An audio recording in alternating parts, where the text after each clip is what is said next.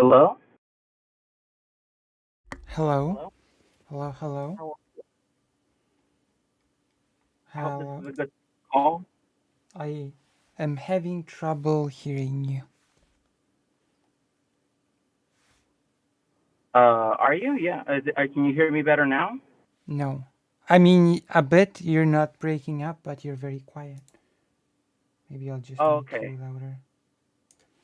Okay. It's much worse than yesterday during our conversation.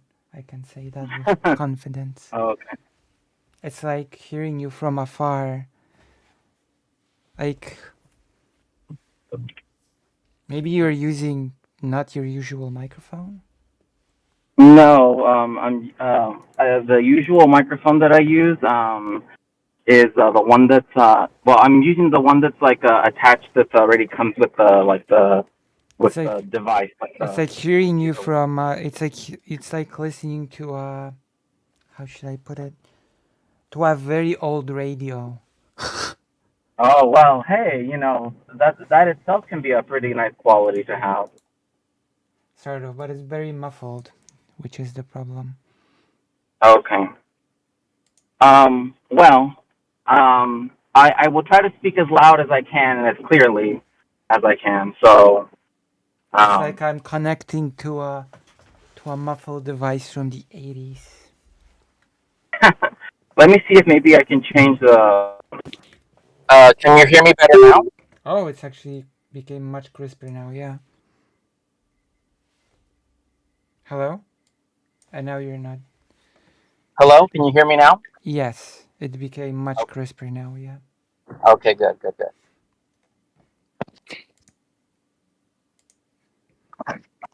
Oh, I have to say hello to a viewer. Hello, fake Alec Kyle Parker. And happy birthday, as per the title of the stream.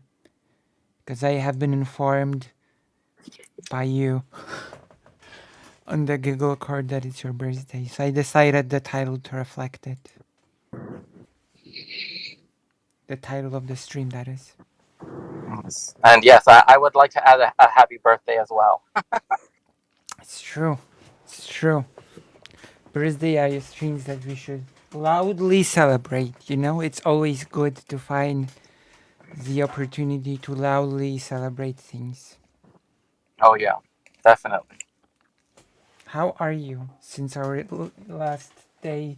I almost said last year's conversation about topics. I'm pretty good. I was just like thinking over some of the like some of the questions, some of the Now we're becoming more discussion. broken up again. This it's Oh, so sad okay. considering how crisp and excellent it was yesterday. What's the difference between today and yesterday? So, like I said, I'm using my device's microphone Mm-hmm. as opposed to the other one, which is like separate. It's like a different device itself So that's why not connected. use the separate one? Oh, because it's not working. Oh, It was working yesterday, but it's not working right now. you should get a.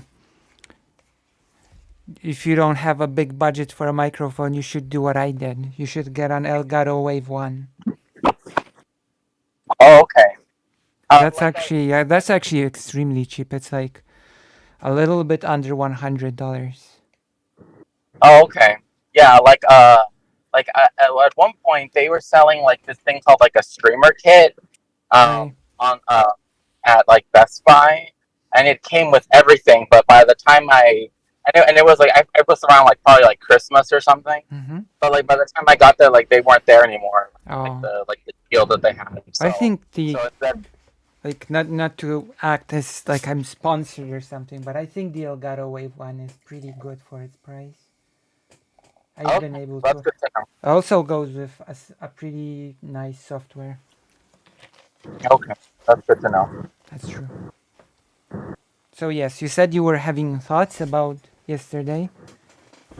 Yeah, I was just sort of thinking about so I had mentioned before that um, anime. Oh my I guess gosh! because Now I you're was just now you're just here. roboting out of the whole thing. Oh no. Yes, you started roboting. Like there seems to be also some connection issue. I don't think it's just the mic.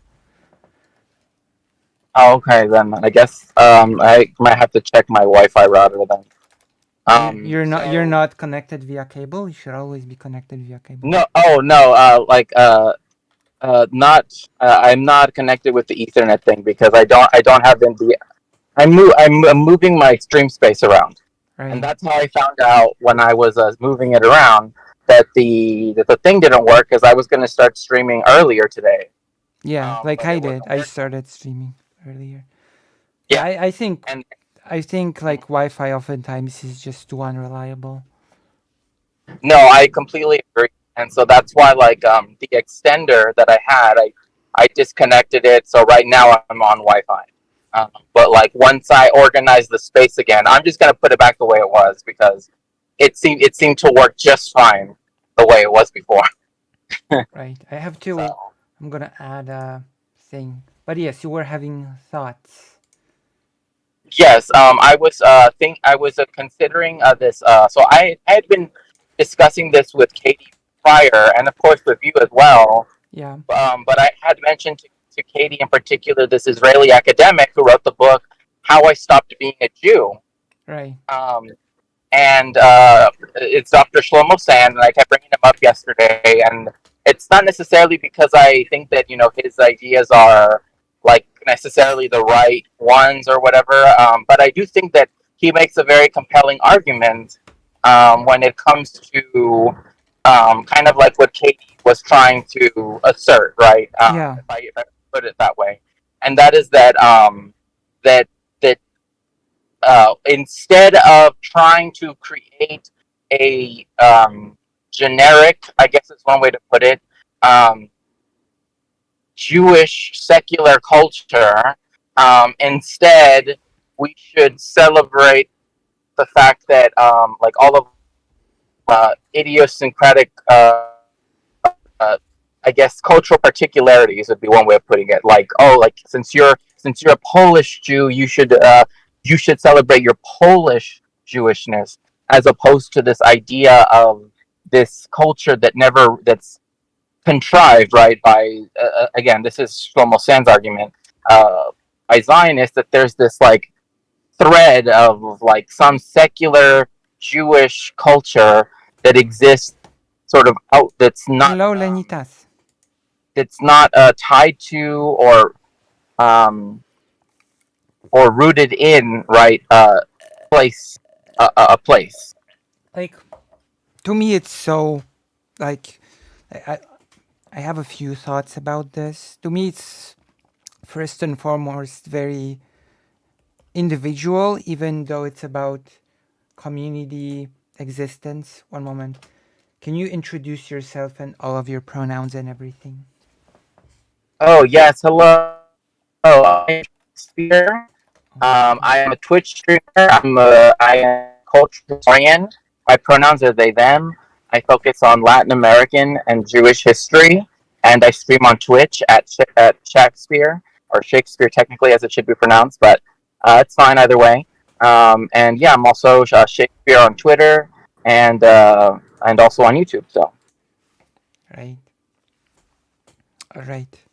So now we can continue. Like to me, it's like very individualized, and also how should I put it? To me, it's sort of like because I think what Katie, yes, it's Katie, yeah, Katie, yeah. was sort of trying to at least partially say that it's that there seems to be this imposing essentialistic almost like view of what Jewishness should be, and that you cannot simply like be part of it of your own free will, that you are just part of it and you cannot stop being part of it, if that makes sense. And that she doesn't.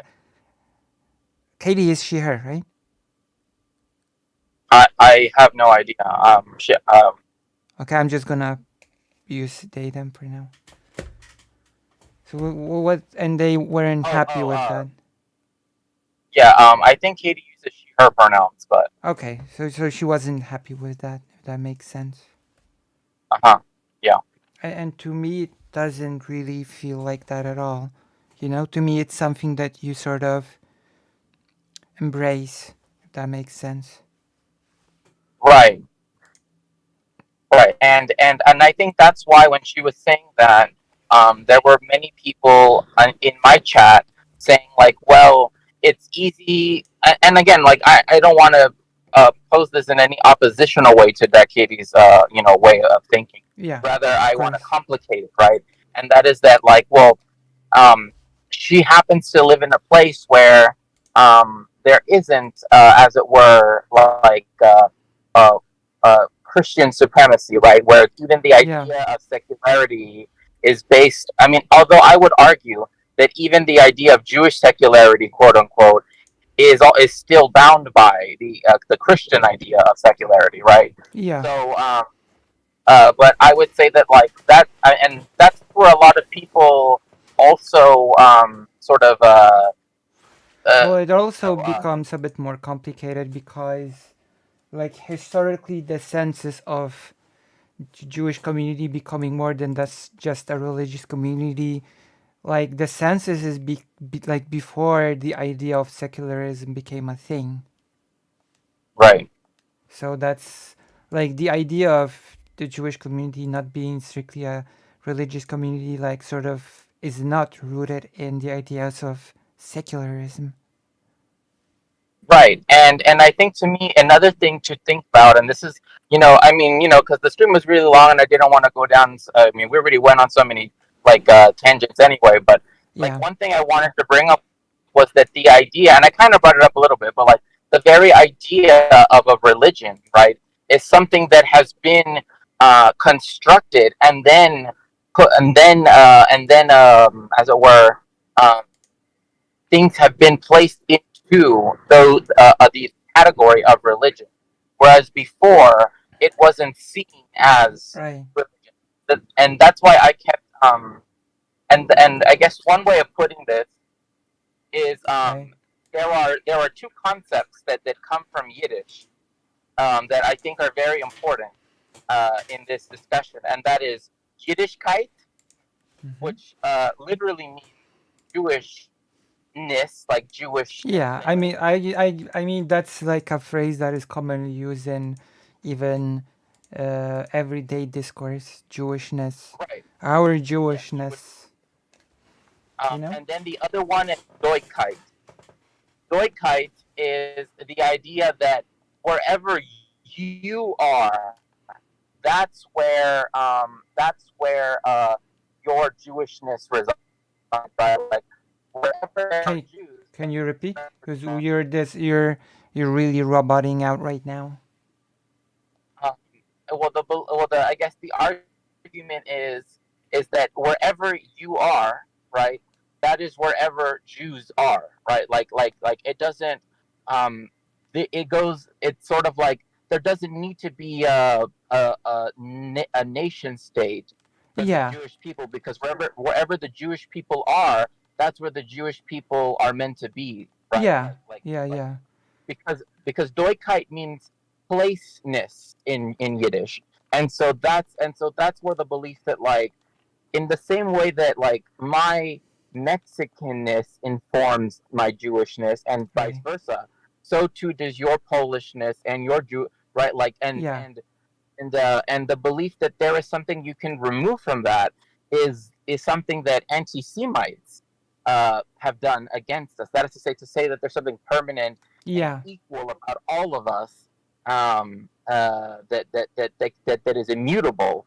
That is where we begin to go into the first the idea of the myth, the idea of purity of blood, which again was used against the Jewish people um, right. in the Inquisition, and then you have like Oh, now you're just disappeared. There is no more of your voice. Hello?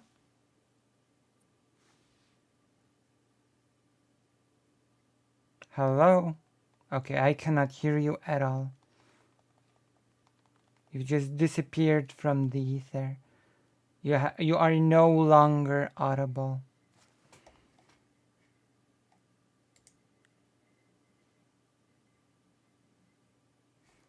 I have to move this.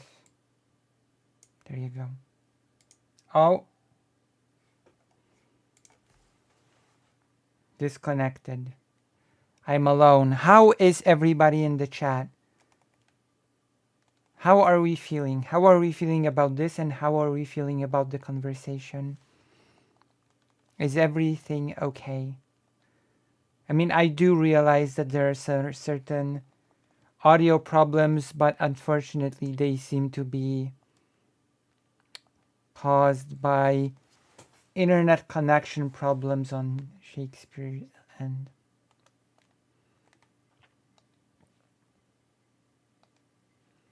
And I do have a lot to say. I have tons to say on this birthday stream. That's right. This is a birthday stream now.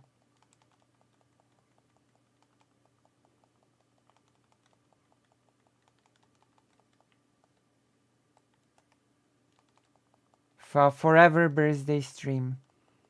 I wish I had cake, but unfortunately I do not. Having a cake would be such a wonderful thing now. But alas, that is not something that, can happen. If I had a bakery or like a nice cake store nearby, I would have went out and gotten a sweet, sweet cake.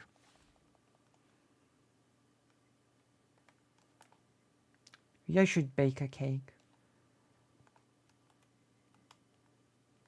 Lucy Hyper in the chat if you think that I should bake a cake.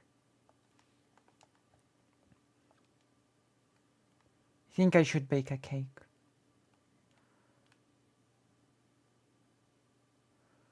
I think that would be like the best thing for me to do ever. I feel like the placeness isn't distinguishable from the religious parts either. Can you elaborate, Sashi?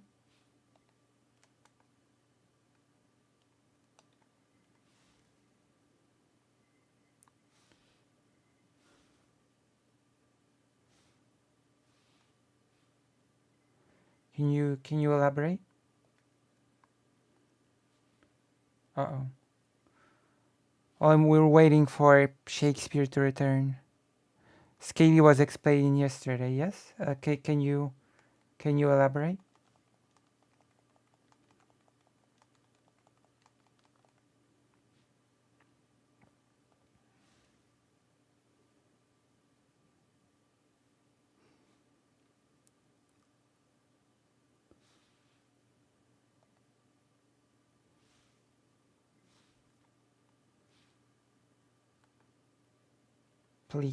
Please elaborate.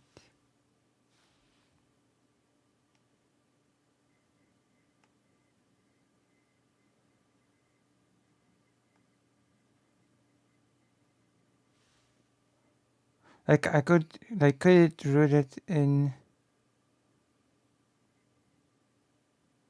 tradition of the place.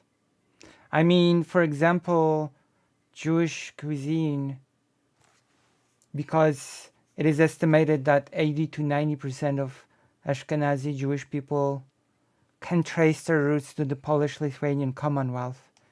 And I think it's worth remembering what the implications of this are, right? Like I've not been able to say this yesterday, but oh, give me like 10 minutes. I think I will try to reconnect my router and connect it to the computer. Sorry about this. Like for example, keep in mind that there were very real situation. YouTube chat is not on screen. Oh, I have to make it on screen. Okay, I have to fix the... No, it is. Yeah, it is. It is. It's here. Yeah, it is. It's on screen. Yeah, yeah, it is on screen. It's left of the YouTube chat is to the left of the um page. It should be on screen. Oh, it wasn't before. I think that was I think that was because not many things were said in the chat, so it wasn't visible. So, like for example, keep in mind that in case of even certain cultural things, when it comes to Jewish people, religion was basically sort of religion made way to the cultural life. Religion was post hoc sort of transferred in the moment to fit the cultural necessities. For example, it became a very canonical thought in the Jewish community in the Polish-Lithuanian Commonwealth, and that was at the time, by many estimations, the biggest Jewish community in the world. The very canon thought was that actually the return to Israel would never happen, that it was not even necessary for the return to Israel to happen. It became canon within the Polish-Lithuanian Commonwealth that the Messiah would simply return to the Polish-Lithuanian Commonwealth, and that the whole return to Israel would not be even necessary. So in that case, the religion became sort of affected by the conditions of the Jewish diaspora, which there is a reason why still that period is referred to as the golden age, you know? The golden age of the Jewish community within the Polish-Lithuanian Commonwealth.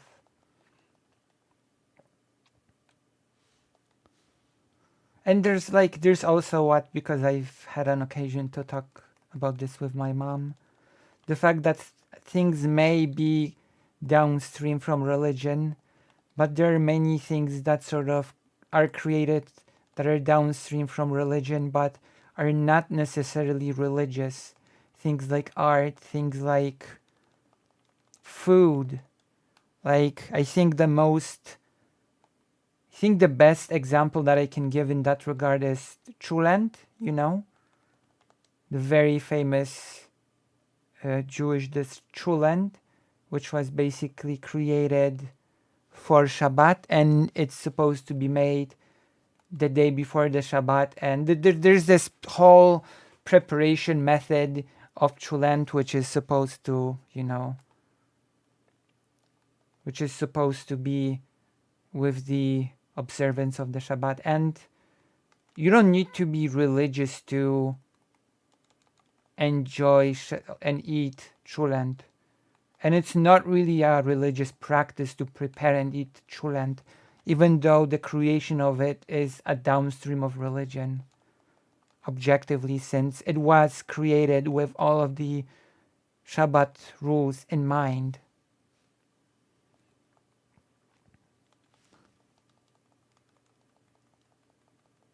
Yeah, so comparison for, yeah, exactly.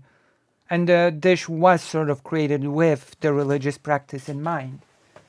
But but if you cook Chulent, it's not exactly reasonable to say, oh, I am participating in the religious, practice of preparing this dish, Chulent, which is really good, by the way. There used to be so many nice places that served it, like the nice version. I think the version that the Pauline Museum prepares is just not as good. Maybe I should just make it myself. Oh, I think that's gonna be for one of my future videos. The preparations, the cooking of Chulent. That's, my goodness. Because it tastes so good, in my opinion at least. But just like in case people don't know, in case people don't, this is a bit of a tangent. Fake Alec Kyle Parker is having birthday today, and we should all wish fake Alec Kyle Parker a happy birthday, in my opinion.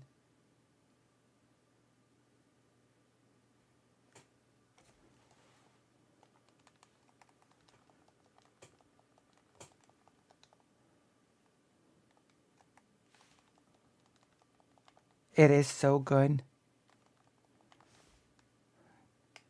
I mean, all I can say to that is I could sing, but the real question is me singing something that you want? Is that something that you want to be put through? Is that really the sort of pain that you want to endure?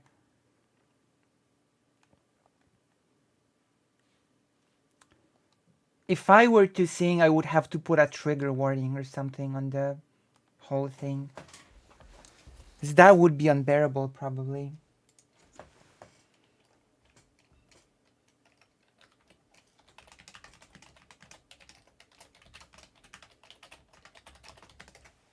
But if you really want it, well, I think any singing on my part would be like a trigger warning material. My goodness. But yes, I have a lot of thoughts on Jewishness. Jewishness is a word that is often used in sort of casual conversation. And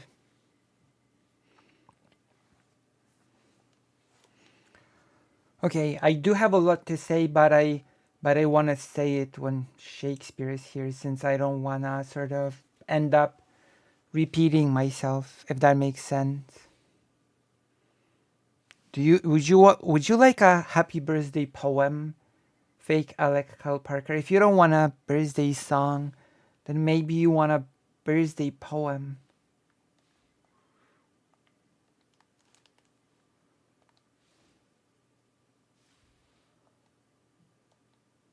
Maybe a poem would be something that you would sort of like to make the game louder now. Nope. Oh my gosh, I did my best for you. I need more time. But it's okay. Happy birthday. Yes, Lily, exactly. I'm gonna put some things in the box.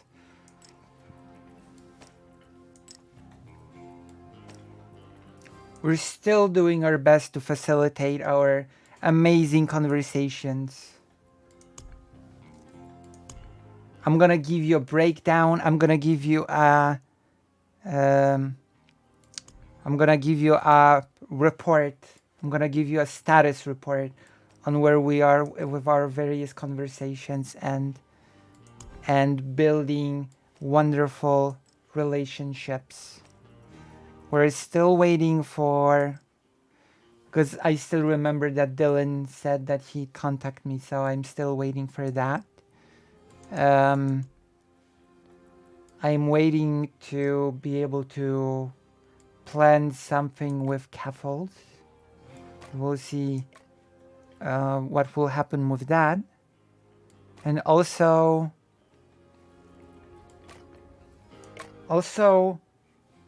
I've sent, or rather Somnio Static as my agent has sent an email to Vosh.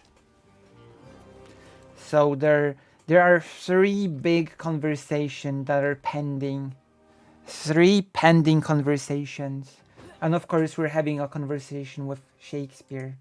It was cut short. I mean, it wasn't cut short. It'll continue, don't worry. Who else can we talk to? Write in the chat your sort of big recommendations for discussions. I need time to do that. Write in the chat the names of the people who you think that Lucy Hazet should talk to.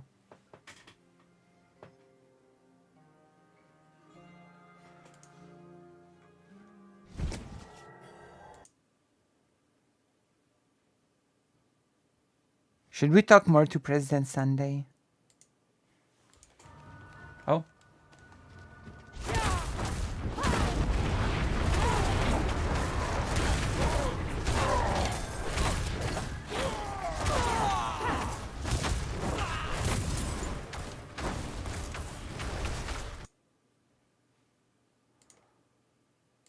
Okay, that's done. And of course, like the stream. Since you're here, like the stream. Give me a like, give me a hug, and all that good stuff. I need time. Oh. I'm out of mana.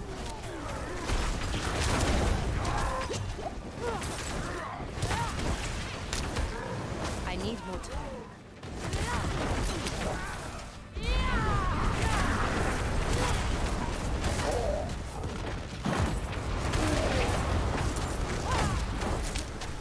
We're actually prepared. I'm surprised to see that the first season is not here yet, but you know. That's fine. It means that I can prepare more for the season. Like, even when the season starts, I think I'll still want to prepare the account on the, what's it called? Eternal Realm. And then we can jump into the new content of... Time to prepare.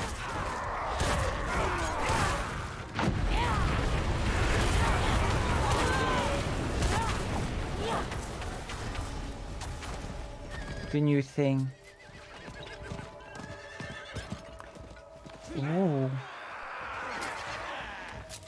Okay, I have a few names that came to my mind right now.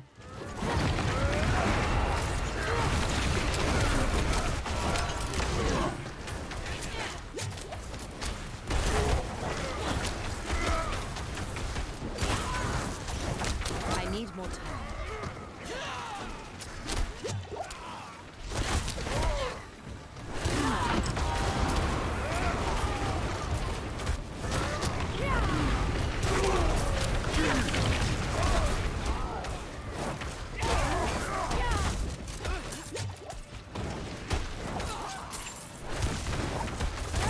I need time to do that.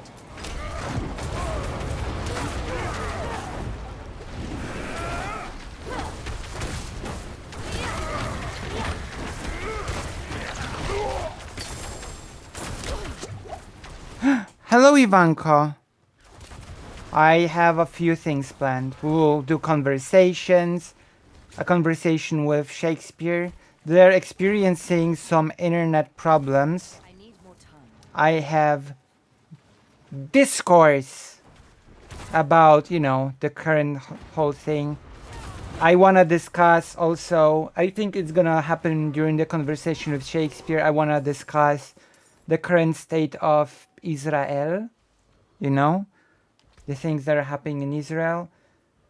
And then there are a few videos that I want to add. Maybe we'll watch the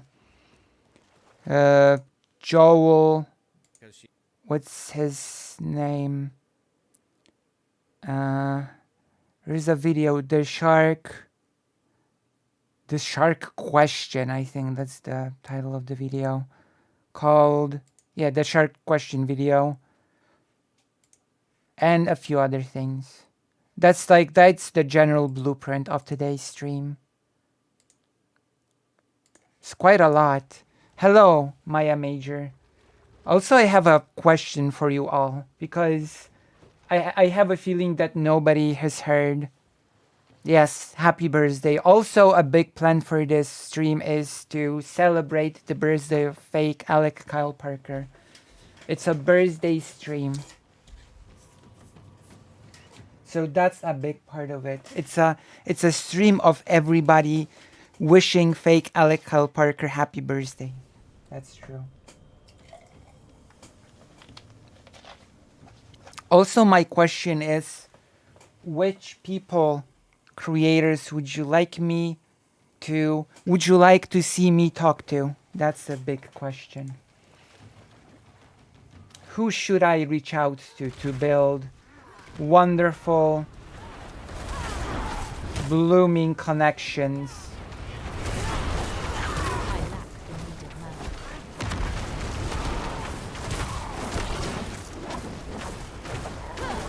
I have a few creators in mind.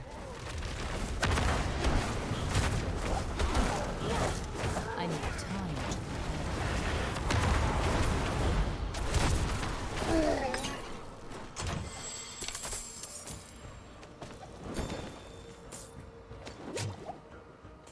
Shark. Oh yeah. Okay, how do I reach? Okay then. Follow-up question. How do you reach out to Shark? What is the best way to reach out to Shark? Because I already know that he mutes Twitter. Hello Vex. I already know that Shark mutes Twitter, so what is the best way to get a hold of Shark? Shark, speak to me. Like I'm gonna be like that character Johnny from The Room. Speak to me, please. Speak to me. You know, if you've seen The Room. If you've not seen The Room, then you will not get the reference. But if you have, you'll totally get the joke. But you must have seen The Room. The Room is like the best worst movie ever made or something. Or at least it's on the list. It's up there with the other greats. It's a very famous movie. Made by a creator who is rumored to be Polish, by the way. Tommy Wiseau or Wasso.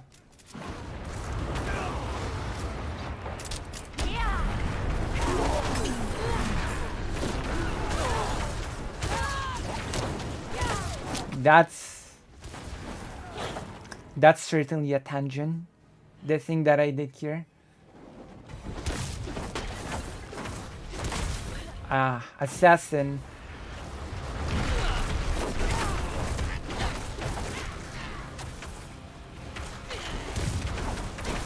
I'm assassin enemy.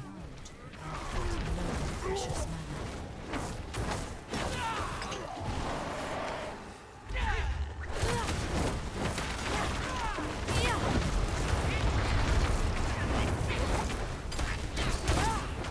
Shark. So anyone else?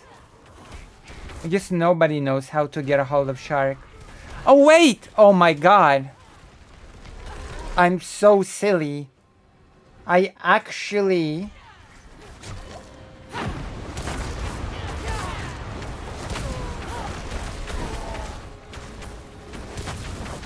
have a DM open with Shark on the Discord. So I could just try DMing him on Discord. I need time to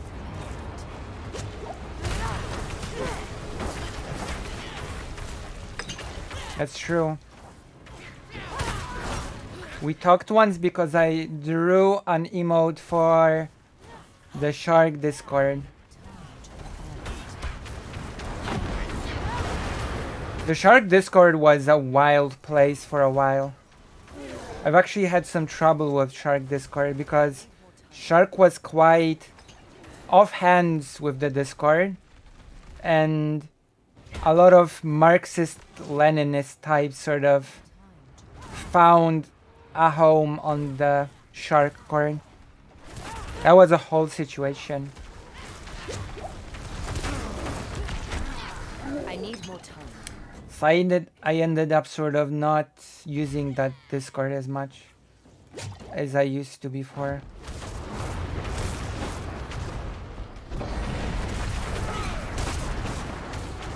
Yeah. I need more time. Believe it or not, there was a whole harassment thing on me. It went out of hand, okay? There was a group of Marxist Leninists that just relentlessly sort of attacked me on there whenever I appeared.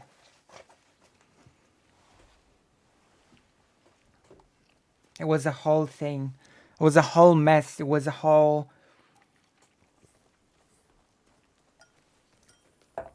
I'm not even sure how to call it, to be honest. A whole... a gigglering. It was a gigglering. But no giggling was involved, even though it was a gigglering. It was a very unpleasant gigglering. You know? But it's okay. I still maintain that Shark is the most wholesome streamer. Oh, it's varied. Because it started with me having some trouble with a very temporary editor.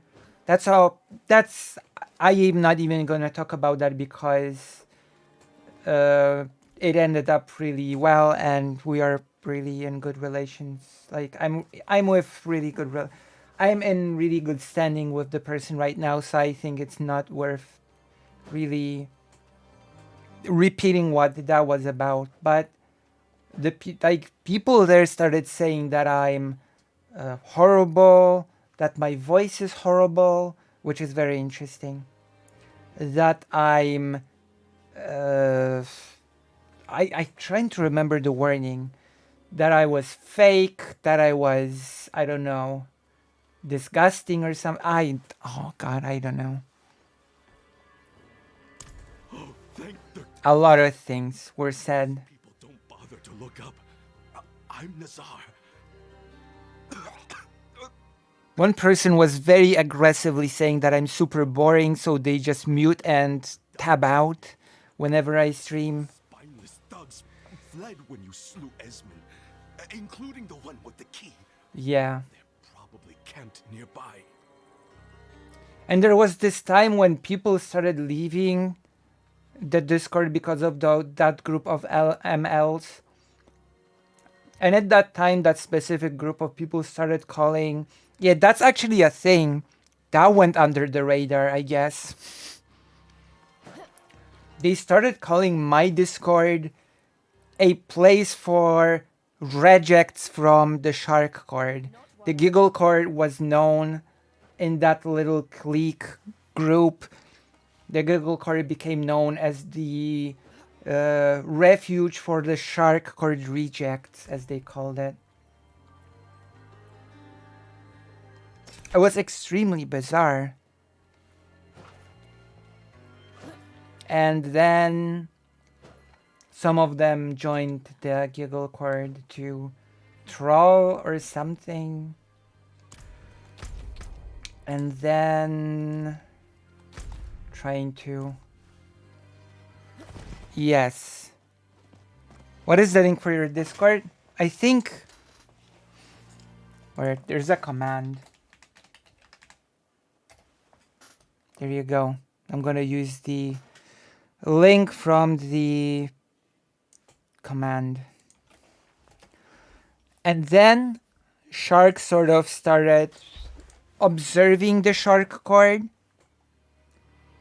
And then Shark sort of started observing the Shark Cord, and there was this massive purge.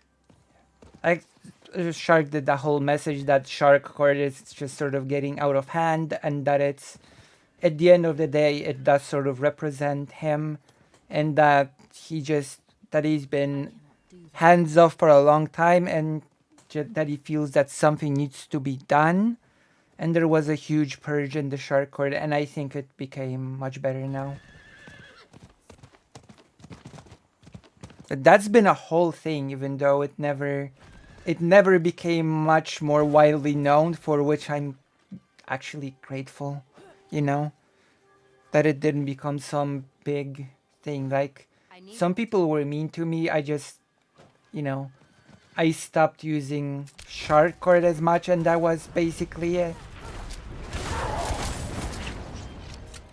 Like, if the Discord is not great, I don't really have to use Discord a whole lot to appreciate what Shark does and to appreciate Shark as a creator, you know? Like, it is nice to have a Discord to hang around, but at the end of the day, if it's, you know... Although I do believe that it became much better now. I do believe that's the case. I'm not ready yet. Like, people coming to the Giggle Court to troll was a really weird thing.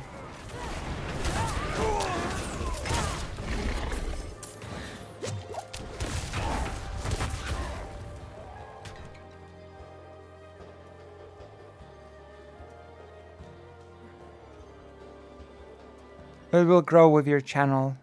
That's true. Like, my type of growth is very slow and steady wins the race. Maybe I should DM Shark.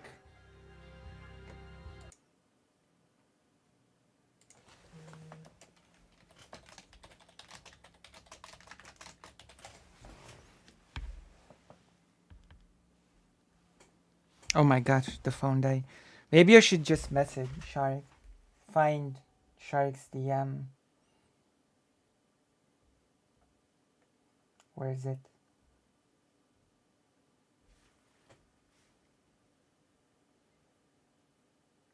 I'm trying to find Shark on the list. Where are you, Shark 300? White Nervosa. Actual break. Not a fake break. An actual one.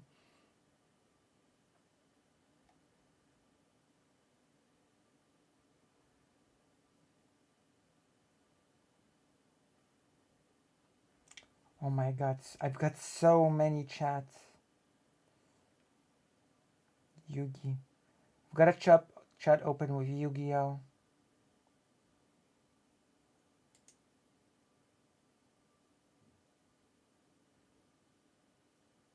Aww. I found one of my oh my gosh. Okay, I'm gonna show you a few things, okay? I'm gonna show you something. It's time. It's time I showed you something, okay? I'm gonna open up about my private life by showing you the kitty that died a few years ago. That I actually cried a lot when she died. Kitty. She was so ill. Okay, I'm gonna show it right here. We're gonna showcase it. Image, add source, new, kitty. That was my kitty, my last kitty. I just like watching the content from streamers I like, but the Discord communities are intimidating, so I just comment on YouTube. Well, that's okay. That's okay. I hope you're having fun here as I show you the most important content possible. Here you go.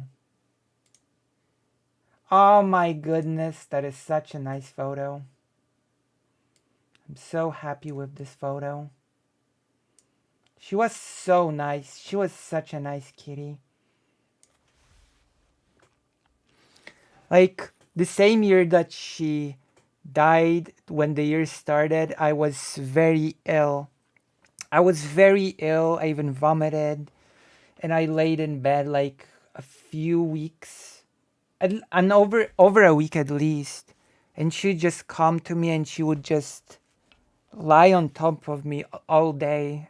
Like, for some reason, when I became ill, she just spent time with me nonstop, and she used to follow me like a little doggy would. It was like a very nice kitty, you know. That was the last kitty that I've had, and we've had her since. We've had her from birth because one of our other cats gave birth to her, and we kept her. So I knew her from birth, from her birth. We had to take care of her because of some complications. So there's There was an extra special thing there.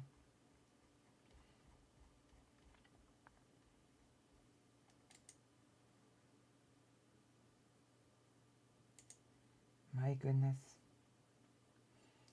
I'm so glad I could find this while looking for a Shark's DM.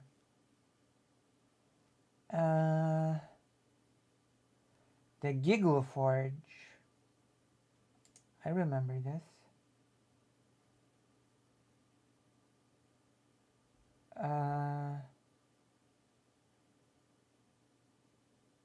Okay, where's Shark? Did Discord boot Shark?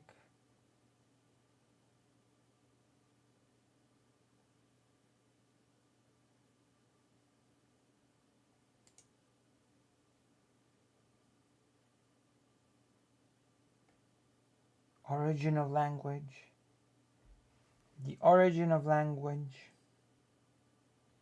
Okay, I'm just gonna find Shark on the Shark cord. Still a member. Where is it? Where is the... I actually am in too many Discords, if we're being honest. Here we go!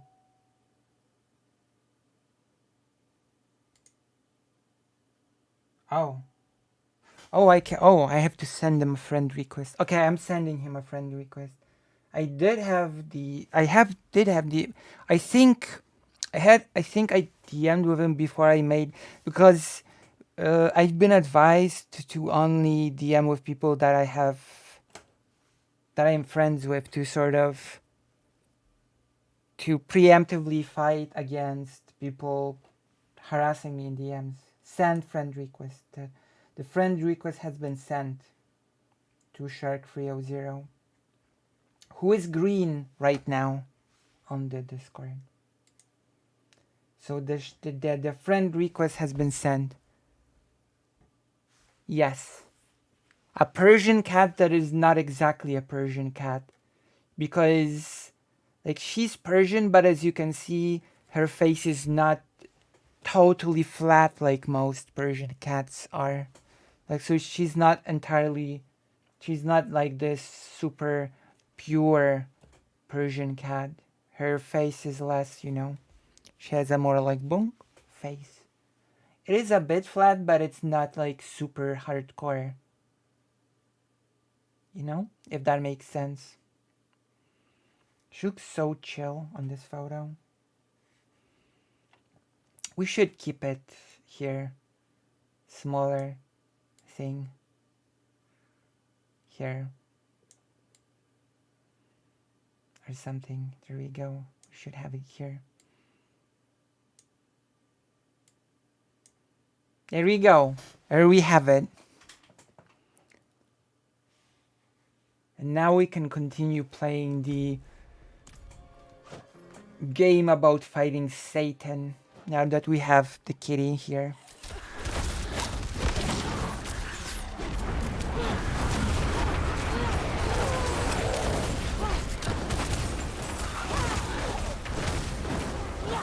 Oh, I do have a thing to tell you. I do have a thing to talk to you about. More details from my private life. More juicy details. More. Okay, I'm not gonna say gossip because I'm not sure if it even counts as gossip.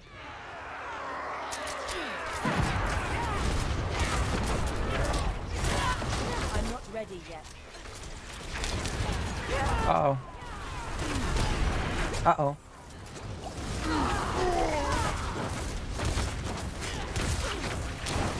I've got hot pseudo gossip. Yes.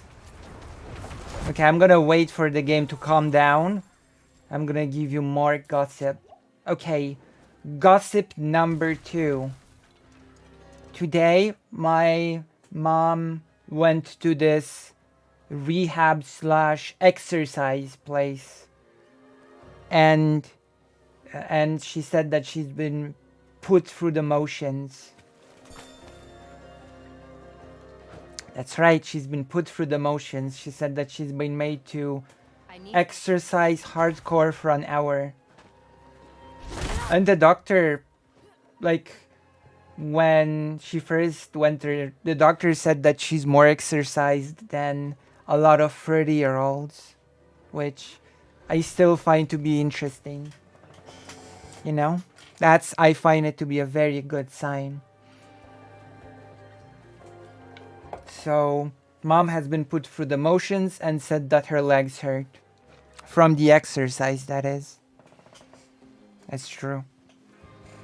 Those are the juicy gossips that I have to tell you. I'm not ready yet. Listen, I will tell you a nice story from my childhood soon. I think I might have said it even. I might have told it, I think. But there's a story from my childhood that describes that good deeds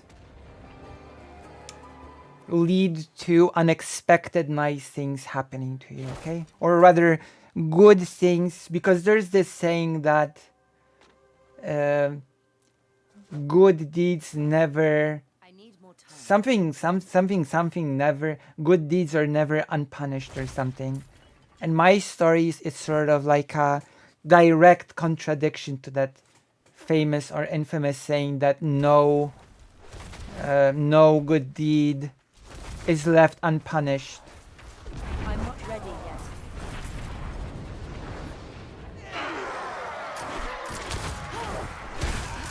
I've actually encountered in childhood one interesting event would sort of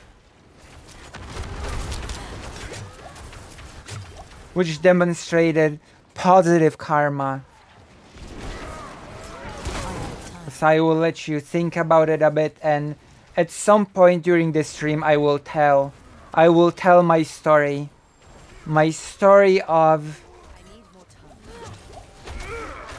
of why nice deeds lead to nice things when you least expect them as well.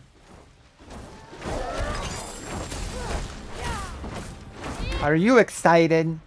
Can you even hide it? Unless I've already told this story. If I've already told this story, then you're probably not as excited. But if I haven't, then you're probably super excited. I am genuinely not sure if it's a thing or not.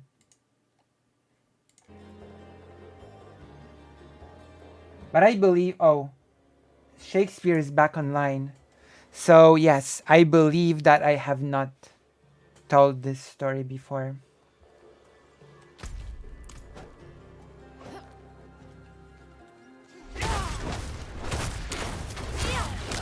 We might be able to continue the conversation with Shakespeare.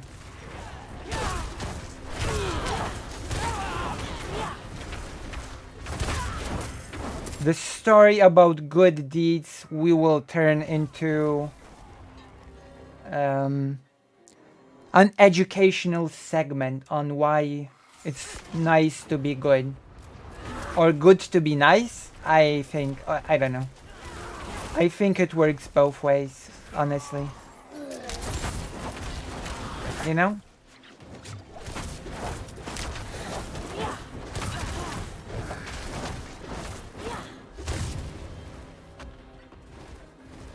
Oh, Shakespeare is ready to continue. Hello. I don't. Hello. Hello. Wait, I Yes. have to make the game quiet now again. Hello, welcome again. Now that you're Yes. here,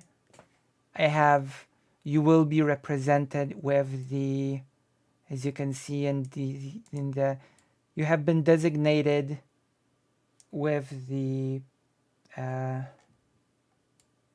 you go, you're being symbolized. I'm being symbolized. Yes, for now, until I turn on your camera. For now, you're being symbolized by my kitty that has passed away, sadly. Oh, so sorry to hear that. Oh, it was some time ago already, but it's okay.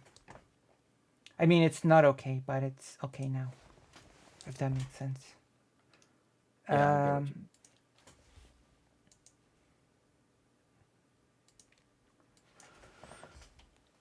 Well, it took me a while, but I finally was able to reset everything up, sort of. it's true. It's good to do. It's good to reset your Yeah. levels of yes, null. Hi, Sarah. It's so good to see you. Yes. Should I turn myself on? Should I be turned on, to use a very um, easily to misunderstand language? If you so wish. If you so wish. All right. Because you're streaming right now, right? Yes, I am streaming right now. All right, then I will be. First, now I finally can. In that case, I will be turned on. So I have to turn myself off here, deactivate, because my camera just cannot handle sort of. Oh my gosh. Okay, what do I do now? Oh, how did that work again? The duckies are calling our sir. If you click soundboard, that reminds me. I need to change the camera. On There we here go. too. Now we are both here, and I have to think of a way to make us visible. Yeah, that's true. That's true, Zero. Here we go. I never expected to be good at technology in my life, and somehow I had to. I never learn how- I never expected to be good at technology, and I'm still not. Let's see here. Yes. So I've been able to tell gossip. I've been able to tell big stories. I've been able to spill the beans on lore and on my mom's rehab visit. Oh, okay. That's right. Well, I do hope she's doing better. Oh, she is. She's doing actually very good physically, thanks to the initial fundraiser that happened. Okay, good, good. So, I know we had left off at me talking about Yiddishkeit and Deutschkeit, and I wasn't sure if you Yes. wanted me to go back to that, or if you wanted to ask Oh, another question. like before you continue, because I understand the fear of this, like universalized and sort of blanket thing, right? But I also think that, like when I asked my mom, and she said that to her, Jewishness is a way of life and also belonging to a community. And I do think that there is a case to be made for a broader international Jewish community, even if there are differences. I think those differences just make the overall community just stronger and better. Like when I went to the Shabbat dinners, the dinners were at their best when there were a lot of different types of people in it, when there were people that were like Ashkenazi and Sephardic people, people of basically all possible races, all possible backgrounds, and we just, we just existed during that Shabbat dinner. It did various things, different types of singing, different types of, enjoying each other's company, and I think it just enriches the whole thing. Like if we sort of are I think there's a case to be made for a broader sort of international community that sort of just embraces the, well, diversity. Mm-hmm.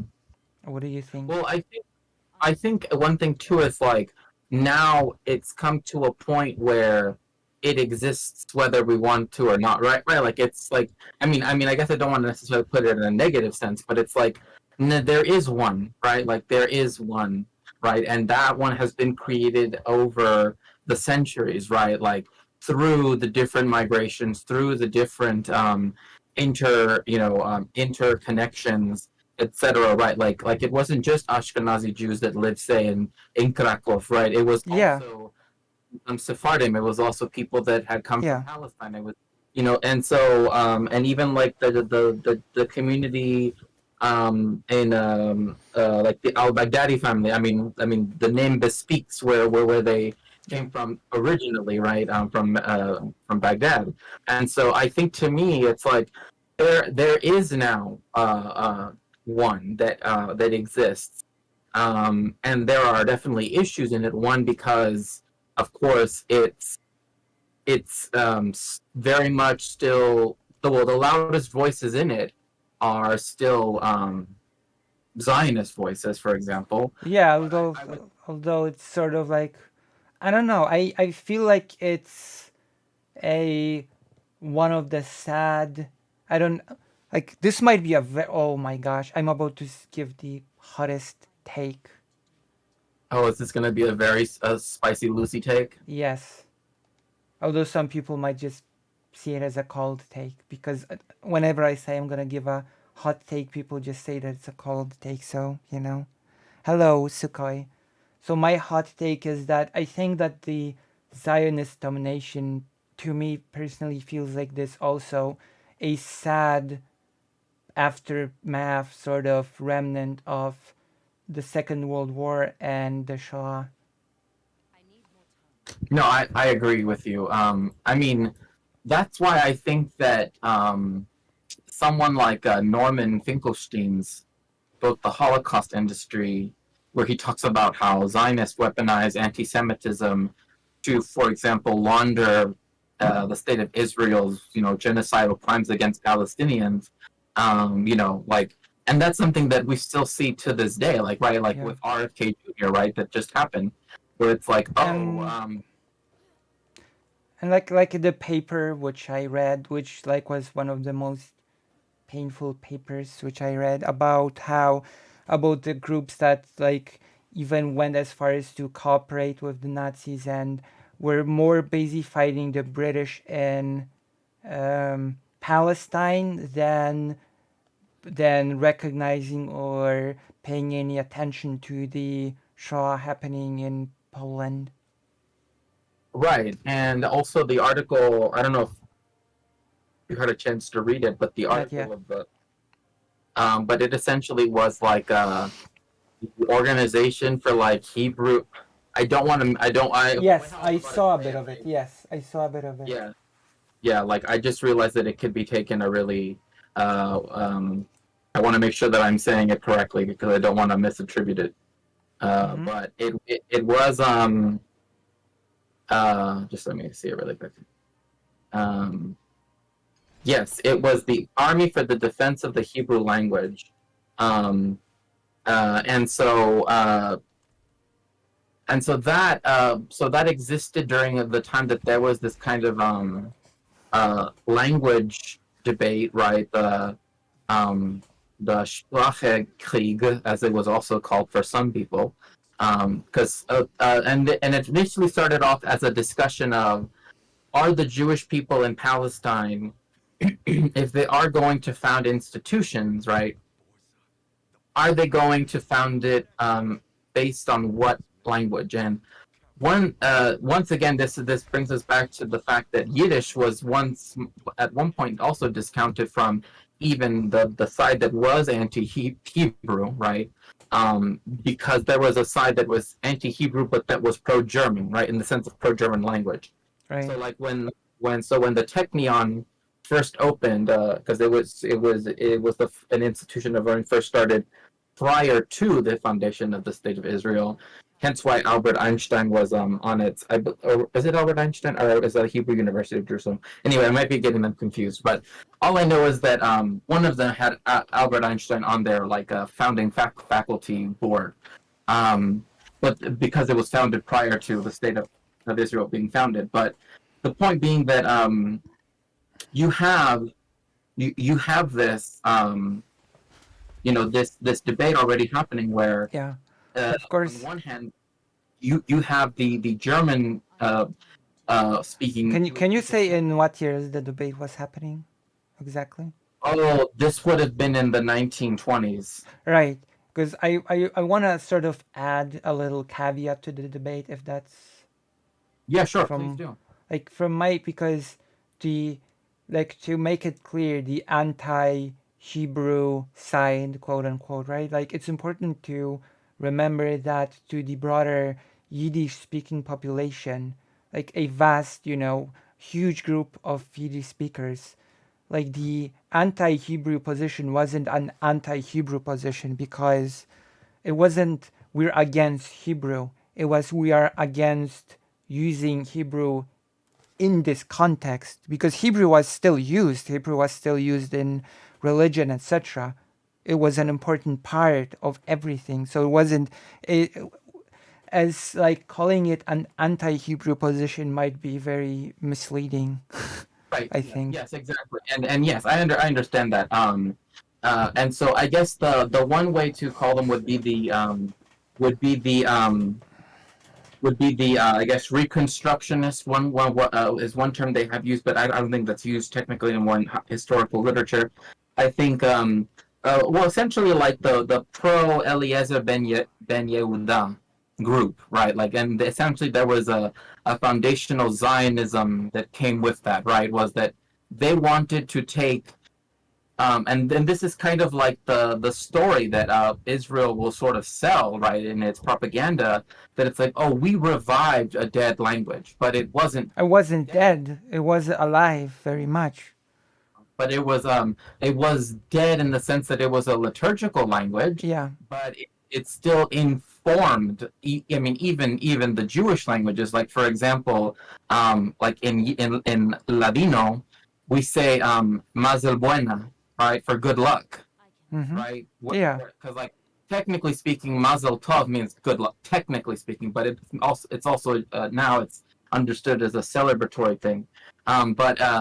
But things like that, right? Or one Shabbat, right? Or good Shabbos, right? In Yiddish, right? Um, so when when this is happening, there is the Ben Yehuda camp, and again, these were Zionists who wanted to again revive, right? I guess one way to call them is the revivalists, right? Or at least the supposed revivalists. And they wanted to make it so that by force, people had to speak Hebrew. All Jewish people had to speak Hebrew, and this actually happened where Eliezer ben Yehuda forced all of his wife and all of their servants, right? Because he was rather wealthy. To when he lived in Palestine, and when he was doing the whole like he wasn't the only person that did that. Although again, the propaganda like to focus on him. But anyway, the point being that he raised his son, right, his firstborn son, so that everybody in the house had to speak to him in Hebrew, right? But and again, they didn't speak Hebrew at first, because he and his wife were Russian Jews, and most of their servants were also Russian, and I guess would also be, I guess now also Ukrainian Jews as well, and so then the story goes, right, and I think the story is very telling, is that again this is forced upon the child, that when the child goes out, right, no, he doesn't understand anybody, but when he's at home they only speak to him in Hebrew, but one day he finds out that or one day he hears, Eliezer ben Yehuda hears that that the mom, all right, his wife, is singing to the child a Yiddish lullaby, right? And it might have even been a Russian lullaby. It doesn't really matter. But the point being that he went there and started yelling at her, right, like arguing with her, and the little boy starts saying "die, die, die," which means in Hebrew means to stop. That means like halt, stop, arrest, that type of like, stop it. And so that's when he begins to this whole propaganda about this, like, see, I made the first native speaker of Hebrew in the past 2,000 years. It's my son, Yeah. But it essentially was through what essentially is child abuse. I mean, now Yeah. we would recognize it as child abuse, but in Israel they see that as this kind of like quirky little story And of. like But that's essentially what they wanted to do en masse. I think we've said it a lot of times, but like one of the, I would say, I don't know, maybe I'm over exaggerating, but one of the greatest writers was sort of very, not seen very favorably by Israel, Right. because Right. of the.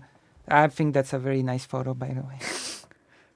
I think that's a really nice Yes, photograph. yes. And another thing is that even when he was in America, he lived at a time when in America there still was such a thing as Yiddish theater, right? That there was still the Lower East Side, right? There were still all of these things that allowed for example, a lot of famous Hollywood actors and actresses to get their start. I mean, Shakespeare, for example, initially, right, when they first made the musical, what is now called West Side Story, for example, they initially were going to call it East Side Story, and it was going to be between Jewish gangs and and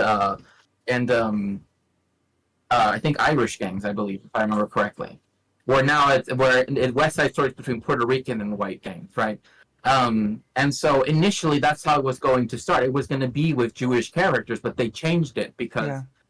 then the Lower East Side, because after the war, a whole bunch of stuff happened, right? All these policies that were one anti-immigrant, two, and well, first before that anti-black, and then also anti-immigrant, to the whole idea of urban blight, etc. But anyway, going back to Israel and the whole language thing, yes, the people that wanted German to be the Nationalsprache, right, the national language, Yes. were the ones who were also the ones writing all of the books. Like, I mean, to say that they were the ones who, like for example, Herzl only wrote in German. Like he wrote Der Judenstaat in German. It's in German. He wrote Als Neuland. It's in German, right? And so it's always been that or historically rather, that I say, and even today I would still argue, is that the ruling, is it the bourgeois, sort of, the bourgeois group of people that founded the Zionist movement, right? Hence why, Yeah. Herzl does say the Jews are a bourgeois people, because that's him saying the Jews have become a bourgeois people like everybody else, which isn't true, right? But Which that is I mean, like again, there are a few things to like sort of, oh my gosh. Yeah. Like for example, and it sort of touches upon the cultural aspect. It touches upon the aspect of Jewish people not acting faster. It was touched upon in the article of Tursky, the survival of Auschwitz, that I often quote, Yeah. that there has been this culturally deeply ingrained idea, which interestingly enough, Israel stands in total opposition of, that Jewish people do not need to be the big players on the board, that the Jewish community does not actually need to sort of be the movers, that Jewish people have their own way of living that does not entail sort of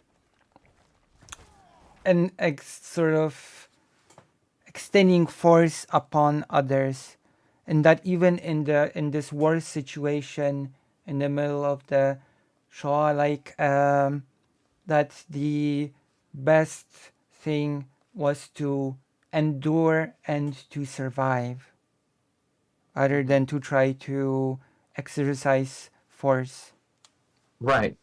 And that's where things like the Hava agreement come into play, right? Because that shows the mentality of the Zionists in Palestine during the Second World War, where they were willing to essentially, literally, give up money to the Nazis in exchange for, bourgeois, the Jewish bourgeois members of the Jewish bourgeoisie, right, to move over to Palestine. So that way, but resigning everybody else that was a proletarian, peasant, etc., to their fates, right? And so, and indeed, even so, like in this debate in the 20s, and even before that, like even at the turn of the century, because of course German was the language of science and such at the time, right? Like that was the language. Like at that point, that was the most often said it was the most educated population on the planet, right? The most universities, et cetera, et cetera. Mm-hmm. But the point being that is that when they were having this discussion, the Germanists, I guess, is that they wanted the language of instruction and the language of the country to be German because they saw it as one, Zionism was developed, right, was thought up, and it was Right. philosophically, ideologically in Germany, in German-speaking lands, Right. because Herzl was from Austria-Hungary, but um, and then another thing too is that they took a lot of elements of Prussian nationalism, in particular, and then later German nationalism into account when they started to think of how to create Jewish nationalism, which to me is still a very strange thing to think about. But regardless, so the people that were the Yiddishists, right? Most of Mm-hmm. were a very small minority, and it's that they said, and they weren't even just necessarily Yiddishists, but they were one group was the ultra orthodox, the Haredim, who said Hebrew, biblical Hebrew is a holy language. It's Lashon Hakodesh, right? The holy tongue, and we should not use it as a Lashon Ha'am, right? And that the reason why Hashem had caused us to have the Lashon Ha'am, Lashon HaKodesh was because this was something special right? It's something special for God, and for again for liturgical purposes, Mm-hmm. and the Zionist movement in particular that were pro Hebrew. Uh, so they were the ones that said no, we need to have everything be done only in Hebrew and force everybody to stop Right. exercising their own identities, right, and to instead this identity that we are going to create here, the whole idea of the new Jew, right? It That is a term that I'm sort of familiar with. It criticized Yeah. the old Jew as a, which is interesting. Maybe you can sort of either sort of correct me if I'm wrong on this or not. But first, we have a bit of a pushback in the chat if you're Yeah. interested. First from Sukhoi, my Path of Exile mentor, soon to be. That's such a weird thing to say because that's like saying Irish Americans have become bourgeois just because there are few examples of affluent and wealthy Irish people in the US. But you're talking about an ethnic category, and economic status doesn't manifest neatly along these lines. And the second one is from Sashi. That just sounds like blaming Zionists for the Nazis. I don't know how I feel about the characterization of that situation. I want to make it very clear that when I'm talking about the Ha'ava agreement, I'm talking about one singular instance. I'm not talking about the whole Shoah. I'm not that. I'm not. Yeah. I want to make that very clear. So I apologize if that's what that seemed like. I'm just saying that in this one instance, there were the people who eventually became the ruling, governing board, essentially, of what eventually became the state of Israel, that were willing to do such an agreement with the Nazis. But they weren't willing to do it to save, proletarian Jewish people or peasant Jewish people. No, they only did it for these particular people.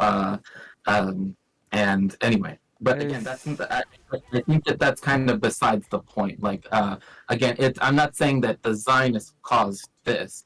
That's obviously not true. But what I'm saying is that they is that particular group and that particular time didn't see the greater harm that was happening to the Jewish people as as necessary to say address. Instead, they cared more for a very short term thing for that one instance that I'm talking about, the Hava agreement. Um, and then the first thing about the bourgeois people, right? Like, yes, like I understand what people are saying, that people are saying it's a class thing. But the whole point is that nationalism, as we know it now, is bourgeois nationalism, right? Like that's why people that say like, oh, why is it that, for example, in imperialist countries, why isn't their patriotism slash nationalism good? And it's like because it's bourgeois nationalism, not proletarian nationalism, right? It's not liberatory. It's used as a pretense to then oppress, right? And so that's uh, that's what Herzl and other people. I mean, in fact, that is what's happening in Israel. I mean, that is what ended up Right. happening, right? You have a few Uh, other sort of yeah, build-ups on, well, how much did the Nazis have in deciding who is included in that agreement? I off the top of my head, I don't know. Because I just I know that it was like I read a thing on that whole agreement, how it was sort of, because keep in mind that it was an agreement that was sort of the Nazis sort of observed the Zionist movement and saw it as a tool to be used, and it's at the end of the exactly. day, it is worth acknowledging that no matter how much the Nazis had to decide who was included in the agreement, the Zionist movement in Germany did take Nazis upon the proposal for the agreement. And not only that, and of course I've mentioned this before, and I don't really like bringing it up because, again, I don't want it to be understood as therefore this caused this, because that's what the author of this horrendous book, Mein Kampf, adds it in there to kind of say like, oh well, this they are the ones that told me, right? Like they themselves is that in Mein Kampf, Hitler says it was the Zionists who told me the Jewish people can never assimilate and can never be part of any other nation but their own, right? And so again, that's why I think that in this discussion of bourgeois nationalism, right? That's why I'm saying that when Herzl says, when he writes in Der Judenstaat, right? When he writes the Jews are a bourgeois people, he means that they have reached bourgeois nationalism and that therefore they deserve a nation state as one akin to France being the nation state of the French, right? The Netherlands being the nation state of the Dutch, Germany being the nation state of the Germans, etc. And so that is the idea that is going into is the idea behind that. It's not it's the idea of nationalism itself is tied Yes, to into political economy, not the other way around. which Not the idea of the Jewish community becoming like a nation with a nation state is un- unfortunate to me. It's that like the situation, the world situation was a bit different before World War II, and the situation was shaping up to be a bit different than it is now. Let me just say, and there are a lot of rabbis that corroborated on the idea that it's not. Um,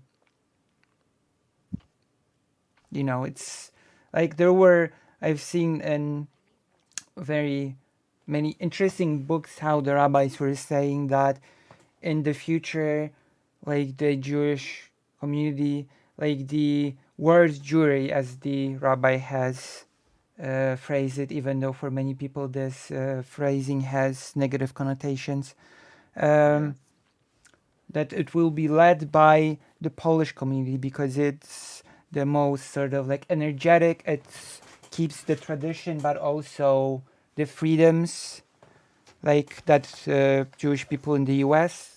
enjoy, and hence it would sort of lead like a very prosperous and wonderful future for Jewish people. And we all know what happened then, you know? Right. Right, and in fact, that's why, like, unfortunately, this film I recently found out was, is not necessarily a good watch because it's directed by Roman Polanski. Mm.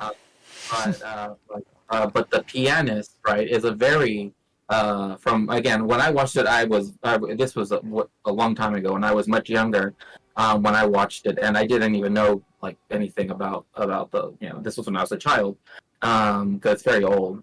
It's like from 2004 or something Yeah. like that. Anyway, so that's not the point, but the point being that like it portrays a Polish Jewish family that you can tell no difference from them from any other Polish family, right? Which, oh my gosh, that's a whole topic that was touched upon on the conference, which actually touches upon the cultural, and of course I will read you the Karasu comments because they are very interesting and enlightening as always. I think they add to the discussion. But first I will say that there was this whole discussion and it does touch upon the cultural um, the the cultural nature of Jewishness, because the historian who actually specializes in genocide said that in many ways the fact that the Shoah became this, it does not belong to the Jewish people just anymore. And so it was so ingrained in human experience that sort of that that it's that sort of Jewish people lost control over how it's talked about, over the whole discourse, etc., about the Shoah, right? And the historian gives example of movies like the Anne Frank Diary, the pianist, I think, was also, and the aspect of not being able to tell apart the families. That the historian said that the Jewishness was so excised from these works that there was no mention of Jewishness and no elements of Jewish culture in it, that it basically stopped being Jewish in the slightest in the process. you know? Right. And I think to me and that's a very good point to make. And I think that I guess on one hand there is the point that that of course well one I guess is I would say that yes, there is a desire to universalize, right, the experience of Hashoah, especially because, of course, when they say, for example, when most people think of the number of the people who were, genocided, they think of 6 million. But and even that's a low estimate. Now it's actually, it's by historians have been estimated to be higher than that. But in school, in America, that's typically what people are taught. But that's just the amount of Jewish people, right? Like the whole entire thing is now estimated to have been around 17 to 20 million people, right? And so there's always been this interesting discussion by people who want to discuss the Holocaust of whether whether there should be a discussion of it from the side of um, well, how should I word this? Because I don't want to word it in the way how I heard it at a conference. Actually, is that one of them said as just the average everyday family, or as the Jewish everyday family, right? The one reason why is that they wanted to. I guess one of the things was that like in the early 2000s, that was apparently a big deal to like portray the Jewish people, and I don't know if this is necessarily true or not, but because it's their depiction in fiction. It's not their depiction in like documentaries, etc. Right? It's this desire to want to universalize the Jewish people so that they're just as it were like any other people, but that means flattening Jewish culture, flattening Jewish identity to make it into like essentially they're just Americans, but they wear kippahs, right? Essentially like Ben Shapiro, like in a way. But like but worse, where it's like they that will never it will never be brought up at all, right? And for like again, like the pianist, it's like you don't, as it were, know that they're Jewish until they say, why don't blah blah, like until they themselves say it, right? Like they have to say that they're Jewish for them to, as it were, come into existence. And that's actually what's interesting to me about it.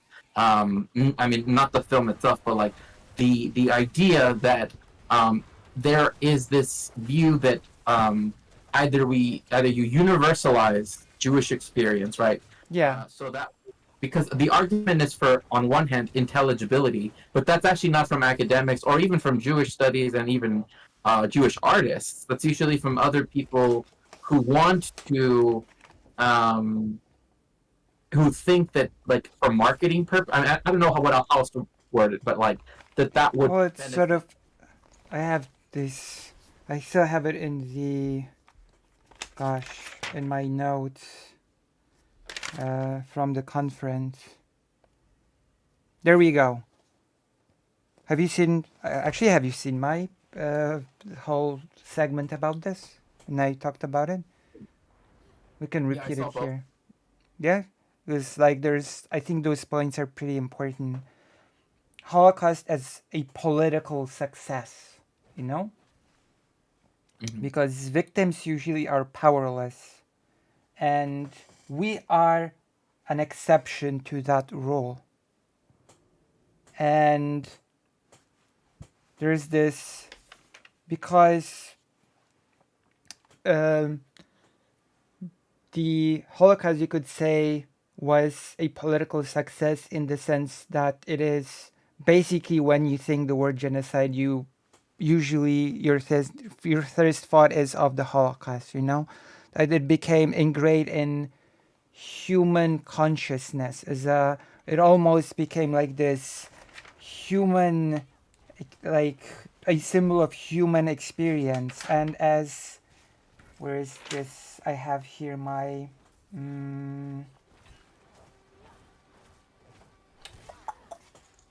I think it comes later. Yes, there you go. Are you still here? Yeah, no. There you go. I was just getting my own book to start quoting from as well.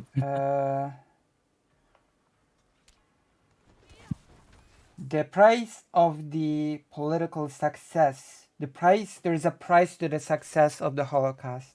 The price is that the memory of the Shoah is no longer Jewish. It became a universal metaphor for universal suffering. And so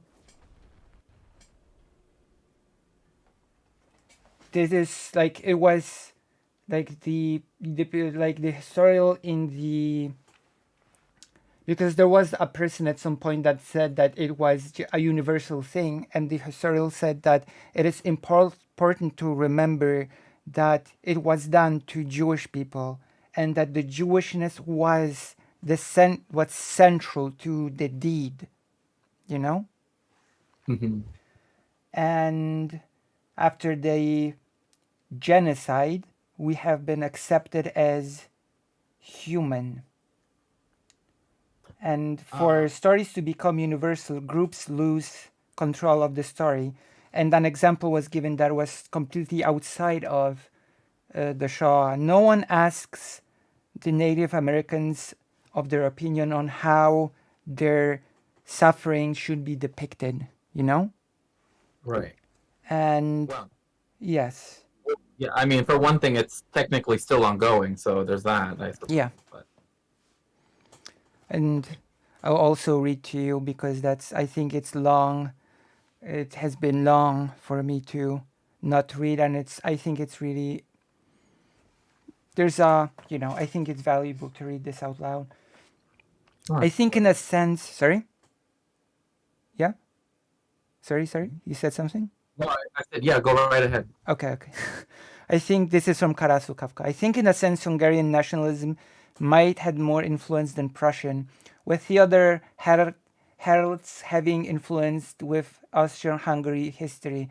And this nationalism had been sadly very ethnocentric. The other heralds born in passed after 1848-49, an era which were brutal and important how Hungarian identity forget targeting other minorities. The reason Theodor Herz had been saying that because the anti-Semitism was quite prominent in Austro-Hungarian Empire, Hungary had a straight-up anti-Semite party in parliament at 1870s. Budapest's neolog Jewish movement was pretty interesting and very open-minded, and still is. At slash, not sure what Zionist group, but probably you're reacting to Shakespeare. Like we are referencing when we were discussing the whole thing, we were referencing the Zionist groups that existed within Germany that were basically elevated by the Nazi Party to certain roles. Right. And then Sashi also, I'm sorry to one last thing. Didn't Simon Weston lie about the number of non-Jewish people? He was afraid no one would care. I mean, not lie, but just picked a number and went with it. Of, or for example, the difference between original version of Night Called and The World Remained Silent was too vengeful for a larger audience. This was the question by Sashi, the later one. Oh, okay. I see. Well, like, well, again, one, I would say that I don't know, like, it's interestingly enough, it's a very complicated question to say that one. I mean, I wouldn't work. Maybe this is my own personal view, but I wouldn't word it as "quote unquote" a political success, right? Like, I don't think that any Jewish person, let alone millions of Jewish people, right, being genocided of all the Jewish Sephardic, Ashkenazi, right, Hasidic, etc. Right, like Always keep in mind because that might be me not sufficiently translating it. When the historian, who is of course also Jewish, at the end of the day, like he literally said that he wrote a whole book called "The Final Solutions" about the genociders and their work. He said that he physically could not write about the Shoah because it was too personal to him, that he could not be as dry and analytical about the Shoah because, it was just too close to home experience. And when he says that it's a political success, he doesn't mean the genocide itself. He means how the genocide was accepted as genocide by the worldwide republic. Like when it comes to, for example, the Native American situation, you have a large body of people that will say, well, is it really a genocide? Like, well, let's discuss this. It's not like it was a success in this sort of, that it was widely accepted and not disputed, and sort of it became, a non-negotiable thing. Well, there are, of course, some fringe actors that will dispute it nevertheless, but overall it's basically like it's just a non-negotiable thing on whether or not it happened and how horrible it was. Right. Well, if you don't mind, this isn't in English, so I don't know. Is it alright if I read it first in Spanish and then translate it? Oh, yeah, of course. Yeah, I think that would be best. Okay, so this is the book Auschwitz por herencia sobre un buen uso de la memoria by he's also Jewish, Georges Bensoussan, and the book is Auschwitz by inheritance, on the correct use of memory, and so in this part, here in the first chapter, called Las Trampas de la Memoria, like the traps of memory, he begins with: Para el mundo judío, la Segunda Guerra Mundial es el lugar de una memoria insoportable, inevitable y difícil de transmitir. Nadie combatió para salvar a los judíos. Ningún campo fue liberado siguiendo órdenes. Todos lo fueron por azar, porque estaban situados sobre el camino del avance de las tropas. So, for the Jewish world, the Second World War is a place of, or is a site of an insupportable, inevitable, and difficult memory to transmit, because nobody fought to save the Jews. No concentration camp was liberated following orders. They were all done by chance because they were situated on the line of advance of the marching troops. And then he continues. Esa memoria difícil remita a la vergüenza del recuerdo. ¿Cómo olvidar el hecho de haber sido reducidos a esa impotencia y a esa otra imborrable de la humillación? ¿Quién había sucumbido a la tortura y ya no puede sentirse como en casa en el mundo? La vergüenza de la destrucción es imborrable. Por eso esa memoria remite también a la culpabilidad del superviviente y a la vergüenza de pertenecer a la misma especie que el asesino, a la manera de Primo Levi. So this part he says, this difficult memory remits the shame of remembering. How could one forget the fact of having been reduced to such impotence? And in another sense,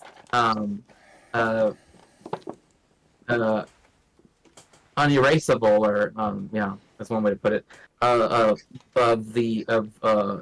of humiliation. To have succumbed to the torture cannot be felt.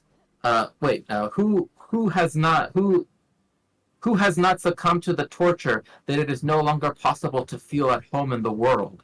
The shame of the destruction is ineffaceable.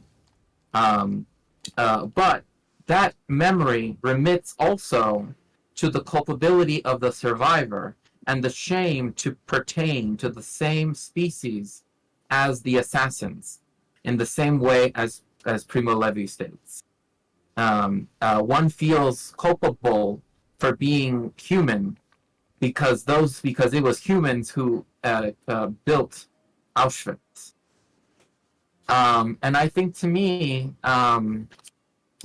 that's where I think Georges Bensoussan's interesting understanding of, like, particularly the first part where he's talking about, like, none of the concentration camps were liberated because they came to save us, right? It's just because they were places where there was lots of German troops and lots of, munitions, etc. Like, that's why they did that, right? And so in that sense, it's like, it's really true that we, and that's why I think he goes into the idea of shame, right? And he talks about a lot of people who couldn't support, continuing on, so to speak, after they were rescued years later. But the point being that how can, like, for the Jewish people, how is it that we can have this memory, right, or this site of memory that is so one, it's inevitable for us to bring it up. It's one of the unfortunately one of the moments that now defines the Jewish people, to some extent. Although I believe Georges believes it defines us completely now, or at least completely in the sense of, in the modern sense, like when people think of a Jewish person, they also think of that. So I guess that also goes to what the speaker at the conference said as well, and the fact that to be fair, the conference was dedicated to the subject as well. Right. Hi, Buffy. And also the shame of having been reduced to such powerlessness, right? Like the fact that like the Warsaw Ghetto was a place of powerlessness. Yes. The gas chambers were a place of powerlessness, and that the shame of the destruction itself of the Jewish people is also shameful, right? But also upon the Jewish people. That is why it also transmits to some people survivors' guilt, right? There were people that survived and just sort of could not sort of. Well, there were people that survived and later ended up taking their own life because they just Right. could not Yeah, exactly. grapple with what. So I guess to me in this light, right, with what we were just talking about, how do we take into account something like this aspect, right? Like when we take into the account that, as much as, internet, Marxist Leninists love to be like, oh, Joseph Stalin, essentially ordered which he didn't. Again, we know this, did not order the liberation of Auschwitz. They just Yeah. happened, the Red just happened to have been nearby, so to speak. Oh, it was on the way to Berlin. Yeah, it was on the way to Berlin, right? And it was, and it's by Krakow as well, which is important. But anyway, but the point being, it's like when you put it in this way, the fact that like if like they could have, as it were, missed us, right? They could have just passed us by. Yes. Impotent. That And yeah. Go ahead. yes, because I will read the chat in a bit because the chat has many interesting things to say and insightful in my opinion. But like the historian also, because I think the historian also sort of was talking about a certain balance and a dilemma that happens because of on the one hand you have the erasure of the Jewishness, right? But on the other hand, the historian also said, on the other hand, I believe that the universalness is also kind of important because the never again sort of call that was created, right? The never again is basically, it's not a single message of never again the Holocaust. It's like it means many different things. It means never again become victims, never again be a perpetrator, never again be a someone that just stands by. And like the universal message of the never again, that we should never, like as a wider sort of universal humanity, we should never allow things like that to happen ever again. And hence the title of the whole conference, The Wasted Lessons of the Holocaust. Right. And if I may just add one quick thing, is that for another genocide that also happened, that is also has many denialists. In fact, one of which was recently the ruler of the country in which it was committed, and where they actually had campos de concentración. They actually called them like like in America Yeah. they call them detention camps. Of course, keep in mind that as well, concentration camps and death camps are also two a bit different things. But Right. Exactly. Like some of them were labor camps that people still died in those labor camps, but they were not designed to kill people. Right. Like how Auschwitz was first designed as a labor camp, but once Birkenau was built, then that was where the anyway. Yeah. Yeah, I don't want to get too much into it anyway. But the whole point being that but these were concentration camps, but in the sense of like torture / death, etc. And that is in Argentina.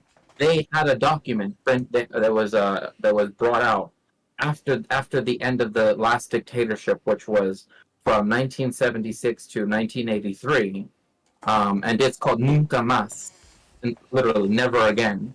And it itself came, and in some ways I feel like it in a way came out too soon, because they also came out with a movie called The Official Story, or in Spanish historia can mean, well, I mean, I think this is common in most languages, is that history and story can mean, right, whereas story in English means typically is resigned to the idea of fiction, right?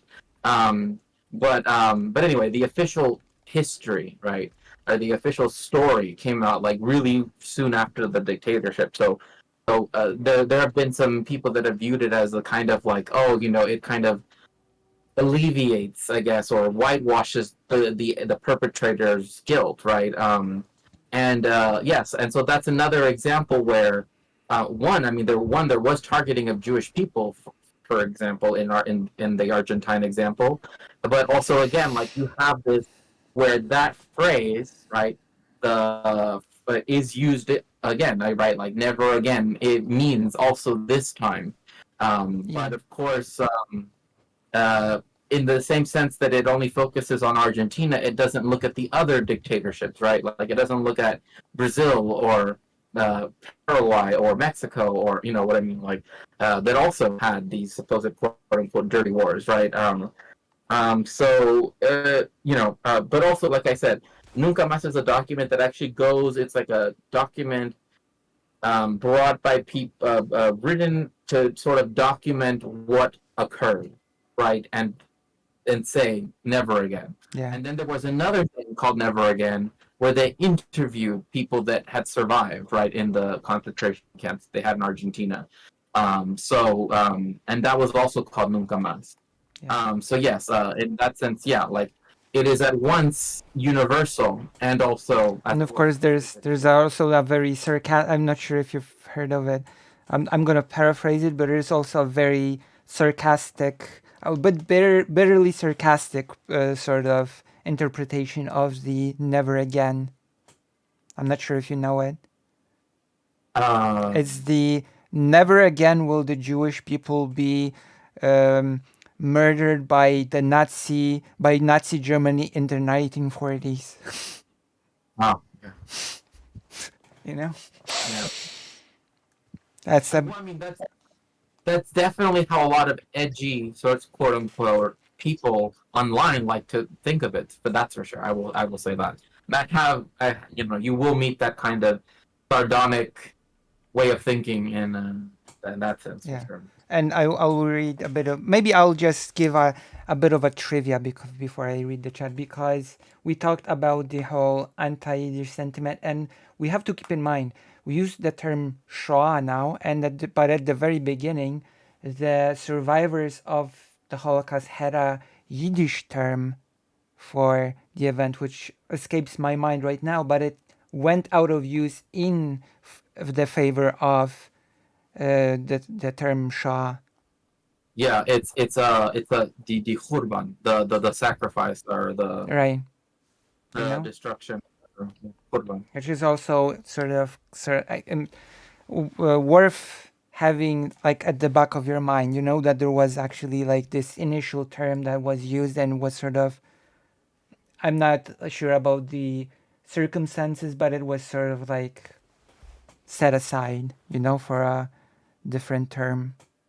Well, one reason why, if I may just quickly bring up that, is one reason why is because then there was the building of Yad Vashem in what is now the state of Israel, right, in Jerusalem, and that is why when they became the largest, the world or the internet, I think they're called the World Holocaust Memorial, right, Museum, that because it is in Hebrew.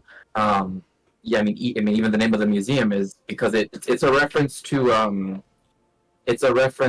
to what the Germans would do to the Jewish people. Like they would say, "Give us your hand," so that way they could tattoo you, and your name. So then you would literally give them your name, and then you would just be reduced to a number, right? Which was tattooed on your hand, right? Or on your arm, rather. But the point being that is that when that happens, then Israel and the United States become the two places where there are Holocaust studies, right? Like, and so then there's these two terms, right? The Holocaust, which is what it's used in English, and then the Hashoah, which is what's used in Israel. And the Yiddish term, because for one reason, again, like I mentioned, Yiddish was banned after the foundation of the state of Israel. They never let it be called Khurban. Yeah, I find that a bit sad because it was the term that was used by the actual survivors, by the people that actually survived. Yes, and in fact, one of the first documents that I can remember was that there was poetry written in Auschwitz, and one of them was called Die Khurban. Like it's literally like it's self-referential, like it's talking about like and it but they didn't know that. I mean, it's not as though they knew the other terms, right? It's not like, oh, they already knew that they were going to use the term Holocaust in English, and it's that they were describing their own situation as and I sort of think that it's like this sort of thing should be preserved more, like the terms, the way that the actual people that lived through it used. And I think I think there's like something, to say the least, lost when we don't do that. Mhm. I mean, during the conference, the Holocaust, it was titled the Wasted Lessons of the Holocaust, but almost 99 or more, the term Holocaust was not actually used. The term used was the Shoah throughout the conference. Uh, Right. right. So fake Alec Kyle Parker, the birthday person of the day, says, because it is fake Alec Kyle Parker's birthday. Uh, Yes. The world owes the Jewish people an apology for not coming to their aid and for letting anti Semitism rise again. The world forgets how the Jewish people helped we, the people, and the working class. I have to say that there is a lot to be talked about historically on how Jewish people sort of found the idea of socialism and communism, like the actual, the I'm not talking about the Soviet thing, but the ideas of both socialism and communism, of this more fair, equal, and just society. A lot of Jewish people found it very appealing and sort of dedicated themselves to working towards it. I think there's a lot to be said about it, even though it was And twisted later for that term, um, Jewish Bolshevism, etc. mhm. Like it was, No, yeah. no. Well, I was just going to add on to that. In fact, that was the Europe at the time, right? Like those were socialism, communism. I mean, if you want to see them as separate, right? Right. They Communism means sort one of thing. are, because socialists and communists often clashed over like very fundamental Yeah. things. Like the nature of the state, of Yeah. all of those things, right?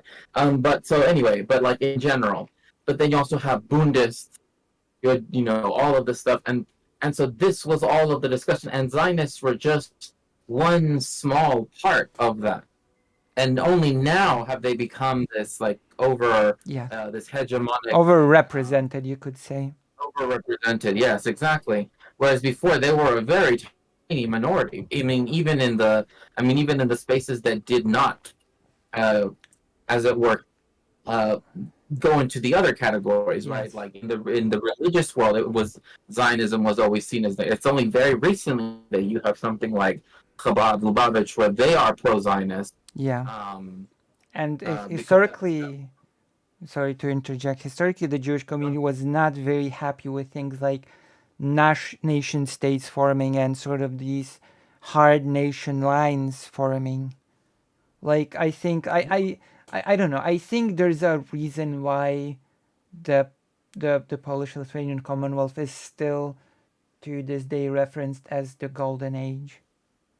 You know? well, if I may also add, I mean, like this is another thing that I would say is important. Every single time that you have the creation of those hard lines, that's when you get persecution of the Jewish people because Yes. we are always, and in fact, this is true in the Middle Ages. Like this is in the book, "The Invention of Race in the Middle Ages," by Geraldine Heng, a very wonderful critical race scholar historian.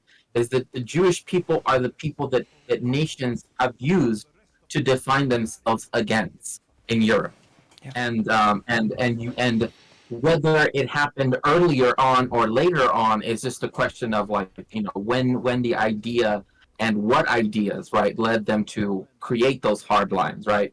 But that's why like even now, for example, e- like uh, uh, like that's why, for example, that's one reason why I think that things like, for example, um, Spain under Islamic rule, where it was a caliphate, that is to say that it was or an emirate, right, where it Like wasn't actually are you referring to the Golden Age of another Golden Age?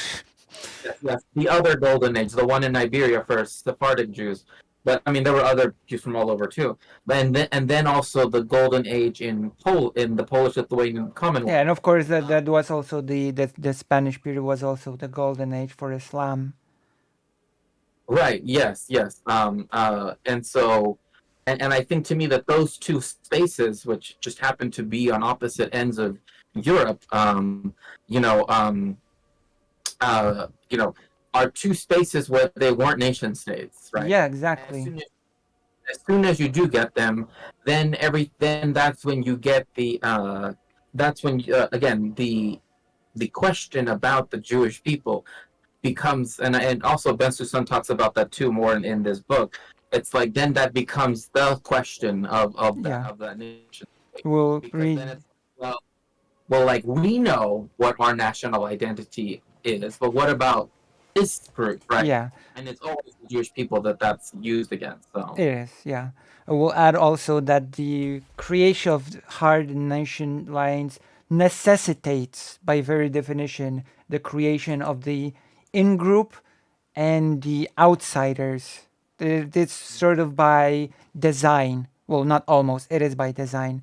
And to add from the chat, because I would like to like mhm. brag a bit. My chat might be small, but it's very nice. Jewish people have done more for socialism and communism than Marxist Leninists ever have, which I will definitely agree with. Um, Karasu says, to be fair, any other group could be used as well, such as Slavic people described similarly as today great replacement in the 19th century in Hungary. Yeah, I mean, there's a wider point to be made about how nation states sort of created this manufactured otherization of many different groups of people that might have lived in the area even for hundreds of years. Like, of course, the one of the most well-known examples is the Armenian genocide, right? Like, which was a direct result of the rise of the nation state of Turkey. And By the Young Turks. yeah, yeah, yeah, Yeah. I am aware. But yes, Jewish or Romani people are easily targeted because of the differences perceived. Yes, and there's also a lot of the um, to be said about the intergenerational solidarity between Jewish people and the Roma people. Oh yeah, for sure. And even though they considered now one ethnicity, if it went through an erasure of distinct identities to reach to be what is considered Hungarian. Yeah, that is usually what happens. The flattening. It's like what a uh, Japanese person that I know who also is a developer worked on Kingdom Hearts 3 Oh wow. said that Japan is sort of considered this mono ethnical place when Japan is basically a collection of three different peoples that are mashed into one, and everybody in Japan pretends that it's a one group. Right. you Well, know? yeah, I mean, it's another thing too. It's like in America, right? Like the whiteness as it exists in America, right? With the people it's assimilated into whiteness, they wouldn't be seen as like. And this is another thing too. Like, someone actually said this on Twitter recently. Well, someone posted like that. Someone had talked about like they did like a post about like a long thing about it, where they said that they were German American, and when they went to Germany, like that they didn't feel at home, right? That like, oh, I don't like the language, I don't like the food, I don't like the, Yeah. it's like, and it's that like that the idea of the hyphened American for that people often try to use as like a, oh well, back in the day this group was seen as this in this way, but no one alive now has ever experienced that Yeah, and discrimination. there's also this whole group for Polish Americans, and there was Yeah. this famous post. Oh gosh, I hope I can find it. This famous post of a person that basically was like, uh,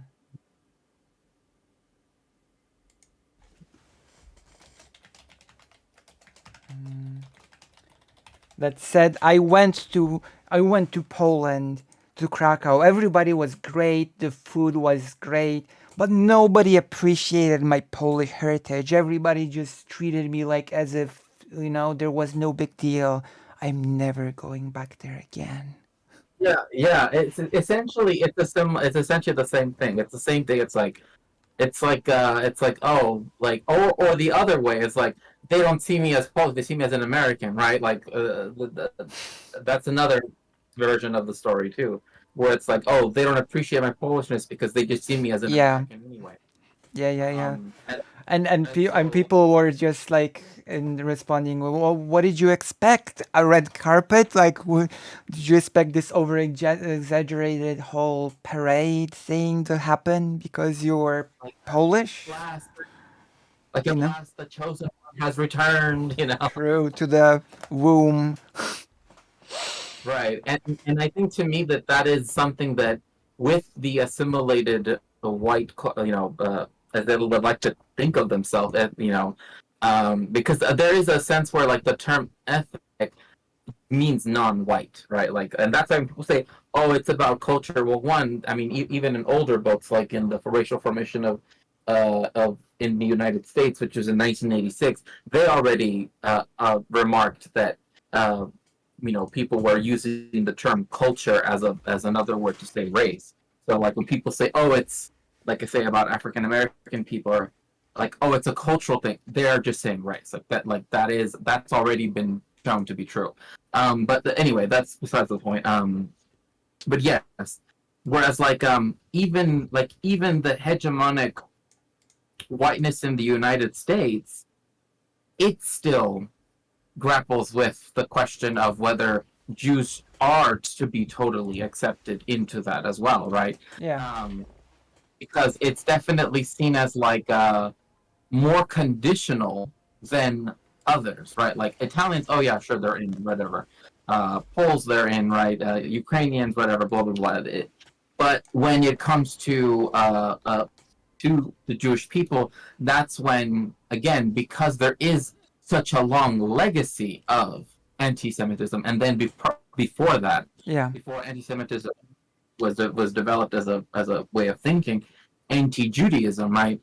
That's where yeah. again Although, of course, I've been also told during the conference B, and I sort of love these conferences, because you can hear like many different things that even sometimes they are clashing, sometimes they're not, but they are all extremely interesting. Like one person said that they're sort of careful about the distinction of the old anti-Semitism and the new one, that the terms are that the like yes, there is the new aspect of nationalism, but also there are, and yeah, it is true that there are elements of the old that bleed into the new, which blurs the whole thing a bit.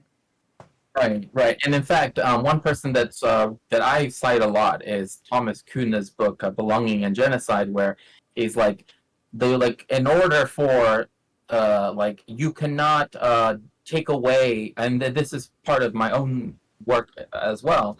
And I know I've told you this before, that like we should not see the Holocaust or the Horban, right, as an aberration, right? It was a one-time negative. It's a long trajectory of Yeah. anti-Jewish, anti-Semitic hatred. Yes, Um, it, definitely. Yeah. it's just that now it happened in the age of imperialist, industrialized capitalism, right?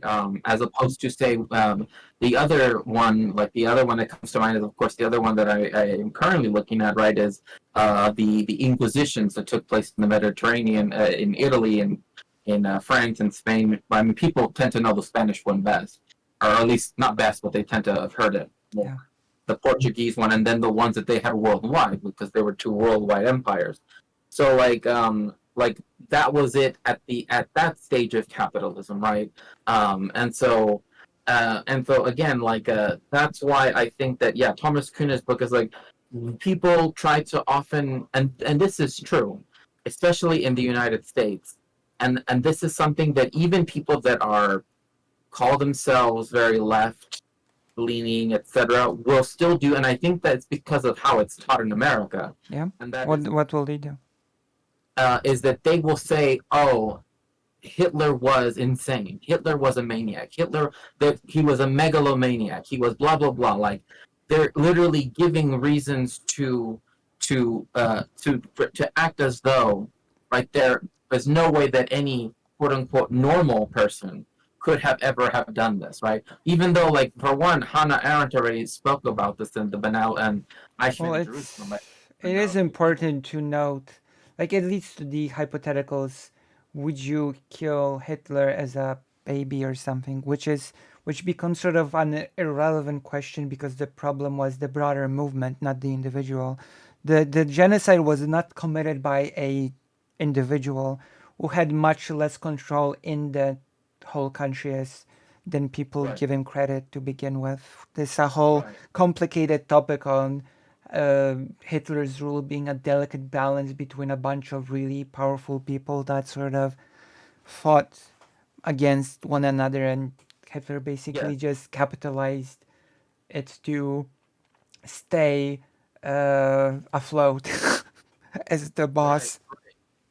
And so yes, and I've talked about this on stream too. Like, and it's very, you know, I could go in depth, but I think instead the point I guess I'm trying to make is that like we can, like, when people try to make the nut again seem like an aberration, right? And that's what I mean is, like, when they try to make this particular instance, right, seem so, you know, again, like such an aberration beyond all, right, is that they forget, like, what about everybody else in the society who participated or Yeah. collaborated or blah blah blah. And this comes into the question is, why were there other countries that were willing to collaborate? This is how you get the growing genocide problem in Poland, by the way.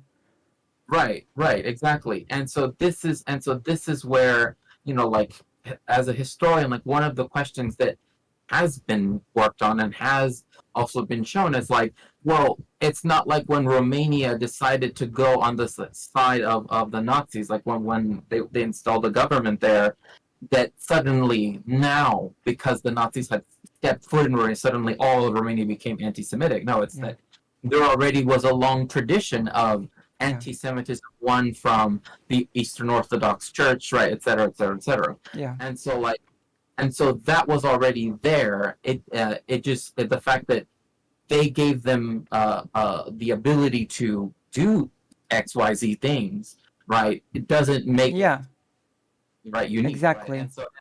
And so that's what he says in well, that's not what he argues. Like, this is important because it shows us that we have to tackle systems, not evil, satanic individuals.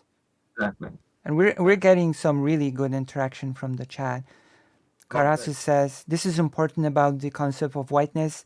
It is conditional and can be revoked at any time or incorporate groups at any time, which I think is absolutely correct. Sashi says, this is a very interesting question to me. Is the Inquisition an example of political failure versus the Holocaust? I think this is a pretty interesting topic to tackle. I'm actually thinking if I shouldn't, because I will be having a talk with the historian at some point. He actually agreed to talk to me. He just said that he had over, I don't know, I don't remember the exact number right now, over like 50 or something, like some crazy number of final works and university to sort of go through and mark. So he said he didn't have time, but I think we might be approaching a time when we'll to contact him, and I think that might be an interesting question to ask him, if the Inquisition could be an example of political failure versus the Holocaust political. You definitely could put it like this. Because, like, I don't think the Inquisition thing is as widely recognized, definitely. And not only that, but remember, like when Spain did it, like, for example, Spain didn't rescind the order of expelling all the Jewish people, from all of the lands that because it technically still has colonies like in Africa, like Ceuta and Melilla on the coast of northern Morocco, etc. And stuff like that. Oh, I Is have that, to. Yeah. yeah. Oh, because Karasu said it is more than that the later is the same as the earlier, just in an industrial level. I think I should explain because Karasu could have not been here, but um, yeah, like the success in the sense that the Shoah is like recognized as a horrible tragedy, basically universally at this point, right? And if you would talk about the Inquisition, I don't think it would meet with quite the same, mm, yeah, with quite the same response, right? You would have to get into it. You would have to start explaining why it was so horrible, what happened, etc. Yeah. Right. And in fact, that's one of the issues is like when I have brought it up to some people, they immediately bring up the joke from, Monty Python about the nobody expects the and it's like, do you realize like if someone were to say like nobody expects the Holocaust, you know what I mean? Like that wouldn't be acceptable, but that's in essence what you're comparing it to. And I think to me it's like that is not a joke to me, right? Like when people bring that up, like that's not funny to me. What is not funny? Sorry. Well, it's part of a funny movie. I forget which one. If it's Monty Python and the Holy Grail, or Monty Python, and it's a Monty Python movie. Yeah. And in one of their like skits is the joke is nobody expects the Spanish Inquisition, right? Right. And what they do is like they like scared this little old lady or something, and they're like confess your sins, like confess that, and so they're making light of it, but I'm thinking no one would make fun in the same way of Exactly. Exactly. Yeah. And interestingly where enough, the Spanish thing was like a whole big topic. Like it was a redeeming thing in the second day of the um, conference, which was full of Zionism. But like the topic of the forceful sort of this, on the one hand conversion, and on the other hand treating Jewish people as this group that might have converted but actually secretly still practices Judaism and is just pretending. It was a big topic at the conference. Yeah. well, yes, especially because on one hand there are many people who have lived, I mean, Jewish lives for centuries now. Yeah. I mean, for example, there is a book that I recently I read the introduction to because usually in introductions of academic books it gives you like a synopsis of what each chapter is about, and so I wanted to look at the chapter where it specifically is talking about um, specific inquisitors, right? Historically, that I think this, of course, sorry I really apologize, but of course there's the aspect of the thing in Spain being so powerful that like it's just being it creeps up on us till today. That makes sense. The whole yeah. Okay, yeah. I'm and sorry so for no, that was a point to make, and I think that that's fine. So yeah, so one of those things, those aspects is that I was trying to find about specific inquisitors because one of them after 1571 when it's established in Mexico City, um, is that there is someone that they so anyway this is I probably shouldn't even get too in depth because I don't want to yeah anyway the point being that I was reading through it and it says that at some point like Jewish people essentially just vanish off the face of the earth in Mexico, right. right? And so Ashkenazi Jews moved to Mexico in the late 19th and early 20th century and then post-war, and I'm like, what are you talking like that is not true. I mean, even rabbis that I know that are Orthodox and are everything that are Sephardic, it's like even they have family that have been here since a Yeah. long time ago, right, so to speak. And so as soon as I was reading that, I was like, that's another thing too. Is like the very idea of this global inquisition happening, and it being so violent and being so dangerous for people, and of course it requiring people to have to be in hiding constantly, right? Yeah, And exactly. the fact that it wasn't resign, and in fact that the fact that Spain could do it, and it wasn't in anybody's interest to stop them, Yeah. and Portugal could do it as And a well. very important aspect that you sort of touched upon yesterday and maybe today, that there were people that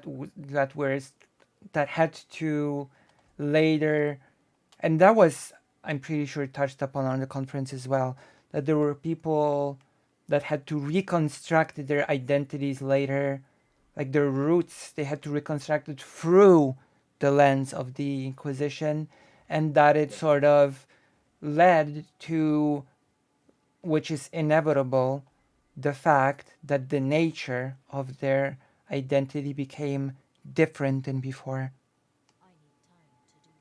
Yes, it became seen by some people as different than before, in the sense that yes, and so I think I'm not even talking about from the outside perspective. I'm talking about from the insider's perspective. That oh it's, yeah, yeah, yes, it has been just changed by that fact.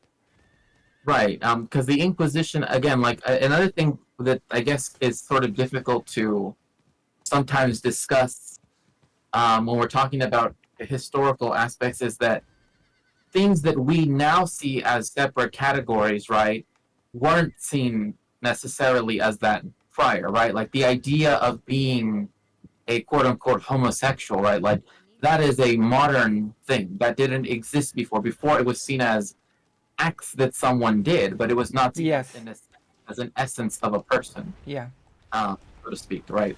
Mm-hmm. And so, in the same way, like at this point, right, that we're talking about during the Inquisition, which initially started in Rome and the Papal States, and the office still exists, the Holy Office.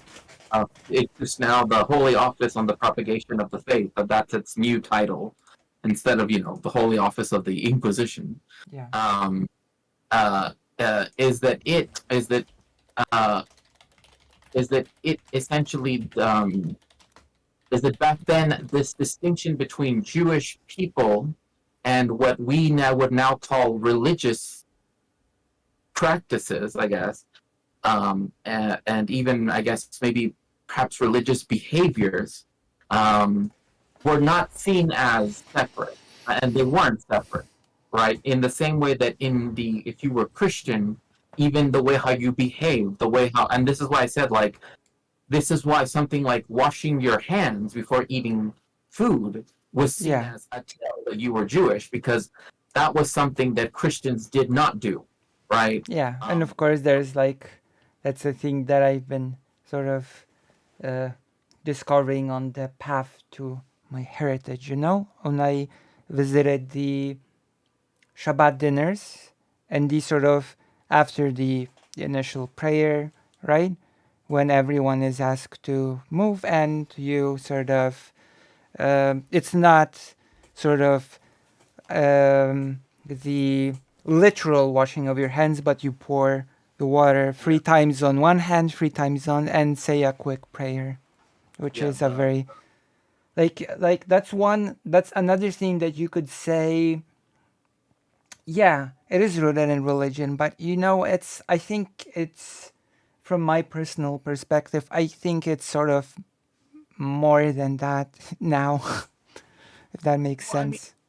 well, it's interesting too because also like some people that are uh how should I put this, that are that try to explain uh like there are some people that will try to explain away the religiosity of XYZ thing, right? By saying, oh, this was done because of health reasons, or it's like, oh yes, and thank you so much for the shout out for that. Yes, please follow Lucy Hayes on Twitch and also on YouTube. On everything. Um, and I everything. can give you a link if you want. Yeah, sure. I will And link. But yes. I mean, so, I don't think it's unfair to do, sort of. Like, I think those things were often intertwined. Like yeah, those. Right, exactly. It's like people have a tendency to do that now, right? Where they will try to be like, well, it makes sense that back then they would have wanted to do XYZ thing. But of course the explanations and the understandings were just different, right? Like it's not like Jewish people knew germ theory before anybody else knew germ theory, right? Yeah. Um, it's Although rather there's like not even germ theory. Like there's like the one thing that is often explained is that like the kosher nature, right? Like the way the food is prepared. That there were like maybe that's total bogus, but the way people explain it often is that there are certain things that happen to food in the climate that make the yeah, food just toxic, right? And right, yeah, the kosher practice simply sort of you know sidesteps that in a way, and like that yes, certain things to me just sort of do make sense that people probably were like like I'm pretty sure that there was probably some outside of religion reason for the infamously quoted mixing of fabrics part, you know? right. Well, I mean, like for one, like there are many reasons for why, like if I may just quickly give a quick example, when it comes to being against pork, right? I kind of had spoken that like that particular area of the Levant and also of the Fertile Crescent is not suitable for having. In fact, if you do have pig, the they will stomp on the ground, right? And this is something that actually cows do in America, and it causes the similar problem because again, cows were introduced to the Americas, right? They weren't here initially. Right. Is that they will stop? Is that what they do it is because the ground there is dry and all these other things, right? Because the Mediterranean isn't tropical, right? Instead, it's very dry, which is why it has the climate it has. Is that then runoff would push the water off of everything, and so then plants wouldn't be able to take root, Yeah, exactly. and so there are these other aspects that like even they didn't know. That is to say, like now we can understand. Ah, yes, like now we understand that if you have all of these pigs as they would have existed, thousands of years ago, which they would have looked different and seemed different, but are the ancestors to modern pigs, right? The ones we have now is that those things were also they weren't as it were native to that area as well, so they Yeah. would have been an invasive species as well too. So so when they are describing, oh, you can eat this but not this, and you can do it makes sense in that, well, the people, the Canaanite tribes, right, that when they were still tribal societies didn't have pork, and when if people did bring over pigs, it led to massive problems, right? Yeah. Overpopulation, destruction of the environment, etc., and then famine, and Yeah. and Like then and many then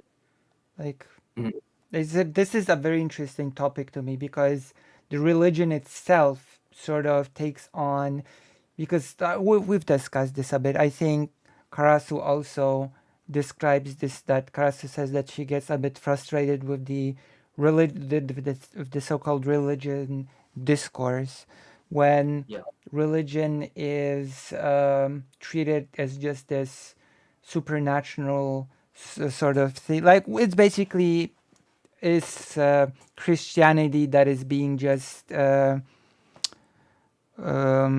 projected into everything everywhere all at once, yes, and it's like an in great movie by the way, but it is like to me like for if we take Judaism as an example, a lot of it like I think there is a strong for one cultural element to Judaism, and I think there's also a strong philosophical element to Judaism, and also this constant search, even an element of constant search of what is the best way for us to organize, what is the best way for us to live our lives. It's not this set of ironically enough, commandments for you to just blindly follow. It's like a constant dialogue, a constant search for the best way to organize, you know? Mm-hmm. I sort of see it that way. Right, and I think that's why Judaism, right, if we're gonna, it has this history of saying you do not have to be Jewish to be a good person slash a good group or like a nation of people, right? Like that is not what matters. What matters is that there are these basic aspects that we recognize that uh, like and again this is why reading the Tanakh as as a political history, one could say, of a tribal society becoming a class society over the course of the entire narrative, is that this is why you get things like the the 10 sayings, right, which Christians would call the 10 commandments, but technically the first commandment, the first mitzvah is be fruitful and multiply. Like the first thing Hashem tells human beings is the first commandment. Right, yeah. And so and then another thing too is the word mitzvah in Hebrew is not as is more neutral in its meaning, if not even positive, as opposed to commandment, right? Yeah, and of course, again, I have the example of the Shabbat when the rabbi was saying, well, because always during the Shabbat is that just a topic is being, at some point, there is a bit of a conversation on these topics, right? Usually it's a one or two topics, and one of the topics was like, some of the rabbis said that the commandment of love thyself as love thy neighbor as you love yourself, and some rabbis just call it basically bullshit because it's impossible. It's just a commandment that's impossible to do. It's impossible to love someone as you love yourself. So some rabbis say that is just it's like a very, very weak commandment that makes no sense basically, and other rabbis say that it sort of does sound like it doesn't make sense, but if we try to treat wider humanity as like a parts of a bigger whole, then suddenly the commandments gains more power and makes a lot more sense. If in that context you read love thy neighbor as you love yourself, because we're all one of a bigger whole, well, not just individuals. Right, and I think another thing too is actually this actually is perfect that you said the final word there, individuals. That concept is a modern concept, right? So like love thy neighbor as thou lovest thyself, right? To me to say it in Shakespearean way, is that again like and this is something that Engels in his history of private property, family, and the state, he discusses like when we read like the word family in the Torah, right? People back then and even now think that it's like a family as it exists today, right? The nuclear family, Right, exactly. the thing that was created in the 19th century, basically. Exactly, right, and that's why like right now that you're seeing all this like red pill and like masculinist content that's like, oh, we need to go back. It's like, well, if you go back far enough, it also didn't exist either, right? Like this, like it's only been here for a very short time. In fact, it's the form of family that's been around the shortest time in human history. Yeah, and it's Like, called tradition, which is very ironic. Exactly. And so that's why when we read this and we think of it again as we presentize it as people as historians would probably say, I guess as we would say, is that again we're thinking of love your neighbor, and you're thinking of like so to speak, your actual neighbor, right? And that's why people think of it as but the one way in which that has been read, again looking at this again as a political history, is that that's also a description of that the different tribes, right, in the tribal societies that before it became a nation, right, or a people, that the neighbor aspect was to love the other tribes Right, you as you love love your own tribe. Yeah, that right, makes and sense. Yeah. so that was an aspect that was to say that this is where you start to see the breaking down of the tribal distinctions in the land of Canaan, right? And you begin to see more and more the development of an identity that is first called, oftentimes the Hebrews, and then the Israelites, right? Is often what Yeah, they're which called. I can make. Um, I can give you a bit of trivia. In Polish, it's pronounced Canaan. yeah. I mean, in Hebrew it's Hanan too, but I don't know. In English they decided on Canaan, so. I Um, usually used to when I hear it, I think Canaan. Did I get a sub? Did I just get a? Thank you. I have to move to yes. Thank you, Buffy Geek, for the subscription. Yes. and so that's one of the things that I guess, like, when people, again, we have to look at them within their historical context, and also the fact that, as we know, the Tanakh was not written in one go, right? Like, it's not like it's by one author, right? I know theologically people want to see it as like the first five books of being written by Moshe, right? But even if, regardless of that, even if we look at it as a historical document, or rather as a huge compilation, right? It's a huge anthology of historical documents, right? Yeah. They describe, right, the political history of a people and all of these Oh other yeah. aspects.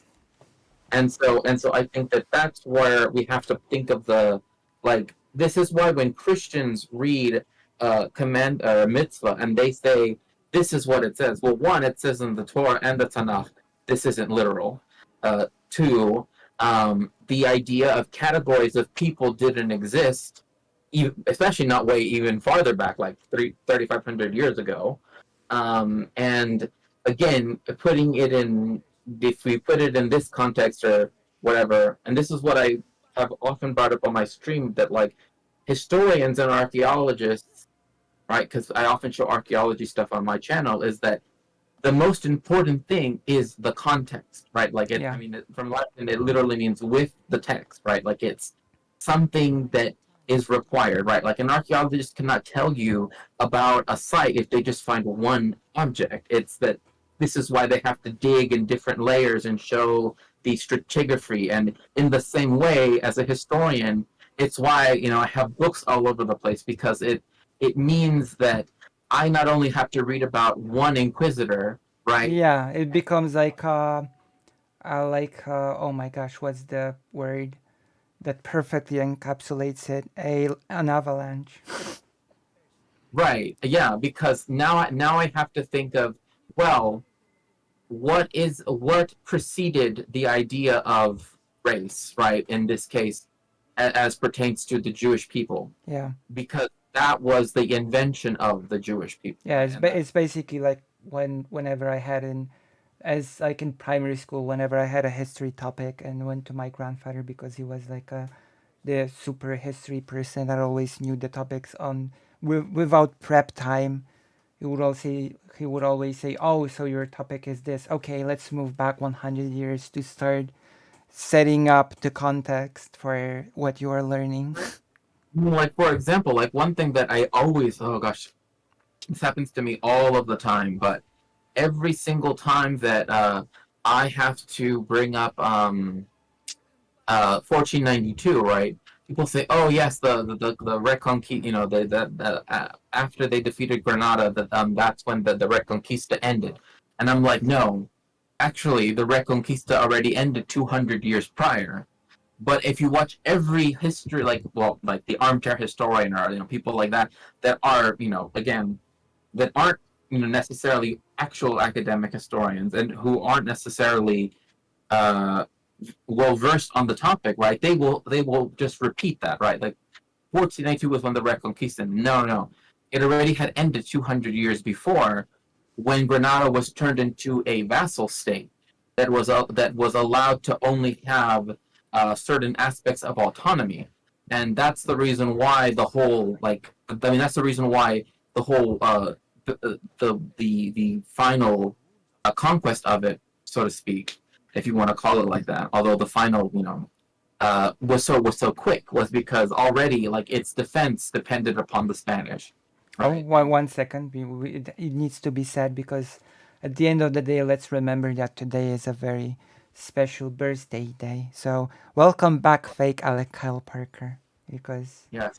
yes, Happy birthday once more. yes, happy birthday. Also, I gotta say, I'm really enjoying this conversation. It has been very insightful, if not depressing. Well, unfortunately, learning of history sometimes comes with a little bit of dose of sadness, which Yeah. I think we can take the sad things and sort of I think there's sort of optimism to be drawn for the future from these things that we have the I guess it's a fitting place to use the word privilege to be able to learn from the past and to fight for a future that will not allow these things to repeat or happen to any other groups. Right. And that's why I think that sort of what you had mentioned earlier, why never again has to be a universal thing, is because, for example, like what if I may just bring in like a current events topic, like RFK bringing up that stuff that whatever, right, that this disease, right, it doesn't affect people who are from China as if they're all of one race or even one ethnicity. Well, Um, I'm not sure if you're referencing the same person, but that person also said that the illness does not affect Ashkenazi Jewish people. right. No, yes, no, yes, exactly. It's like those two aspects are two things like where they actually are not able to, because that so this is something I mentioned in NCC stream yesterday, is that when people bring that up, and especially when they bring up and this actually happened on what's that show called, Buffy or Zero? Do you know what that show is called that was being showed, where it has Randy and Brianna? I can't remember the name of the show. Um, anyway, it's this like show where they have supposedly Oh a boy. right wing person and a left wing person, right? Um, and in essence, what Brianna ended up bringing up was this thing about Sephardic Jews, and I kept thinking, no, like because she was taking what he had said on as if it were true, and bringing up this thing, it's playing into the Khazarian hypothesis. Like this is what anti-Semites, what Nick Fuentes, for example, will always bring up, like to say that Ashkenazi Jewish people aren't real Jewish people, because they're actually these from this other group, right? Whereas Sephardic people, like this is where like it becomes really strange, are more real, right? And or are real, and it's this very strange like conspiracy theory that Ashkenazi Jews aren't real, or rather they aren't real Jews. Not that they're not real, but you know what I mean. Right. Uh, but And uh, yes. uh, but like when that's being brought up, I'm thinking that's like these are all like you're adding on to the conspiracy theories that RFK is already spouting, right? Because Yeah. like this is why like people that talk about that want to correlate, which I mean, even the person who like like even like the idea of like the bell curve, right? That's already been disproven for already almost going 40 years, but people still decide to bring it up. Um, right? We'll say, oh well, but Ashkenazi Jews are the most intelligent. You know what I mean? It's like, oh well, it's not. Yeah. You know, and it's like, no, no, no, no. Like And there's also like as fake Alec Kyle Parker has rightfully so pointed out, the moment you have to say you're not an anti-Semite probably means you probably are. It's Right. the classic I'm not a racist. Right. And this is where the worst thing is that then he brought up I have a Jewish friend Oh my who's a rabbi, goodness. Oh. and it's Rabbi Shmuley Boteach, who's notorious for literally like all of the worst right wing people that have said anti-Semitic stuff. He's willing to show up and like be like, oh no, he's cool, like don't worry.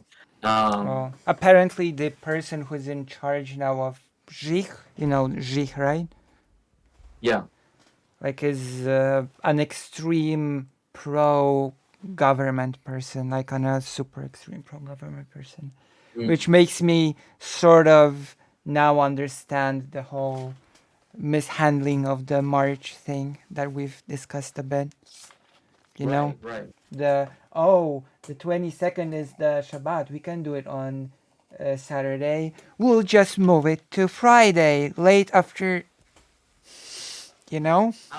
I'll never forget that something like that happened to me too, where they were like, "Well, it's not going to be on Saturday; it's going to be on Friday night," and I'm like, "Do you not know how Jewish days work?" Yeah, and I'm feeling really discouraged that I have to ask this about Zich.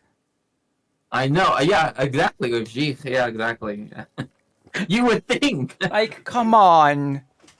Like, but and also like, why not Sunday? That even makes even more sense because yeah, exactly. My mom has a theory on why not Sunday, but you know, like my mom said that it's probably because of fear of Christians. Mm, Because Sunday, the Catholic day, etc. right. And then if you're having a Jewish event, then Yeah, exactly. That is like, you know. And my mom yeah, said, why even be afraid? Let's just do it." And right. I sort of said, if like even if there's this fear, in that case, why not just make it Thursday? Yeah, It's make it close. It's close enough, right? Thursday. Yeah. That works too. Yeah, instead of having to again, Like a it Friday doesn't work even before late evening because people usually just prepare all day on Friday. yeah, like back when I was a chassid, when I was with my parent and I was with my parents back in the day, like I would be the one that would do a lot of I would always help with cooking. That was something I was always like allowed to do, Yeah. and so I would do the baking of the challahs, right? So I would have to get like the honey and all the waiting and all the letting it rise and then kneading it You down mean and you then mean the because I'm familiar with the Polish name. I don't want to be sure that we're talking of the same the bread dish thing, right? Yes. yeah, the Hałka. bread, yeah. Yes, Yeah. in Polish it's hałka. Yeah. Okay, yeah. And in Hebrew it's challah. Yeah. Challah. Pretty similar. But anyway, but yeah, so like I would be the one because you have to have two loaves in order to do the hamotzi blessing, the Yeah. blessing on bread. So I would have to make at least two. So um but this was again back when I was younger. Yeah. And I actually remember once I went to this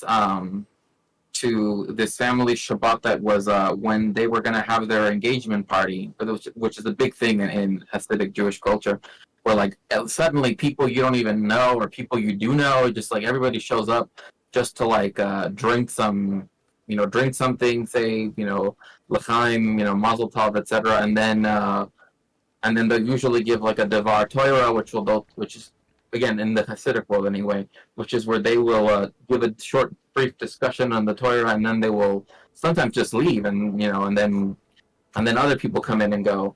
But I remember that they had a Shabbat dinner prior to that because it was going to happen after that day, after Shabbat. Yeah. And they had it because all these people already had come over. They had this enormous challah that was like 2 meters long. Oh my god. Yeah, Also, there's this funny distinction because Hauka, Hala became which again is a testament to cultures intertwining. I'm not sure. Is it just a regular thing in the US? What? Like bread, yeah? I To definitely just would go say and buy and, it's a thing that people broadly speaking eat? I would say, well, okay, I'll put it like this. Yes, but that's all because like I do know a lot of places that make French toast with challah, right? Because it's often used for that. Um, but I also don't know if that's like just like an LA thing, or rather to say if that's like a Right. because I live in an Because urban area. and because usually the halwa is like salty, right? It's like salt, like not salty as in the taste is more on the salty side. It depends actually.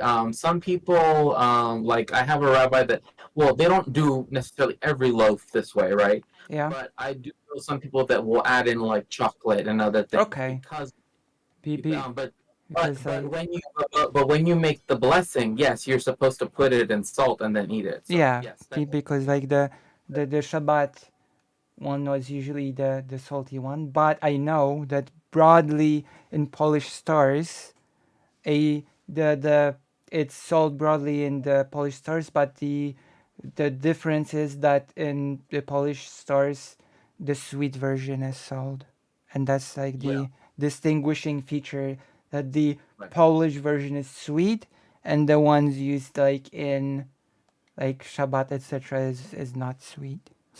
Right. So I would say, I mean, again, very generally speaking, in America, yes, it is available pretty much everywhere. I mean, there, like I've always been able to find it at like a quote unquote regular store, right? Um, but like if you go to Pavilions, which is here in California, Ralph's, you can find it there. Or if you go to Yeah. like Trader Joe's, that's where a lot like actually Trader Joe's is known for having a lot of kosher stuff.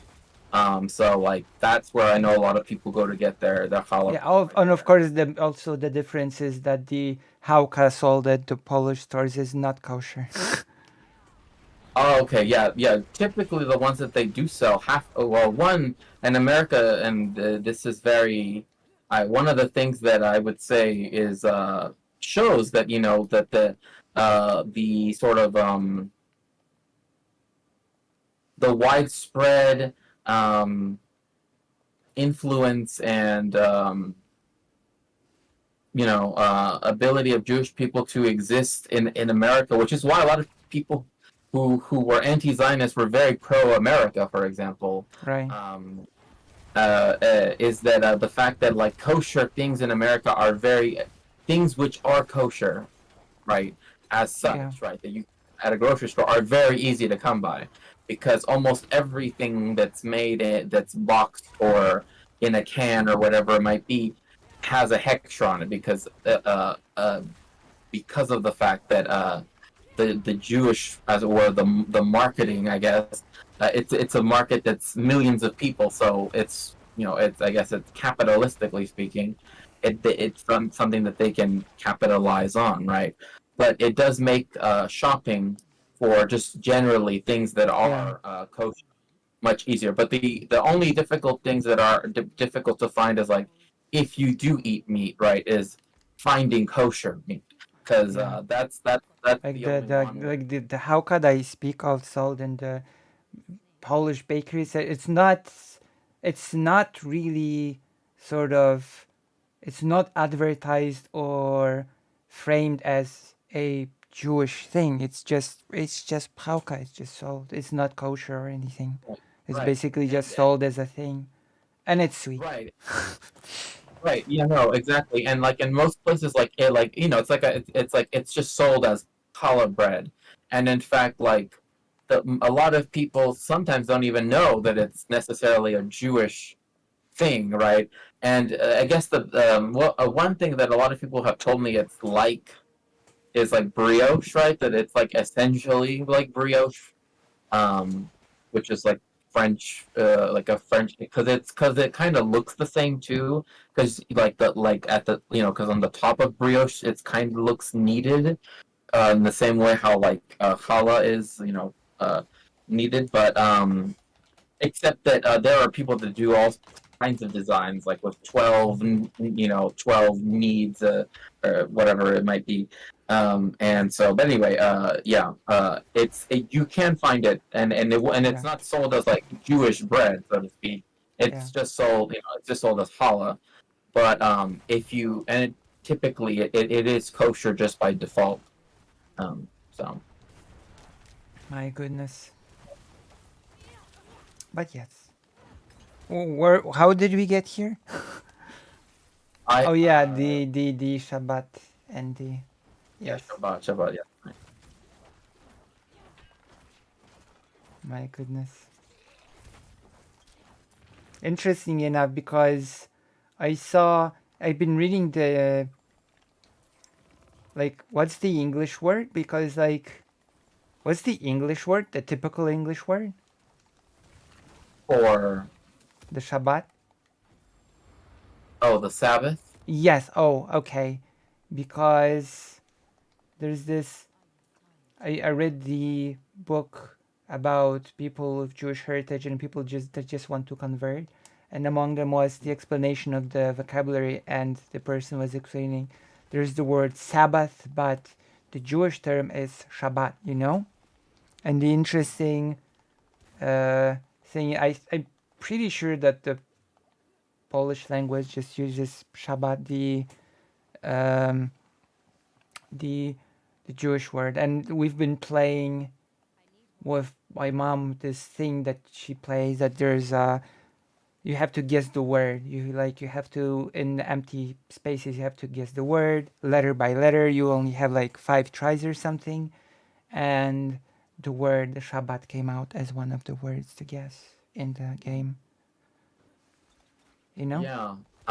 Yeah, and it's funny, interesting too, because the idea of the Sabbath being on another day besides Oh yeah, and Saturday. just one quickly, because there is a separate Polish word, Shabbos. You know, Yeah. and the word that I was actually used in the game was Shabbat, not Shabbos. You know. Yeah. So the way how this works is that, or the way how, pardon me, not how this works, but the way how that works is that, I guess maybe I should write it on the whiteboard so that way I can visually show it to Oh you. my gosh, I think maybe I know what you mean by. I hope I know what you mean, because I've learned about a game very recently when I visited a kosher store. Interestingly enough, and I think there's a. Okay, who plays the game? Can you tell?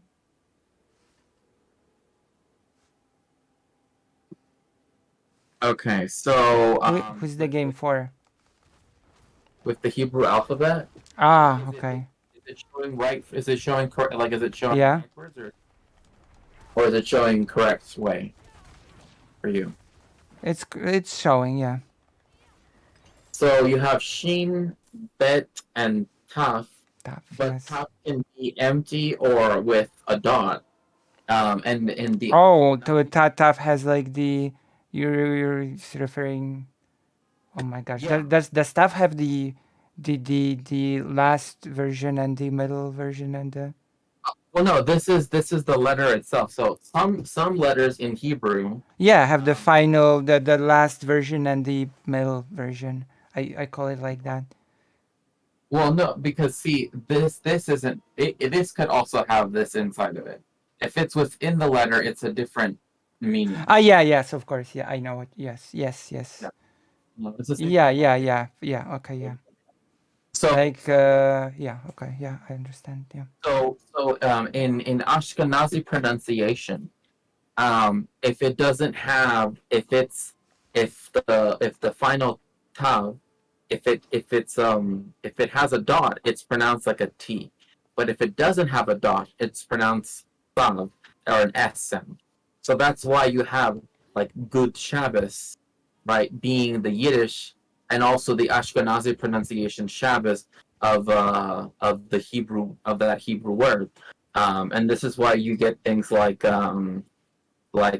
Medinas instead of Medinat. Wow.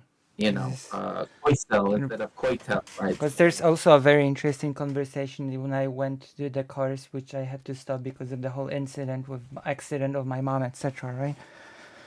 So we stopped going to the course. We will have to revive it at some point. But it was very interesting to also hear how the Hebrew language was basically Europeized, if that makes sense, because many people who sort of restarted Hebrew as an everyday language were European speakers.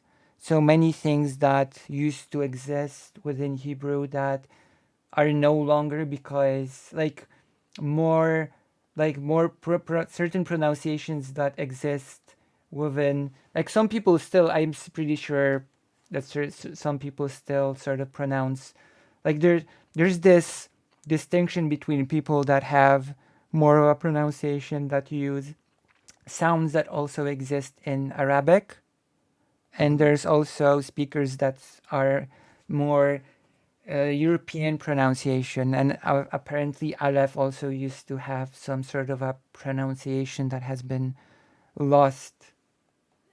Although I think the teacher actually said what the pronunciation was, more or less, because apparently there does exist some sort of a close equivalent in Arabic.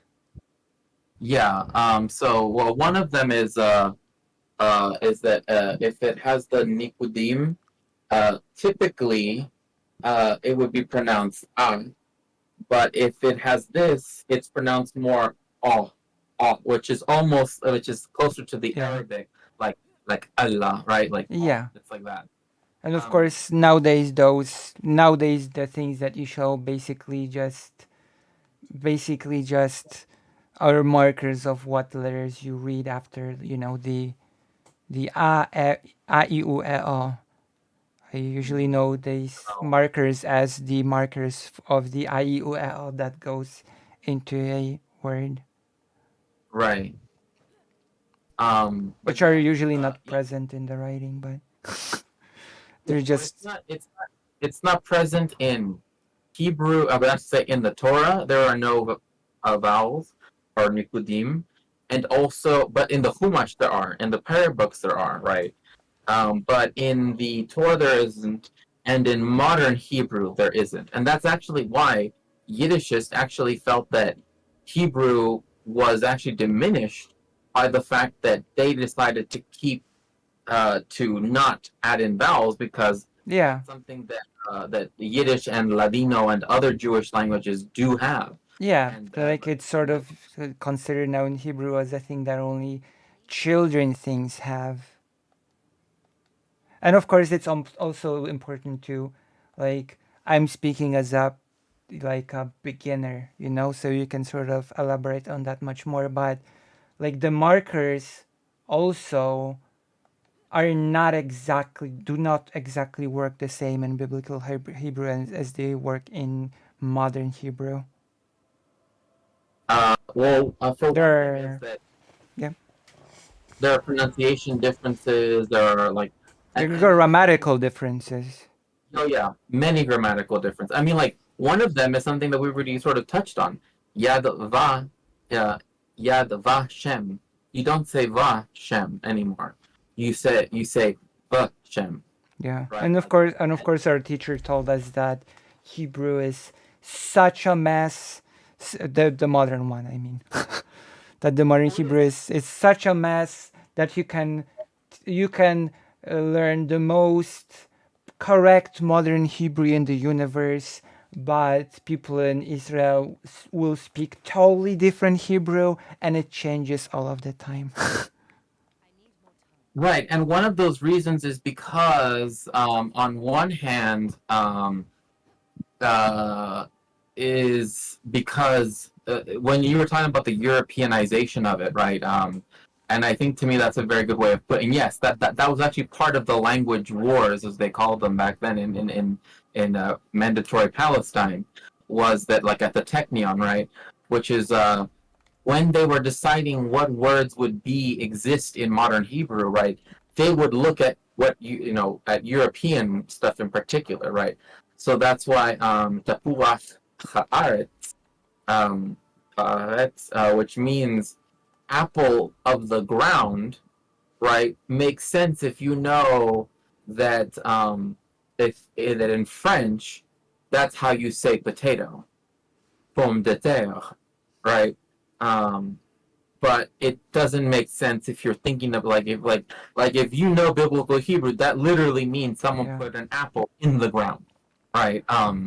So again, there's all of these one The because of all of these modern words and introduced words, but also another thing too is that they did want to change it to again like even the cursive when they decided specific things like the final "fe," right? They made it look like German F in cursive, right? yeah. As opposed to what it had been in other Jewish scripts before. Um, so And the language wars sort of make me, because one person like said that it's interesting to talk about Jewishness in communism, and it reminded me of the topic of the Polish communist. I'm gonna use quotation marks here, communist in brackets state, because after World War II, like about between 300,000 or 400,000 Polish Jewish people survived, right? Like about 10 to 12%. And I think there was a real well, of course, there were two aspects that destroyed the chance of a revival of the Jewish community in Poland after the war. One was of course, the pogroms that happened after the war, which nobody wants to talk about because the government is far right and silences all historians that wish to talk about it. And the second is the quote unquote communist government itself, which shut down all efforts which were done to actually revive the Jewish community. So, right, and it led to most people who survive leaving. Now, like, it's so depressing to read that there used to be 3.5 million Jewish people in Poland, and now the number is closer to like 20,000. You know, yeah, it's like 29 or I thought no, was it 24,000 something like that? I'm not Uh, sure of the exact number, but it's in the ballpark. And there were yeah, over 300,000 people um, alive. You know, mhm. and most of them were just basically forced to leave because of how things were. And there was a chance at revival, in my opinion, not No, there a definitely was small. a chance, sure. And in Yeah, fact, like your idea that you had told me before of like, that there should have been a state, or rather not a state, right, so to speak, not a nation state, yeah, created in what is now Poland, that would exactly. have been a state where they essentially a revival of the Council of the Four Lands, right? Yeah, With because like yeah, because I've talked to people on the during conference, not necessarily. I've also talked to just the regular guests, right?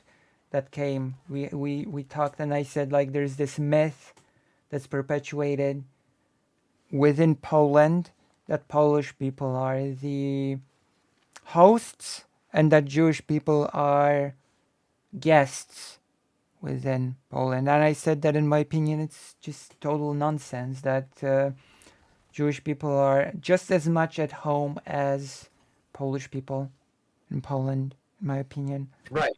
Right, and that to me goes back to what we talked about before. I had to, reset everything of Doikite, right? That it's like um placeness, right? That the Polish Jewish community is just that. It's the Jewish community of Poland, right? It's Yeah, not it the Jewish people in Poland are not guests. They are yeah, as Polish as anyone else. yeah. And I honestly, I'm gonna go even step further. I'm gonna go radical. They don't need to be Polish in order not to be guests here.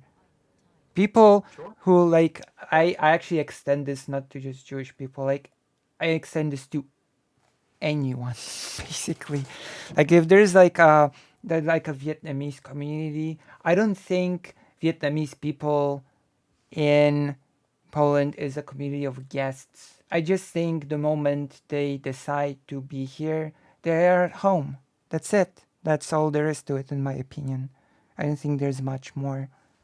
Right. And we, the Jewish community, have this, of course, the more grounding in the fact that there's 1,000 year of history of being here, right? There's this history that grounds it a bit more historically, but I don't see it as like oh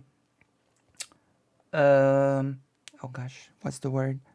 As Warrant for something. well, like as I don't see it as a sort of condition that needs to be sort of met, or I think that people can just be at home whenever they choose to be at home. There's no magical blood or spirit thing that makes certain people hosts over a certain territory and other people outsiders. I just think it's nonsensical. I completely agree. I mean, like, that's the reason why, like, the idea.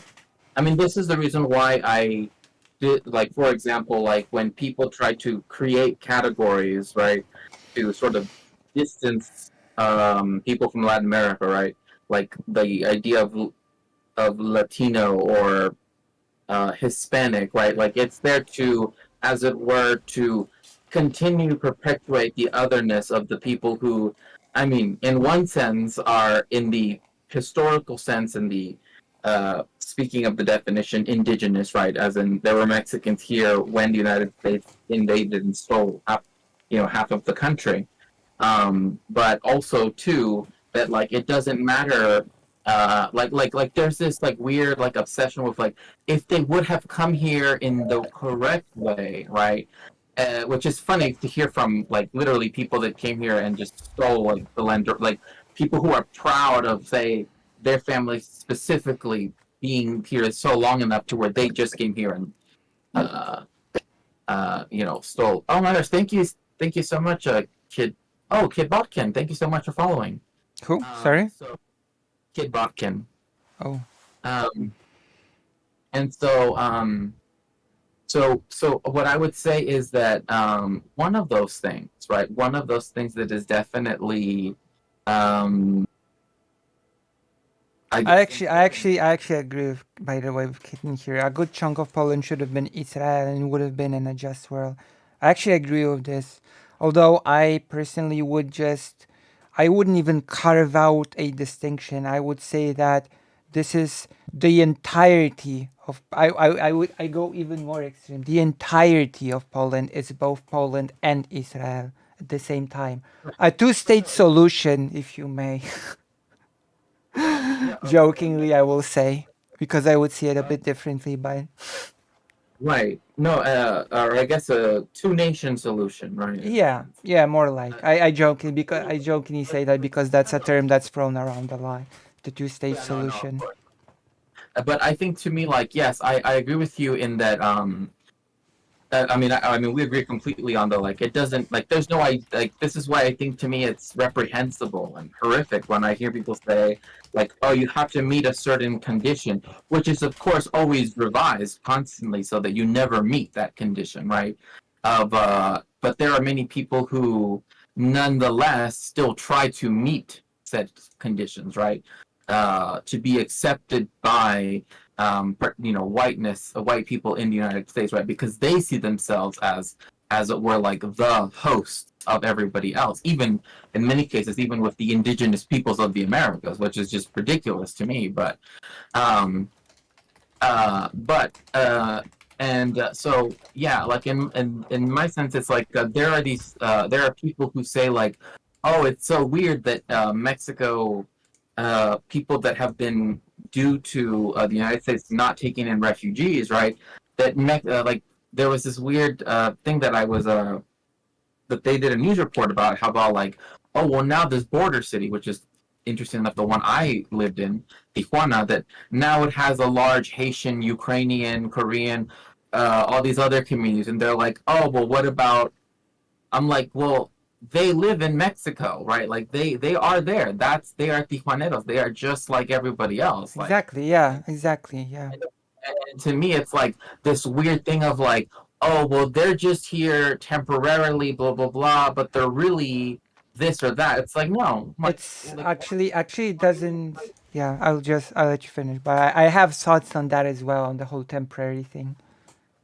Because the whole point. Well, I mean, the whole point is that it's erasing the fact that one, there's already a belief in the United States that only the United States and I guess Canada ever received European immigrants, right? Or even immigration in general. Which is Right. interesting considering hello Spanish colony.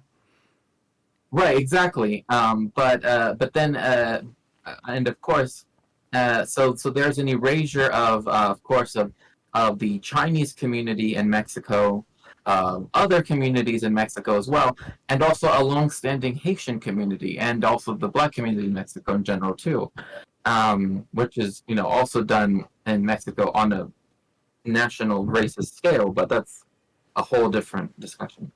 Yeah. But the point being that people will question, like now suddenly there are people that are saying, well, what about Mexican people? It's like, well, they are Mexican people. Yeah. And Like they're like, like they have made their homes in Mexico, and yeah. they're just like everybody else, right? And this is where people who, and they're not even, and the people that I'm talking about, this was like in a news report. I think it was from LA, KTLA, from like from like the main news outlet here, is that they specifically went on about this, like, oh, like the Mexican people are being like, and I'm like, what are you talking about? Like Mexico's always been about all these different cultures coming together. Yeah, of course. Yeah. Yeah. And That is why the US sort of hated Mexico as well during well, yeah, I mean, the Manifest Destiny days, yes, yeah. you know. But yeah, I think the temporary thing is just not an argument. Like a temporary home is also home, so I don't really think I think it's irrelevant on whether or not it's permanent or temporary, because like I will repeat it once more, a temporary home is also home. Like you don't, like a lot of people, most people probably don't spend their whole lives in their parents' home, right?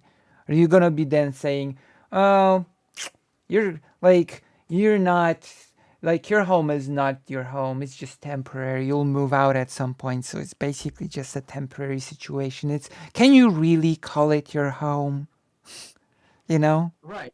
And then also, if you were to turn the tables around, say on white people, it's like, oh, well, is this your temporary home? You know what I mean? Like they wouldn't find that acceptable, right? Like, in fact, this is a big problem, right? That people have noted that they're like, as soon as it's asked of them, right, that then they begin to, right, say a whole bunch of a myriad of things. It's not important, but the point being that, like, Yeah. again, this goes back to the conditions that people like to put.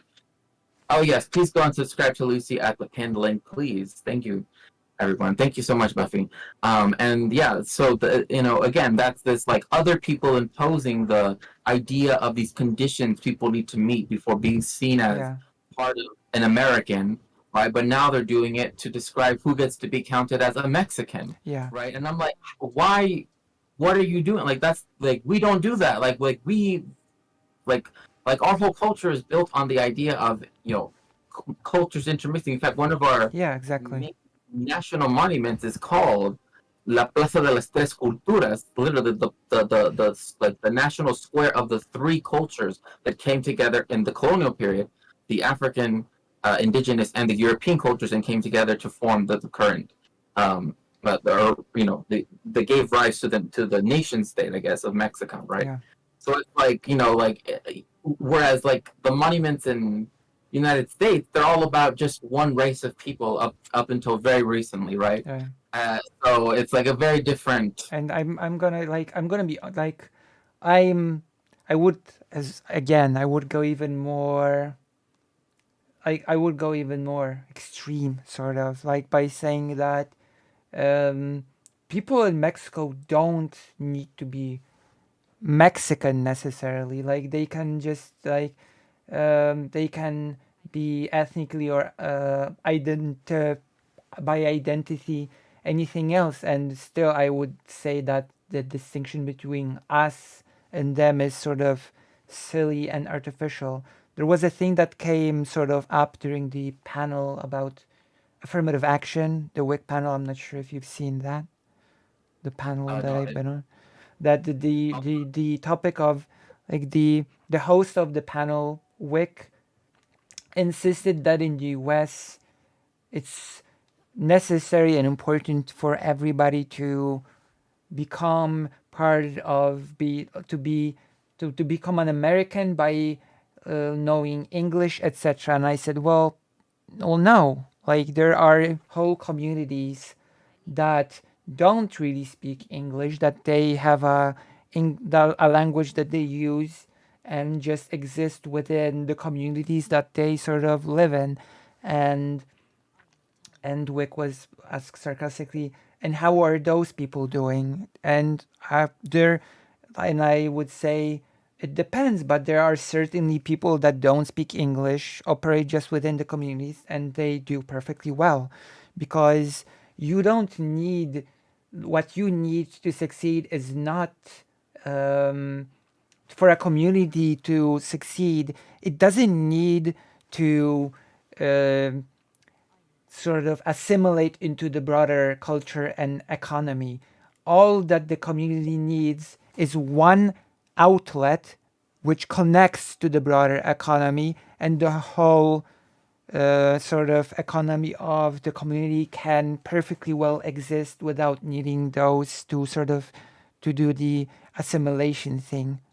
And they're still perfectly at home and American, so to speak, even without embracing the assimilated American identity, so to speak. And I mean, one example of this is no one would say this about Amish communities, even though they don't speak English either. They speak, a Low German, sometimes called Pennsylvania Dutch, but it's Low German because it's Deutsch, right? It comes from the same. Yeah.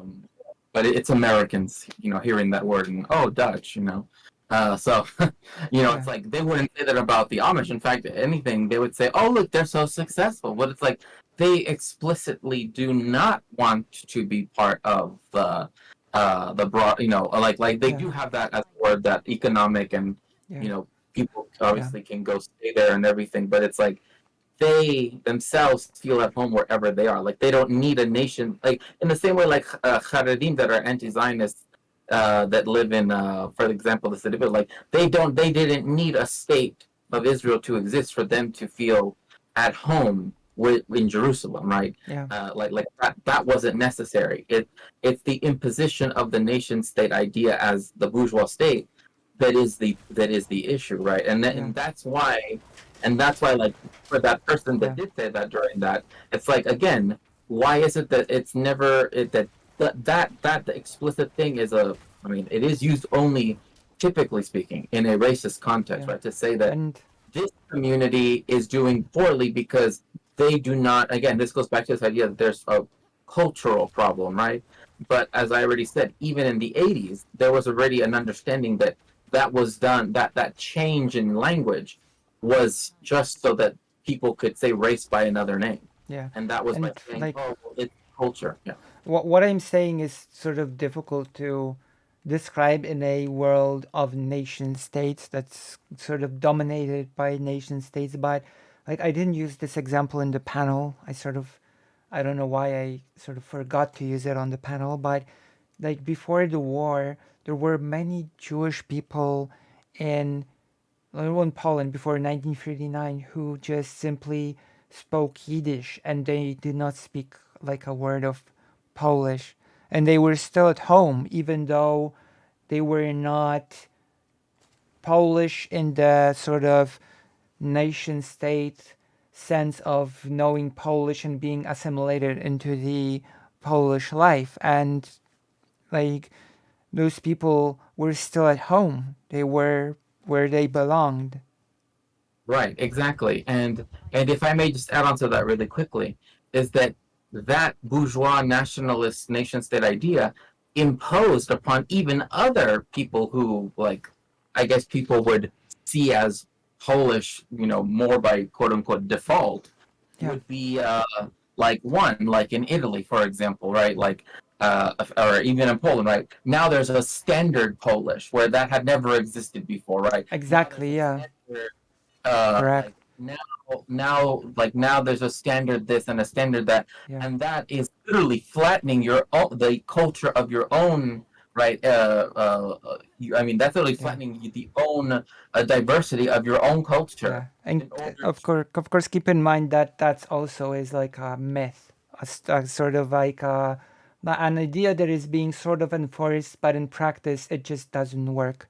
It doesn't work in real life. In real life, many different versions of the language will still exist, will still function, and the only sort of function as the official sort of language is, I guess, a crutch for foreigners to have like a version of a language to learn as a foreign language.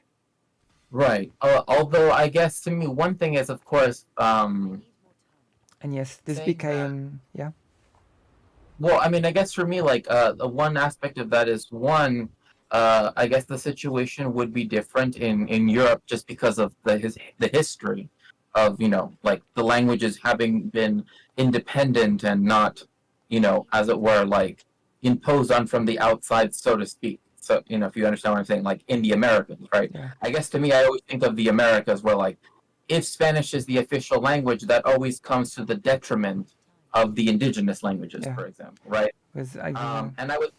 And I would say that, like, to some extent that is the case in Europe too, but it's more the case in the place in the global South, in the places that were colonized, right? Where Yeah, although well, you could say that the Polish-Lithuanian Commonwealth and henceforth and therefore all the modern nation states that form it were also for a time colonized by the free uh, empires. right, yeah, exactly, and yes, The partitions of the Polish-Lithuanian Commonwealth right between Prussia, Russia, and and Austria. Austria. Yeah.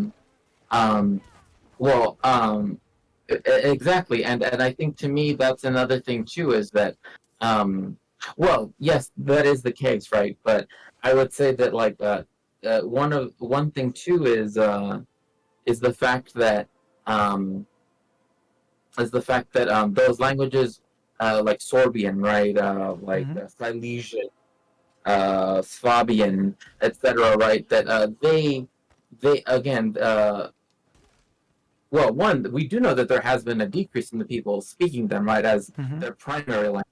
Yeah. So again, like, standardization does do that in general. Yeah. It doesn't mean, however, that it's going to go away in certain places. Well, in Europe Interesting. necessarily. Also, interestingly enough, like the Polish-Lithuanian Commonwealth had dialects of Polish that just ceased to exist with the partitions. That's another interesting. Right. Yeah. And that's what I'm saying. Like when, like, as soon as you have the nation state, like the bourgeois state, right? Immediately, and again, I think it's perhaps because I'm thinking more in the colonized world, particularly in the Americas, right, context. Yeah. Where, although Mexico sort of did it, like, I believe that from what I'm learning about Mexican history, I believe that Mexico still did it better than the US, certainly, like where all of the heroes of the war for independence, like the oh my gosh, can you remind me once again the name of the famous Cry of Dolores person? Yes, Hidalgo. Hidalgo, yes. Yeah, Hidalgo. Yes, Yeah, he was educated in indigenous languages, right? Yes. And that was I'm pretty sure that was not a thing that was done in the US. No, I mean, like, no. The U.S. has the Anglo sphere has always been about, one, getting rid of the other cultures that were there, and if they can't, getting rid of it by other means, so to speak. So, I mean, that's why there's this documentary that I remember I watched, and I remember when I heard this, and in fact, there's actually an article about this that's talking about how Spanish can be used in the United States as an act of resistance, right? As a political act of resistance in a Right. time when, you know, but there was this one where it's specifically talking about indigenous peoples, and they're talking about someone who was uh, Lakota, and that he remembers being in what in Canada they would call residential schools. In America, sometimes they would just call them Indian schools, as they would call them back then. And in fact, there are still major cities in the American West, right, that have like those as street names, right, like names of those schools, or even the name itself, Of like course, I know that. Canada has some really dark history of those schools, from what Right, I know. right. And so in the United States, this man, he starts crying because he says that he remembered that because they would physically hurt them when they would speak anything but English, that they stole his tongue, as he said, right, Yeah. through that violence, right. And also And you can imagine, identity as well. right, identity, right, and culture, right. I mean, like that's why there is I mean, this is why there is a lot of discussion that takes place with Chicanx in Chicanic studies, and also in alongside indigenous studies or Native American studies, where the discussion is if there was like how do we conceptualize the land that Chicanos call Aslan, that and the overlap that Yeah. is there with indigenous peoples, right? Yeah. And the thing is always that most people would say that the deference goes to the indigenous peoples, because of course the whole concept of Aslan is based on the idea of being an indigenous people as well. So anyway, Yeah. but it's like where like the reservation system in the United States and elsewhere, it's like that wasn't done out of an act of mercy. That was done as another way to legitimize Supremacy. their right, white supremacy, and to legitimize the genocide of the indigenous peoples. It was a way to exacerbate it, if Yeah. anything. Like Um, so, there's a thing in the chat, and I will also continue because the language topic is very interesting. Don't think this from Kidney in the chat. Don't think this is necessarily inherent to a bourgeois state. Specifically, it's simply inherent to the state period. It seeks to centralize and encompass all. So unified formalized language will be a predictable move. I sort of want to push back against it a little bit because like the Polish-Lithuanian Commonwealth was a state, like a composite state, but still a state. And it was like the whole point of the Commonwealth that it was like extremely decentralized, and it sort of it had baked into law by nobles for their own interests, but still like it ended up being a thing that it was baked into law that the languages of the so-called outskirts or any other people would be respected and not trampled upon. That is why the Lithuanian language was able to thrive within the Commonwealth, which is why um, Jewish people were able to use just Yiddish and without any. There was there's it's not an over exaggeration that's to say that like it was an extremely multicultural, multilingual like country as well. Like the Tatars that lived in the Commonwealth, they sort of transcribed, like they did, I think, use Polish as well, but they transcribed like the writings of Islam by using Polish and Arabic script, you know? So there was a lot of this sort of um, like because the nobles were terrified of allowing the king to centralize anything, so they constantly kept him in check to sort of like I think there was this saying that the like there had to be this um, certain balance between the king who had almost no power and the nobles who basically had the power, that the like the that the saying was that if the king has too power it will lead to tyranny, and if the nobles have too much power it will lead to anarchy. That's basically what the saying was, you know. Yeah, no, it makes me laugh because it's interesting because Mexico itself has had this issue since its founding, right? Where it's had two camps, right? The Federalist camp that wanted to have kind of like again the constituent states of the United Mexican States, as technically the official name of the country is. And then greetings, it is I, Comrades of Comrade Nebraska. Hello, Attack. It's so good to see you. Um, and then the centralists, right, who wanted the power that from the colonial period had always been in the nucleus of the colonial center being Mexico City, right?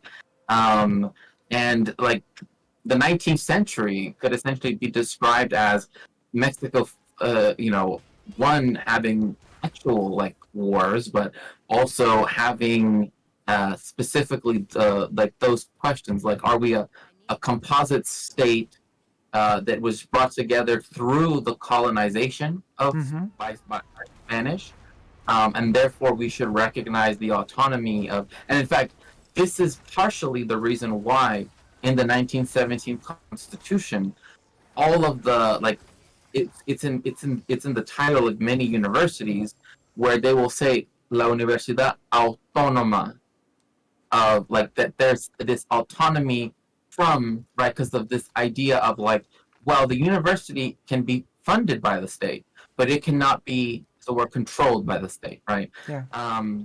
So it's like thought of in the Constitution where like the government cannot use money as a way to get a university to agree with it, so to speak, right? Yeah. And so there's a lot of things like that, and in the 1917 Constitution, but also too, and that's why like parts of Mexico have declared independence prior, like a Yucatan, for example. It was its own separate republic for a while, and it was trying to get, interestingly enough, England to help it, so that way it could. So that way England would invade Mexico and then let Yucatan be free, and didn't work out. Unfortunately, it seems. Yeah.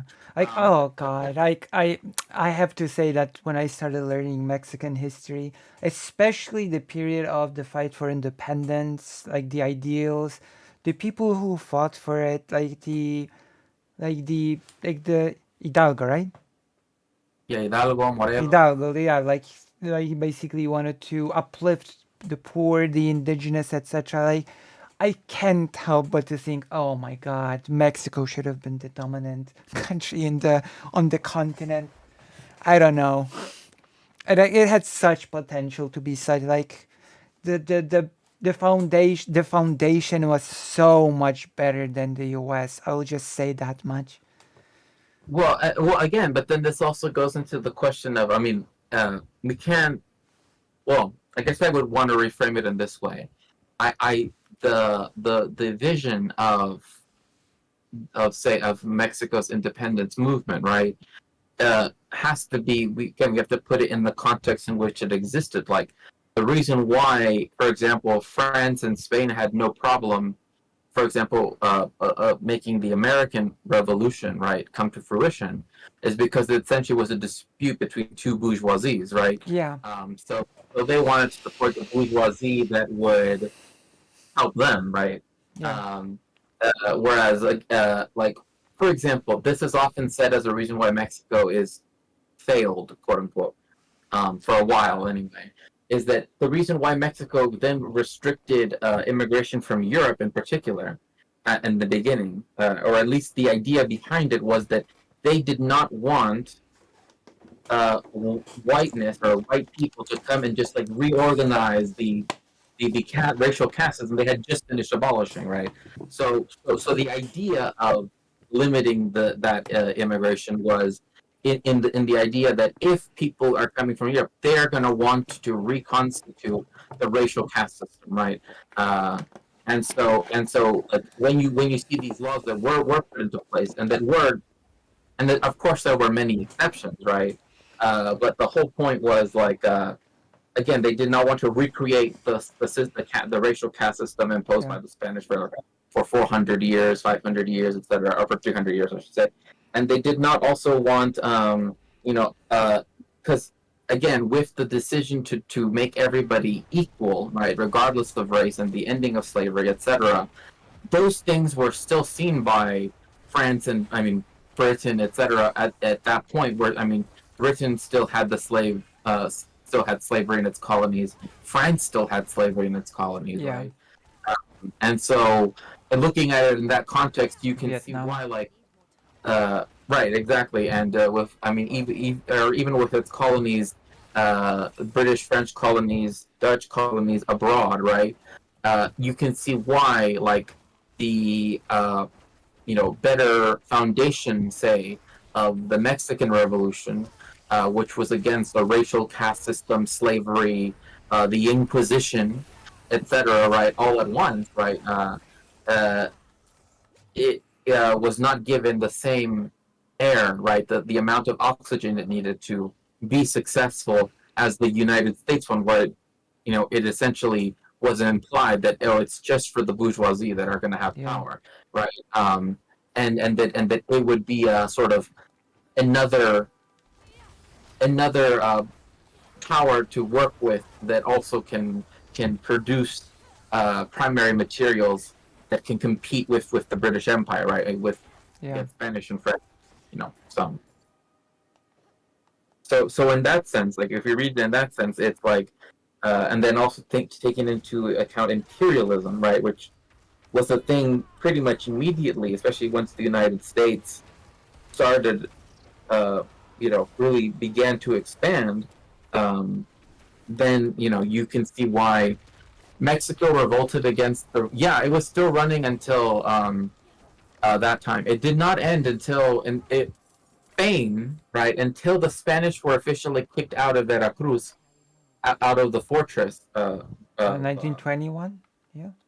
Yeah, in 1821, they still technically had the Inquisition going on. So, but anywhere that was liberated by Hidalgo and later Morelos, etc., and Guerrero, they already abolished slavery, the Inquisition, etc. It still was ongoing. They never rescinded the Edict of Expulsion until like 1968. Like way after. Is it 1978? I don't know. It's the year that ends with 8, but I think it's 78 because I think it was after Franco. So yeah, 78. So even Spain didn't get rid of it, and the Inquisition technically still exists. It's the office for the. Oh God, my goodness, and of course. Well, I mean, it still exists at the Vatican as an office. Like it's just been renamed now as something else. Right. Of course, as Karase has pointed out, there was a push in Hungary by Kossuth Lajos majority to create a Duna River alliance of states that would wish to have a baked-in instrument of respect of other groups. So not all states should be aimed to be the same national state construct. And another thing too is also within that context, if I may just add, remember that Latin America, due to Bolivar and as well as other people, right, want to unite the entire landmass, right? And that's still seen as a thing that is still an ongoing principle of the Bolivarian revolutions, right? But also of all of Latin America, right? Is the desire to not have to compete against one another, right? Like that's something that benefited the imperial powers of the time, for there to be small nation states as opposed to one large multi-ethnic, multi-racial, multi-confessional, etc., space. So even from the beginning, right? Even though Mexico, had to do the nation state thing, right? The things, the ideals for the unification of all of Latin America into one, I guess, state, I guess is one way of thinking of it, but one area is still something Yeah. that even to this day is still held in high regard. It's still seen as, I mean, there are still ideas of integration, as they would say in Spanish, right? Yeah, as To opposed unite. to immigration. As opposed to like, God, what's the word? Integration as opposed to assimilation. Yes. Right, and so that's where, like, this is why, like, and I don't think that these are good equivalents, right? But like in modern time, I think there are things like Mercosur, which allows people in the Southern Cone, in particular, to travel to each other's country, right? To live in each other, kind of like the European Union, but it's in South America, right? But then there are other such things that are working, that the ideal of that, of having, like, why is it that when we were all colonized, that we were all together, right? Why is it now that we are created into these artificial nation states? Yeah. And so that's where all of the ideals can be put together, and then be thought of in a larger, wider context, right? That Latin America and the Caribbean, by extension, want to be, like, essentially the Latin American Caribbean Commonwealth, right, so to speak. Yeah, and then, like, ironically enough, the main part um, that sort of bears the main part that prospers in the nation state is the state, basically, because the nation is like a tool. The more homogenic the nation is, the easier it is to control. The less friction you will have, the less different sort of opinions and beliefs you will have to deal with. It's just an easier group to control. Right, and not only that, but it also begins to allow you to do, one, the centralization, which, again, the Yeah. Inquisition helped, right? And also capital accumulation. Yeah. That's something that also occurs in that context, which is why, again, like, the problem that a lot of people had with, like, the Haitian Revolution, like, I think emblematically the Haitian Revolution is, and the reason why, for example, Haiti is, to this day, is still held in very low regard, even by people who claim to be very, progressive, etc., even leftist, is that Haiti is perhaps the a case to show how all the imperial powers came to are willing to sink their differences together when it came to singling out a state that a revolution that actually upheld. I mean, like I'll never forget it. I'll never forget this story that CLR James brings up in the Black Jacobins, and it's that Napoleon, who's often seen as, like, the apotheosis, right, like the highest representation of the. In fact, in War and Peace by Leo Tolstoy, Count Bazukov says, Napoleon rose above the revolution and put to an end its excesses and blah blah blah. Right? Yeah. He was like the summation of it, right? The culmination. Is that when after Napoleon had sold off Louisiana to the United States to get the money to then send the French army to go retake Saint-Domingue, or what is now called, which now includes the Dominican Republic in the east and in the west, Haiti, is that when the French soldiers were marching towards on this beach, right?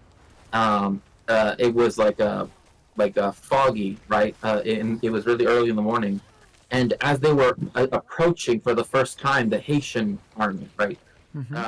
They heard them singing. They heard the Haitians singing La Marseillaise, which is now the national anthem of France, which is the revolutionary anthem of the French Revolution. Like, Right. they were the ones singing it. They're the ones, like, oh, have you come here to join us in our war to liberate ourselves? And it was no, right? Like the Haitians were the ones that actually upheld the revolution. They were the ones that rose above and etc. Um, and France made sure that it never, I mean, it tried to stuff out the Haitian Revolution, and that's why, like, even the U.S. and Canada, etc., to this day, I mean, it's been taken out of the news cycle, but like, Canada sent like military equipment to essentially install a police state in Haiti, right? Right. And then you also have Papa Doc and Baby Doc, right, in the late 20th century by the United States, right, backed by the United States. So again, like, we also have to take those things into Yeah. And consideration. of course, you have one of the things that I can look at and say, oh, one nice thing that happened was when in the Haiti thing, when the Polish soldiers sort of, because Napoleon was a big figure for Polish people because he promised to recreate the Polish-Lithuanian Commonwealth, right?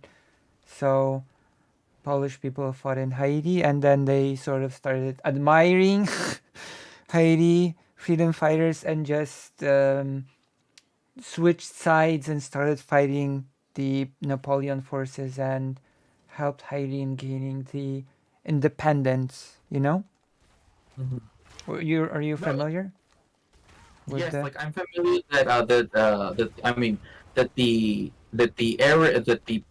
peoples that were included were people from the rest of the what at that time was like the Napoleonic uh like Europe, essentially, like pretty much all of continental Europe. Um but I didn't know anything. Oh, I mean, I did know that historically the Polish people did view Napoleon as a way, because I think it's the War of the Second Coalition, where he was specifically trying to defeat Russia. I mean, before 1812, right? Before all that. It's like it started from the fact that Napoleon has officially said that the partitions were illegal. That was one thing, and he also promised to recreate it, and then he created the Duchy of Warsaw thing as well. Right, right, yes, yes. The Grand Duchy of Warsaw, which is then later which was the part that was given to the Russians Russia, later yeah. on. Yeah. And but Um, still, even with all that, the Polish soldiers in Haiti were like, "Wait, these people are basically like us," and just switched sides and started fighting alongside them. You know? Right, and this is the reason why a lot of people who are from countries like Poland, right, from the former Yugoslavia, etc., Ukraine, why when they often will go to places like Latin America, they will feel, and like, for example, the reason why many people after the Cuban Revolution became like, like people who, for example, were very much opposed to the governments aligned with, well, the Warsaw Pact governments, right? Um, Thought that, well, now that socialism is being tried in Cuba, right, that it Mm-hmm. can't be the same as it is in Eastern Europe, because Yeah. it doesn't have that, obviously, you know, uh, kind of ignoring the whole Khrushchev and Fidel being, well, at least, sort of being friends, right? At least knowing of each other and relying on each other. But like, that's why many people did move to Cuba at that time as well, because they were disaffected with the Soviet Union and the Warsaw Pact, but they still, for example, Mm. still thought that perhaps in Latin America, right, that the oppression, right, that the shared oppression that they had of not being allowed to express themselves nationally, et Right. cetera, or whatever it might be, that they could actually find it in a socialist sense, right? But also, too, I would say this is also why you have during the French intervention which is happens within the span of the American Civil War, because the United States cannot imperialize Latin America on its own at that moment. That's when France decides to install Habsburg in charge of Mm. of Mexico. Is that they also brought a lot of colonial soldiers as well, and when like famously, people remember the Battle of Puebla because that happened on Cinco de Mayo, right, the 5th of May. But what actually ended up happening is that many of the soldiers who were from, again, from France of this time, and who were also from other, allied countries, but mostly were from France, is that some of them, that's actually what started, for example, the usage of specific type of clothing, right? Because then you see soldiers staying in Mexico, like they go there and then they realize like, oh no, like they kind of do that meme like, Are we the baddies? yeah, exactly. And then they're like, oh crap, we are, right? And then it's Yeah. like so that's something that ends up happening quite a lot, like when people try to do something in Latin America. Is like, I mean, that's the reason why, for example, Che became radicalized, so to speak, by going to more Latin American countries, right? Yeah. By seeing the oppression as it went on, as opposed to just staying in Buenos Aires, just staying as a bourgeois, as a petit Also, bourgeois. I'm not sure how much it happened in the Latin America, but like the Haiti thing sort of was a reverse um, example, because we have whiteness that can be taken away and given, etc. Right? We discussed this Yeah. at the beginning of our talk, and in the case of Haiti, when the republic was formed, the Haiti Republic was formed, the Polish soldiers that sort of helped to win the fight for independence, the Polish soldiers were given the official legal status of black, Right, interestingly because enough. they were like the first black republic in the world, right? That's Yeah, I and mean that's not and the Polish soldiers were like light skinned, obviously, were given like the official title, like in it was, yeah, it was just official in law. They were given the status of black. but I think it's important that it's interesting because that disproves a lot of the people that talk about like anti-white racism, right? Like in the sense that it shows how that category or the categories, right, that are race, right, are by definition social constructions. Yeah, I think so. Yeah, I believe so. Yeah. Because what allowed them to be oppressed, right, was the fact that they had become by via the Europeans black, right? Like there's nothing to say Yeah. that someone from northwestern Ghana and southeastern Botswana have anything in common except for the fact that they happen to live on this vast landmass. Yeah, Africa is big. People often underestimate just how big Africa is. Right, but I mean, but even so, it's like people like yet people who would often bring up the idea of anti-white racism are like, oh well, this town in Italy is like a million trillion percent different from this village over here, and it's 3 miles away. Right? It's like you know what I mean? It's like this very strange Yeah. thing, but it shows that the reason why like this is the reason why the violence against Haiti never ended is because is because of that idea that now an oppressed people, like an oppressed category, could now become equal to the oppressing category. Yeah. And that's why you see in a lot of the places in Latin America where they immediately want to, either snuff out the revolutions, or, in the other case, they want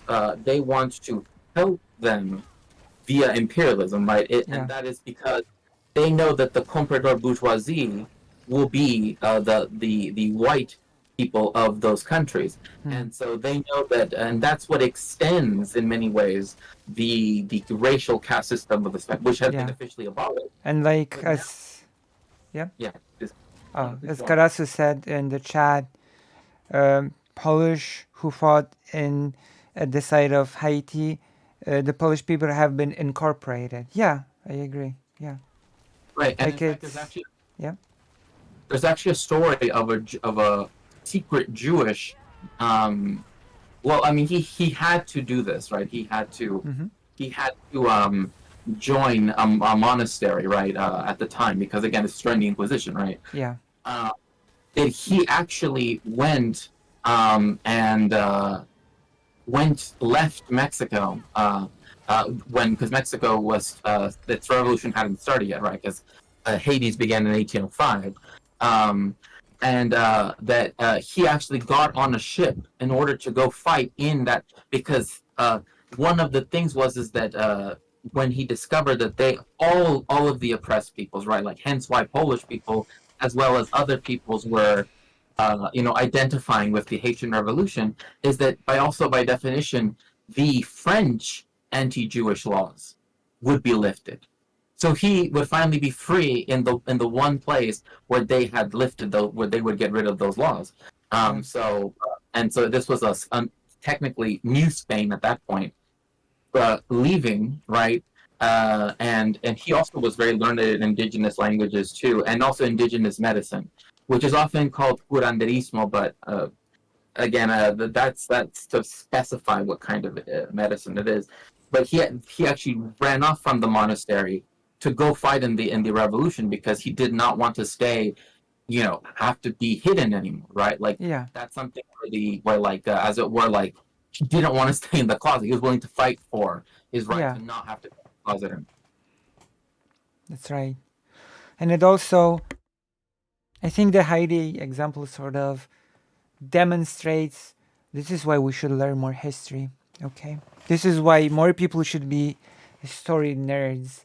Because this example just disproves the narrative that is often sort of, well, mostly by bigots, but that, oh, if the minority group that is being oppressed will win any sort of freedom, they will exact revenge against the, well, no, that's not how it works. Like when the when Haiti became a republic, it didn't turn around and, well, you Polish soldiers might have helped us now, but that you were part of the oppressors, so guess we're just gonna have to kill you all.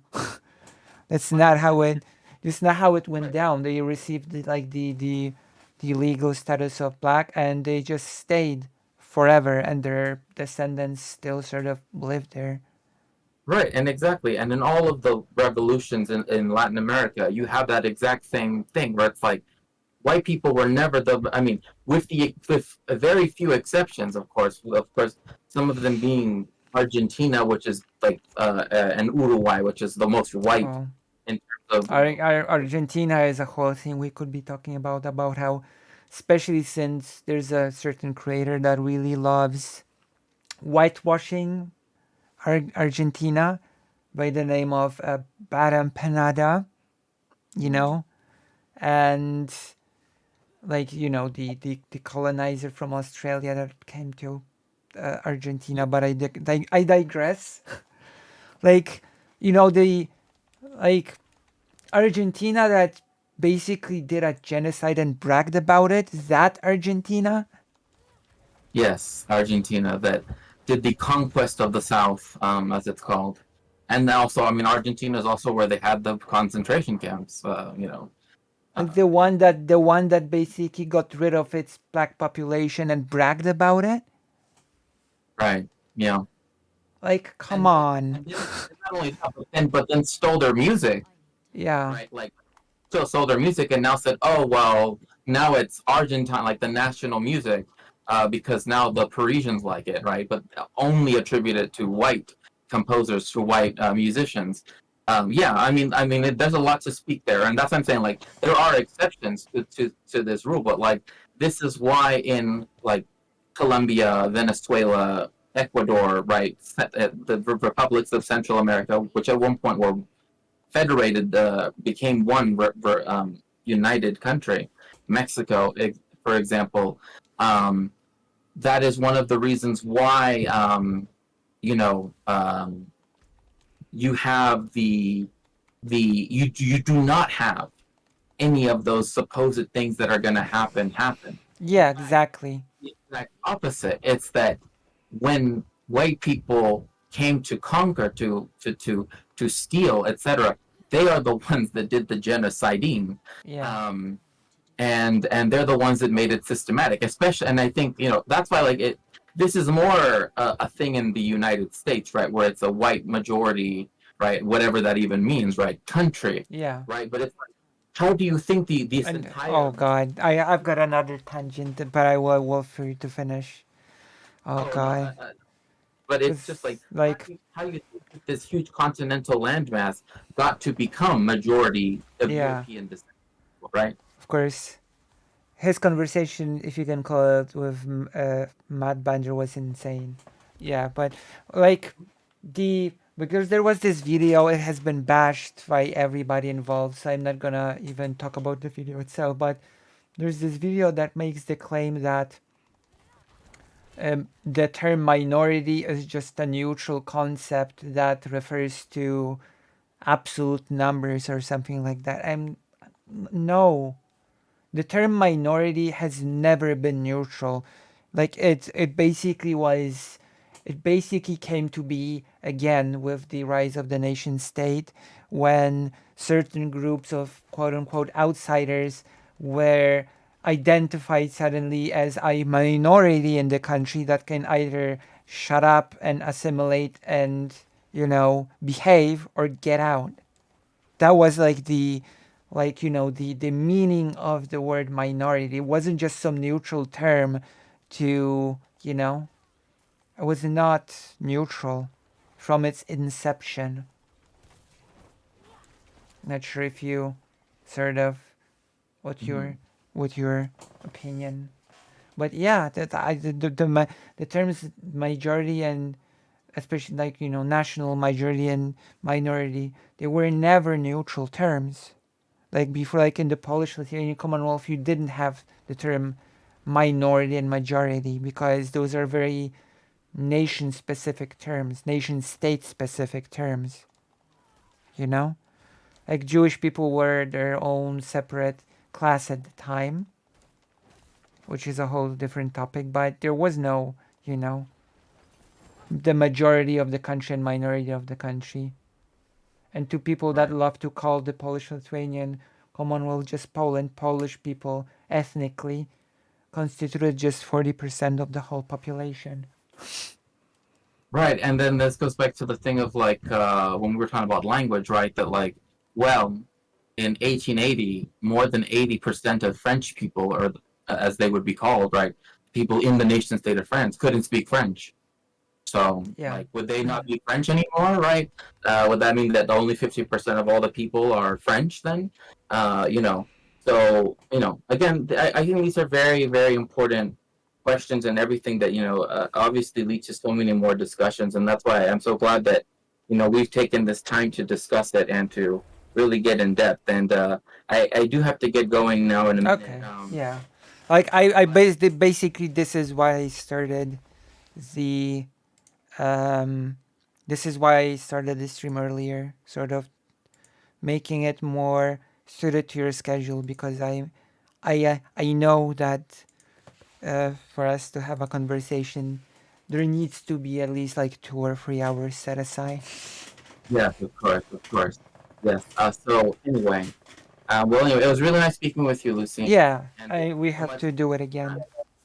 Definitely, always. Oh, the invitation is always open. True. And also, Chad, thank you so much, everyone. Oh, hi, the Cubit. Oh, we're doing great. Thank you. And so, yeah, thank you again, Lucy and Lucy, and your Yes. chat. And before we go, I will leave you with this bittersweet treat of telling you that there exists in the ether the Bad Empanada video that he did about me. Oh, right. So if you ever wanna sort of in your moments of when you like want to watch something, you can always turn that on and cringe a bit at what's happening. Okay, sounds good. Okay, well, Okay. thank you very much. I'll see you soon. See you. Bye bye. Bye bye. Okay, I have to now disconnect and I have to turn myself. Now I have to be turned on again on the camera. I don't know. I'm a bit sad about the kitty, but she was so beautiful. My goodness, she was such a beautiful kitty. If I found any other pictures of the cats that I had. I will certainly put them on screen. So now the plan is, where's the plan is now that I will go to the toilet, and then after the toilet we will take a break by sort of enjoying some Resident Evil, not Resident Evil, or maybe, okay, some Diablo, then maybe Resident Evil. I think I'll play Resident Evil at the end of the stream. We'll do a chat talk, and then we'll do like a video. There are some videos that I want to go through, and they need my attention. Whiteness constructed as a racial majority subverts democracy. Thank you for being here, and I hope you stick around because there's a lot more to go through. There are a lot more things that we have to go through. There are tons of things. Okay? There are so many things that you would not believe how many things there are. More than you can count, more than you can imagine. And of course, we'll be taking HRT on stream, which became sort of like a little bit of a stream ceremony of sorts. Me showing people how HRT looks in practice, which is pretty mundane. All right, I'll be right back. It's time to toilet. It is toilet time. I'll also grab dinner. I'll be right back.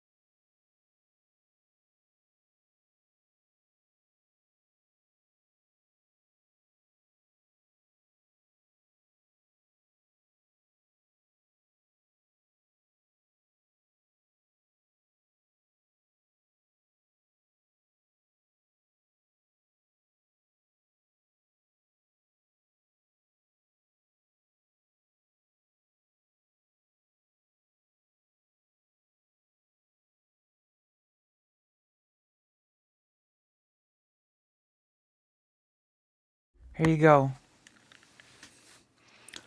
I had to get a pill box thingy for each day of the week because I keep forgetting I've taken my meds. I'm an old man. I genuinely think that the pill box is helpful. I once missed a dose of HRT and I felt bad about it.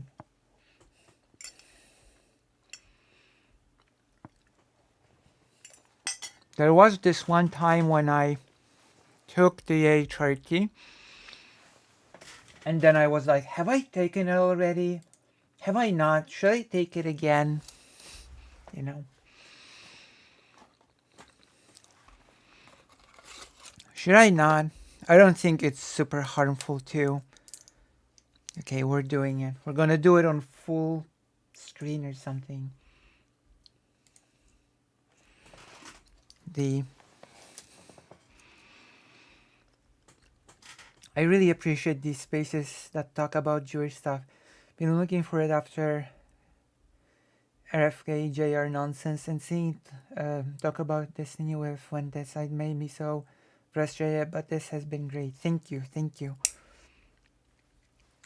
I do really love these discussions as well, especially since I myself am sort of exploring my Jewish heritage. So for me, it's also like an exploration.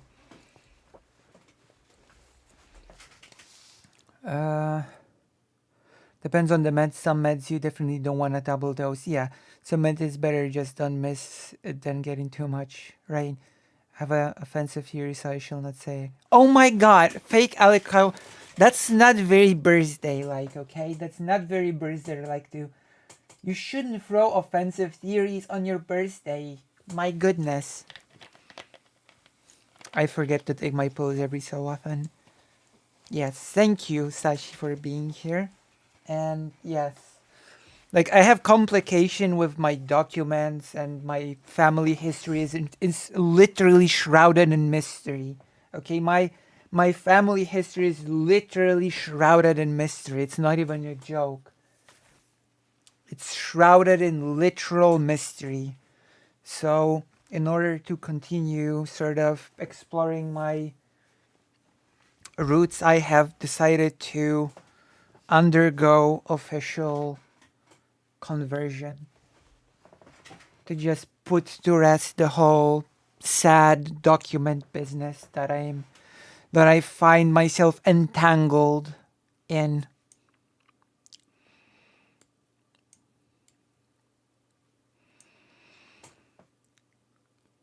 That isn't that the best way to say stuff like that? Well, okay, shoot us with your offensive theory and we'll judge you. There are pill bottles that I have a clicker or timer whenever they open them if anyone is really struggling. Yeah, I think I like those sort of things. Okay, I'm putting the pills in my mouth and water drinking. I will eat some Pepsi with dinner. Drink, not eat. Drink some Pepsi.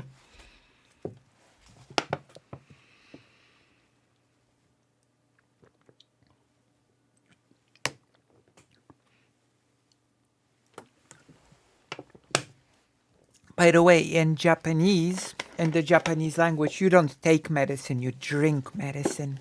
In Japanese, you drink your medicine, not take it. It's true. It's absolutely true.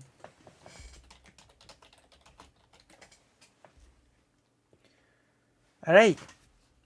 So now we can... Also, at some point, I'm going to have to tell you this story. This mantra story about how doing nice things leads to nice things, because there's this saying that goes, no good deed goes unpunished, and you can DM it to me, fake Alec Kyle Parker. You can DM it to me.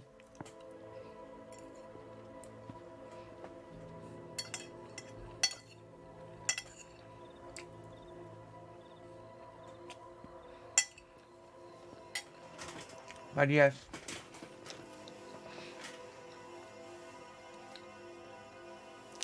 There's a saying that goes, no good deeds go unpunished, and I have a counter story. So at some point today, I will tell you the story of how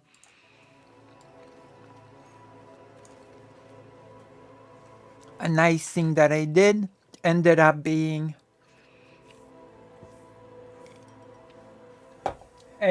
returning to me as a nice thing happening to me, you know? Which is pretty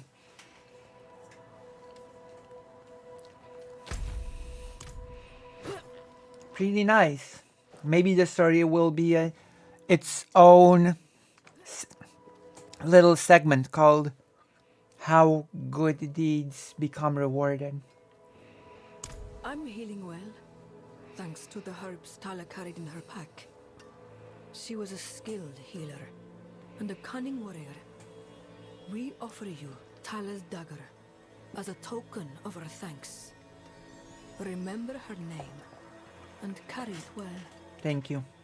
I don't use... Oh, I do use daggers, actually.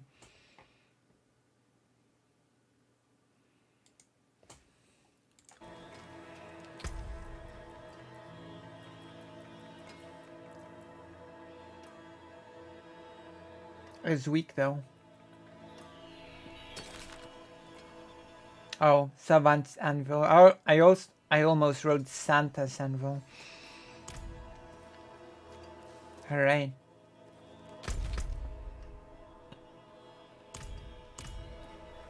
I checked everywhere, sir.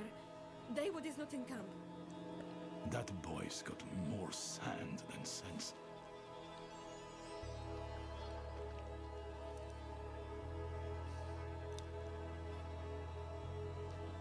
Ah, that is the, oh my gosh, how to say, that's the twist of my story. There was absolutely no expectation. That boy's got more sand. No good deed should go unrewarded, and no good deed should be done with the expectation of being rewarded. True. But the twist of my story is that there was no expectation. That's the big twist of the story. Any expectation was impossible, basically. Dawood is not in camp. That boy's got more sand than sense.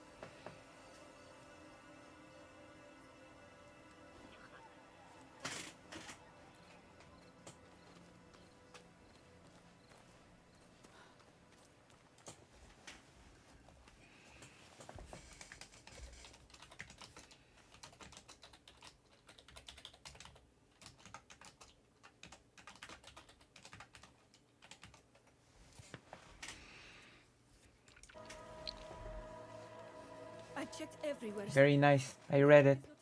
You are cancelled now. Boy's got I will make a video essay about you, don't worry.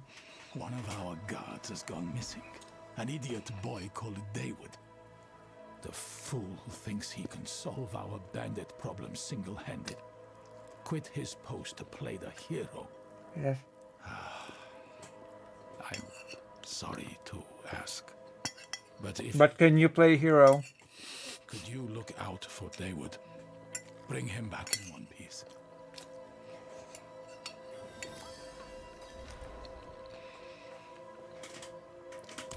What a stupid kid playing hero. Oh, hello, stranger. Can you play hero? My goodness.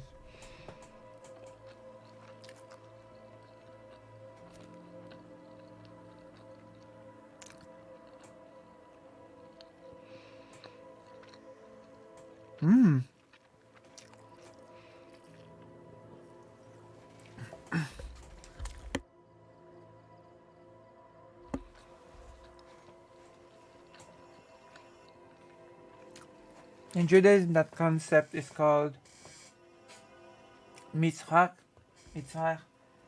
Goret, mitzvah. One good deed leads to another. Also, sometimes means if you do a good deed, you form a habit or set an example for others. Oh my gosh. Now you really want me to go on a tangent I need more time. about how Judaism sort of views certain things, which in a much more healthy way than Christianity does. I need more time. I might save it for another talk with Shakespeare, but there's, oh god, that's a whole topic that we could go into. I need more time. Very, very interesting topic, I might add. Shakespeare, come back. But, okay, I will tell you my story now. You've been waiting for the story all day today. Well, you actually have not been waiting all day, but I will tell you my story, okay?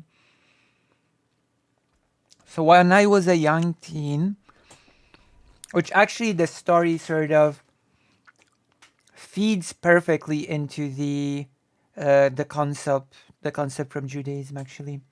Mitzvah, goreret, mitzvah. You know, I was on a tram as a young teen, a wee little giggler, and there was an elderly woman that was sort of standing by the exit to the tram.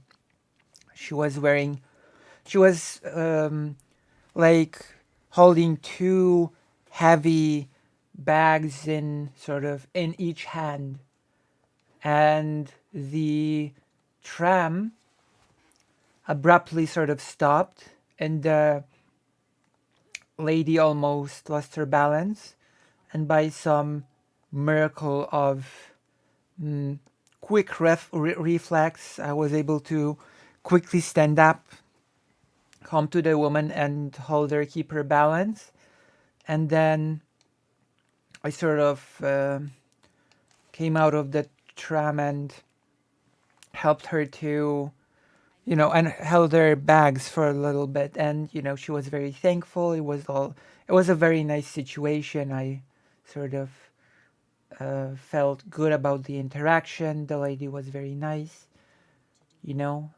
basically the deed was helping her not to fall, and then holding her bags for a while, and then we said our goodbyes, and I went to a little store.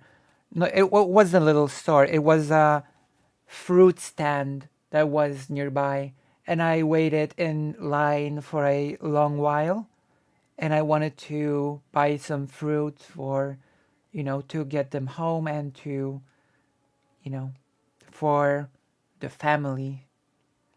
And when I was doing the shopping, the fruit shopping, suddenly I sort of realized that I don't have enough money. I didn't have enough money. I was really sort of nervous and desperate. And suddenly the lady that I helped on the tram materialized almost like out of thin air. I think she didn't have the bags anymore. Like she just materialized next to me, right? Like out of nowhere. And she just paid for the things that I needed.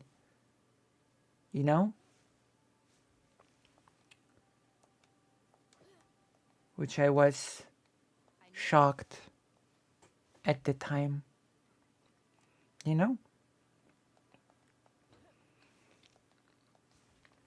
And I think it sort of demonstrates the one good deed leads to another. Does that make sense? I feel like I've hyped up the story so much that it's sort of underwhelming if you think about it. But,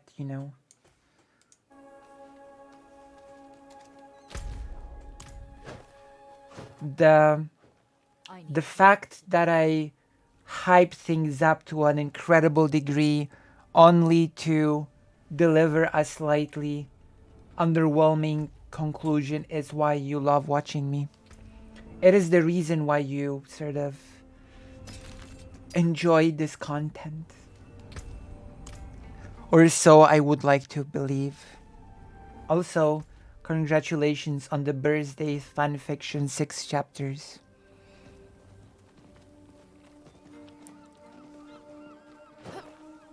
It was, thank you. Thank you, Palm Dad.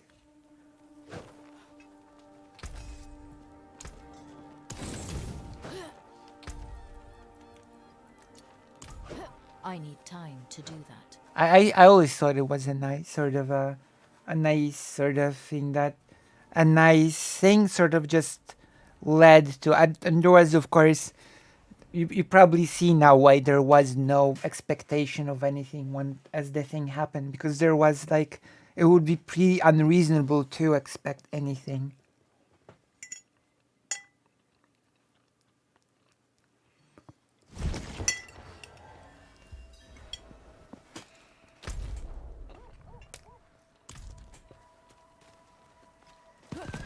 Not while I'm in town. And now, oh, you know what? I need more time. We'll do some Diablo.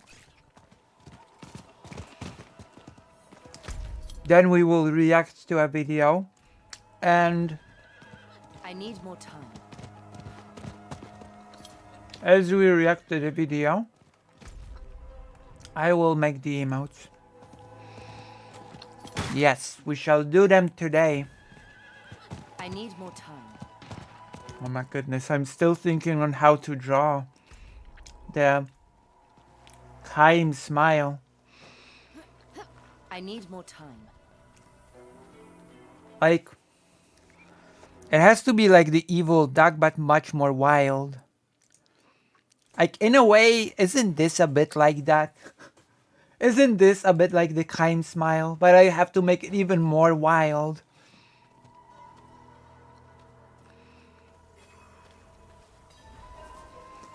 What is the outrageous video? Wait.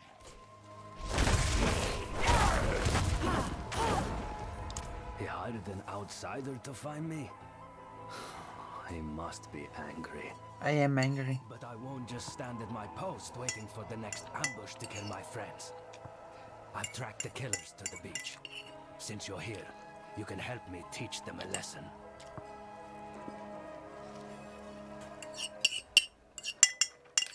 What if I refuse?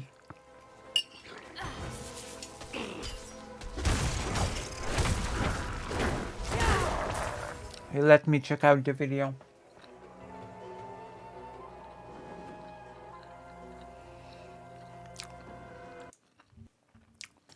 We will make all of the emotes. Okay, let's watch it on the stream.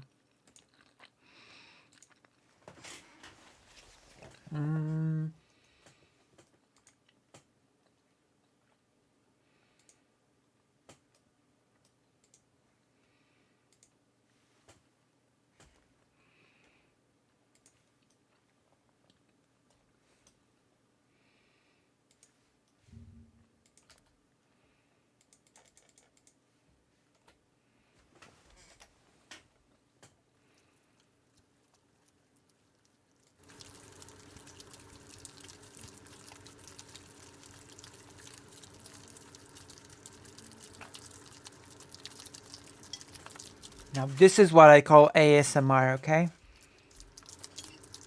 This is good ASMR.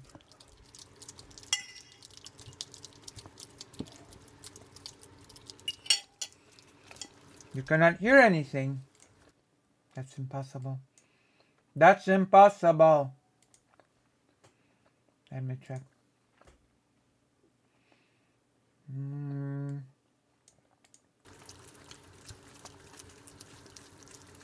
You should hear it.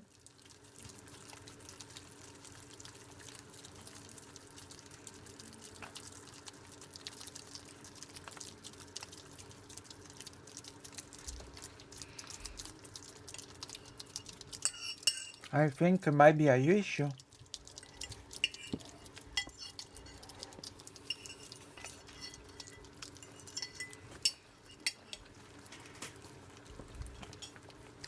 What a nice ASMR session.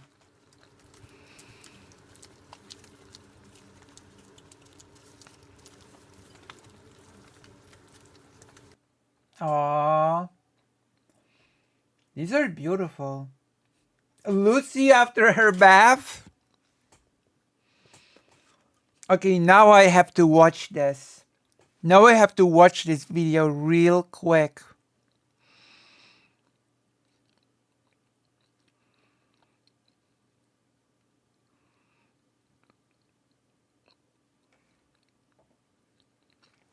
Okay, Lucy after her bath. Let's go. This is our video. This is Lucy. She's had a bath, so she's getting a blow dry. That's me. As you can see, she's a lot bigger now, but unfortunately, she's gotten a little bit fat. Excuse me? I'm sorry. What did you call me? Now I'm just angry watching this video.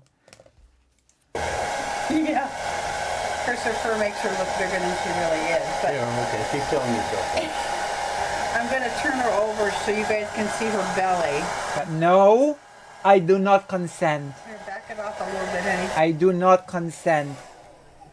We need to show your pretty No, belly. oh, what the hell? Oh, look at that belly. I don't consent. Stop it. Look at that. Say hi to everybody. Say hi to your fans. Yeah, say hi to your fans. I know, huh? I know. I know. Okay, get her whole body. Okay, at least that was said clearly. I've got a beautiful body. I know it's just being nice, but Yeah. She just is little Lucy Lilybug. She still can't walk. I don't know if she'll ever walk, but I can walk. she's a good girl. And by no means is she emaciated anymore. Anymore. She's breathing hard. What are you doing to me? Okay, goodbye. Oh, wait. Look at the wink at the end. Goodbye. Aww. I know what when cats wink, it means that they like you really, really a lot. When a cat winks, it means the cat really likes you.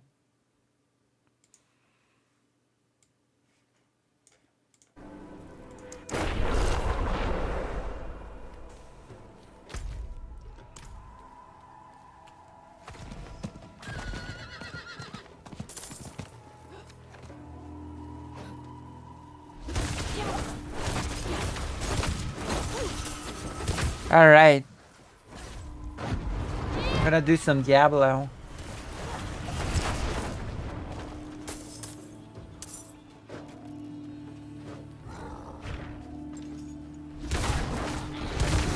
I'm not ready yet.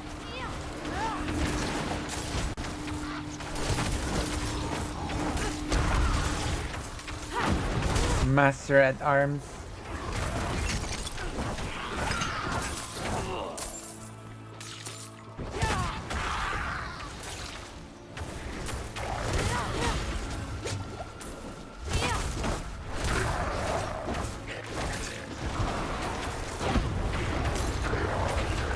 I'm not ready yet.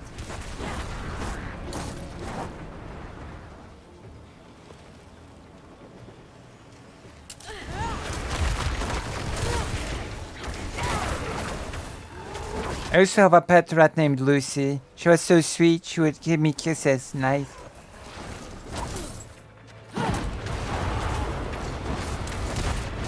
Yeah, maybe that is why you watch me. Out of the nostalgia for the pet.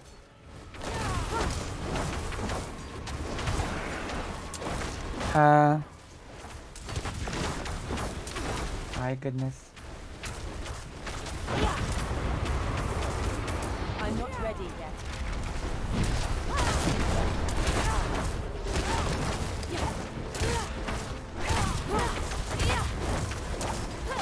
Alright. Crows, you bastards. Let's hope their friends find them rotting in the sun. True. We should report that. Yeah. I'll see you, you pervert.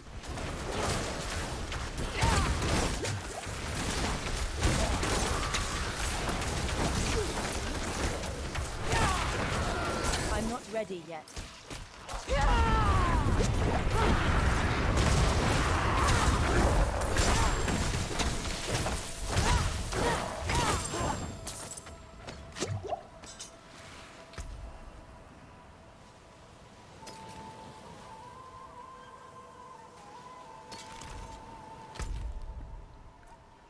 Let's teleport to the camp.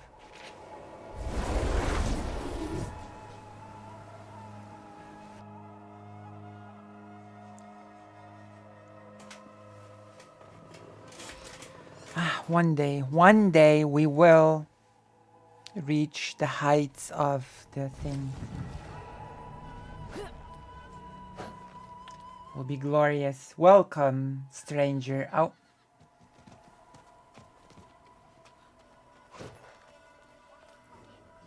Did the wood give you his report? He did. And he'll be on double shifts until his excuse for a beard turns grey. Damned idiot smiled when I gave the order. Said his post should be much quieter now, after your victory over the bandits. It will be the opposite, I assure you.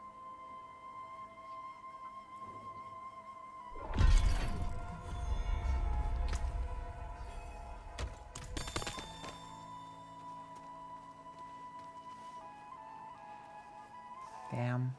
That's harsh. Wait. Oh, we're doing good. When is there not trouble? I told the men I'd pay double for the head of that big ugly skeleton in the tar pits. All I get are excuses. If it's so easy, you kill it. It's on fire. Uh-oh. See? Excuses. If you go kill the bastard, I'll give you the reward instead. Okay. I'll handle it. Oh. Not while I'm in town.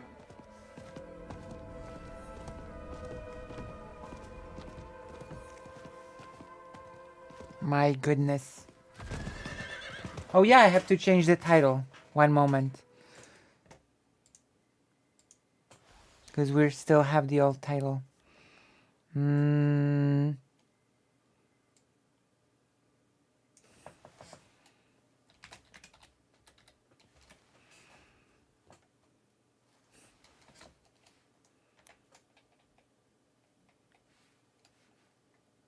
There we go.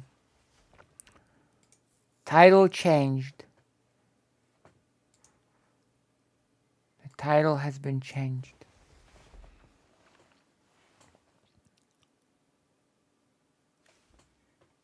Huh?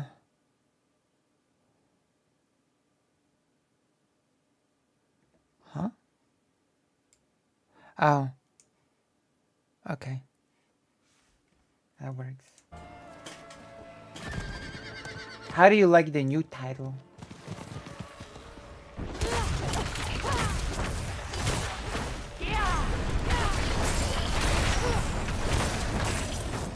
I had a feeling that would be the quest, by the way.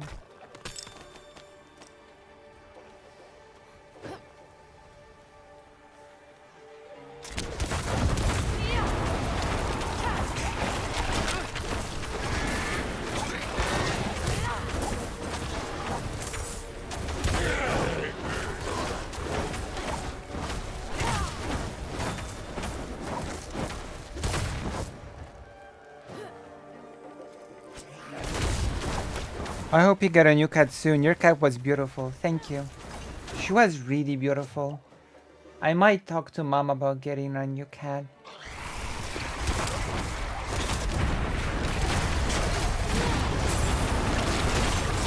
We knew her from birth.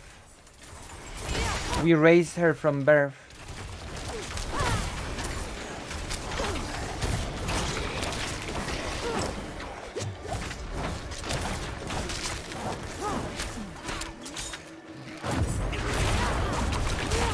One of the cats that we had was a cat that was basically like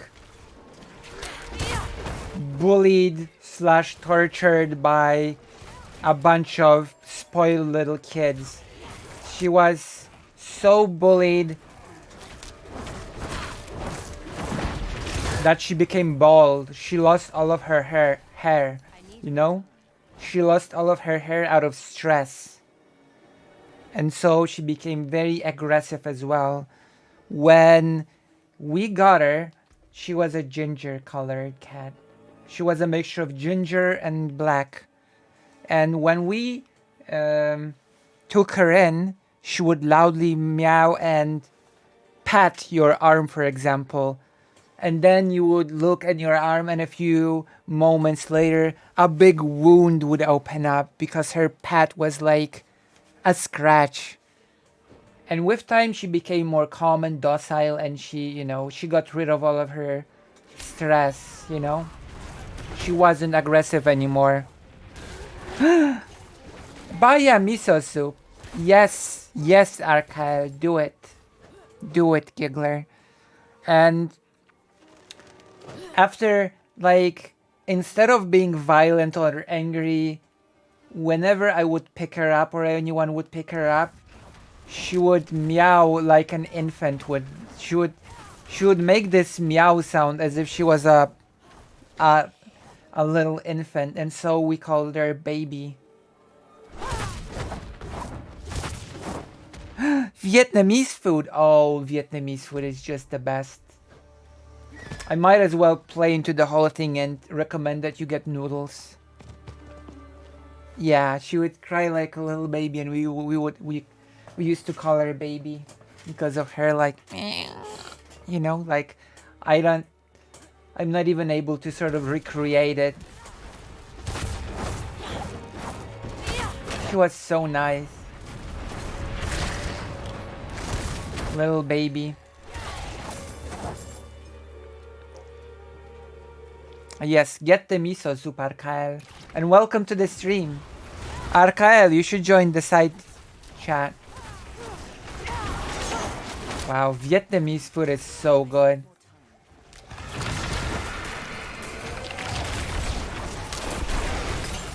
Last time I ate Vietnamese food was at my friend's restaurant. And he told me that it was a double occasion because he said that I don't have to pay for anything, that it's all on the house. And also he lent me his PlayStation 5 at the same time. So that was nice. A nice day of being treated to his restaurant food and being able to borrow the PlayStation 5 console to stream all the nice games for you all. I need more time.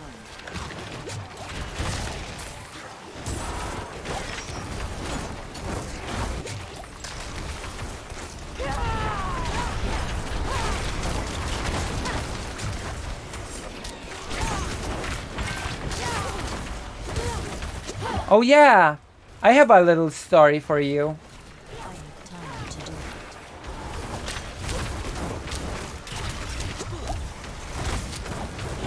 Food is such a weird thing to try and claim unilaterally, I know. I should cook noodles. But I have an interesting story for you. I need time to do that. Because Danderhall said jokingly that if all YouTubers would be snapped out of existence, it would make the world a better place. And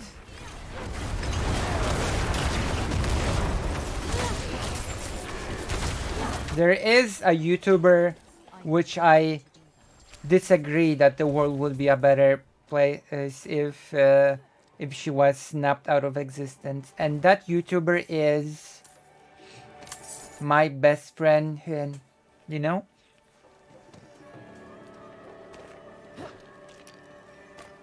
She makes such wonderful videos that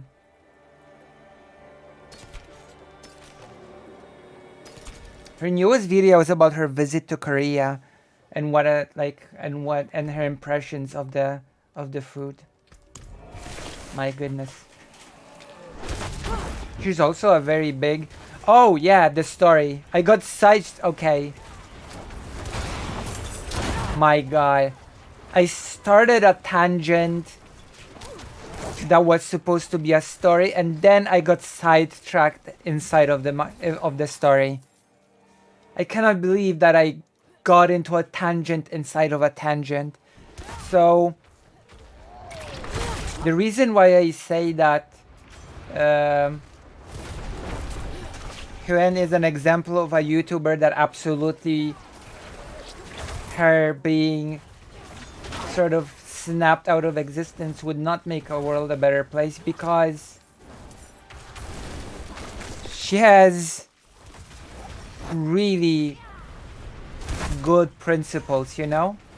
Like the Polish public far-right TV station offered her a the public TV station, the far-right Polish TV station, offered her a sponsorship and a sponsorship deal, a sort of collaboration deal. And she said, no, thank you. She declined, and she said, I cannot work with you because you stand against everything that I do. You know? You stand in opposition to everything that I, believe in, to everything that I stand for, and she just refused the deal. You know? Which I think is amazing, you know?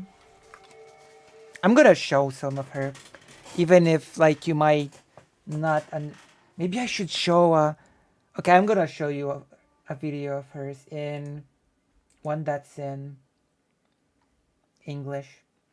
We're gonna watch a hand video. I know which one.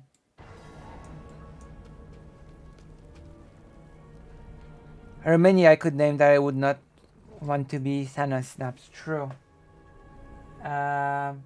React. We're gonna take a look.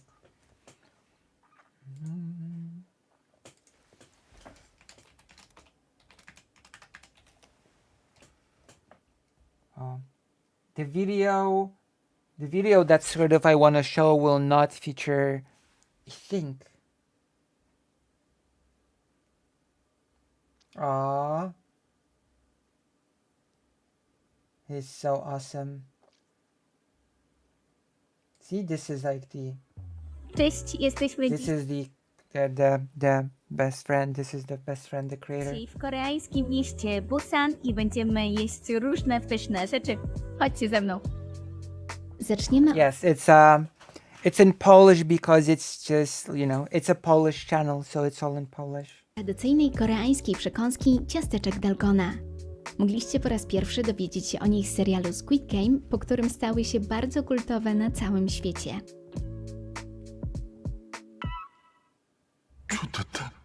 Do ich zrobienia wykorzystuje... See, she's explaining how the thing showed in Squid Games is made. się jedynie cukier oraz sodę oczyszczoną. Sprzedawca spłaszcza uzyskaną masę, Yoink. a następnie odciskuje na niej wybrany symbol. Like such a nice video. Bardzo dobre. Ciasto jest takie pate i delikatne. How do you like the Polish language? You have a chance to sort of judge the Polish language. 760,000 subscribers. A really big Polish YouTuber. Jak polskie knedle. Z nacieniem truskawkowym, tylko że tutaj jest fasolowym.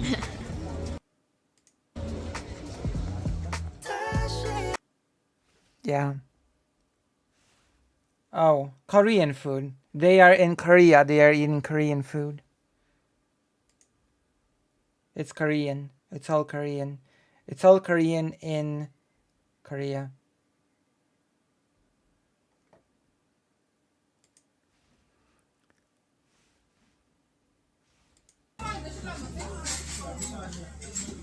I dam jeszcze trochę tego oraz tego sosu. Dobra. Zawijamy. Oh, that looks so good. Oh my god. Oh god, that looks so good. Czułam gumowatą strukturę skórki, mi trochę przypominało wgryzanie się w żelatynowatą oponę. Co prawda dodatki były smaczne, ale w połączeniu ze skórką zupełnie mnie do siebie nie przekonało. Okay, she says that it's not that good. Bo ja nie lubię takiej żelatynowatej konsystencji w daniu po prostu. A gdyby to był no cokolwiek innego, boczek, ryba. Przygotuję sobie papryczkę od razu zagryzienia.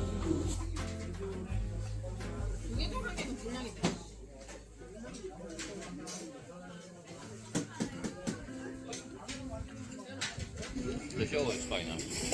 No.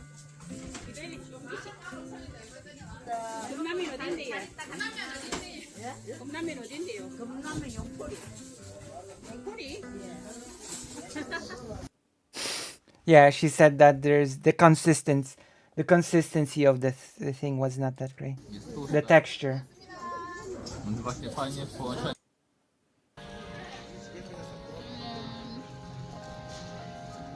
Na razie jeszcze nie mam nadzienia. Ciasto jest dobra, krupiące. Z zewnątrz, w środku takie chyba z mąki ryżowej.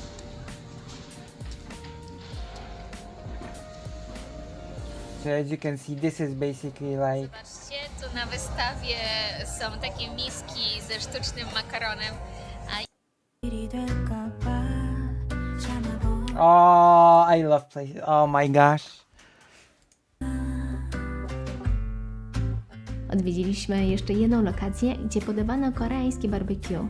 Gdy wchodziliśmy, nie byliśmy świadomi, że tutejszą specjalnością były podroby.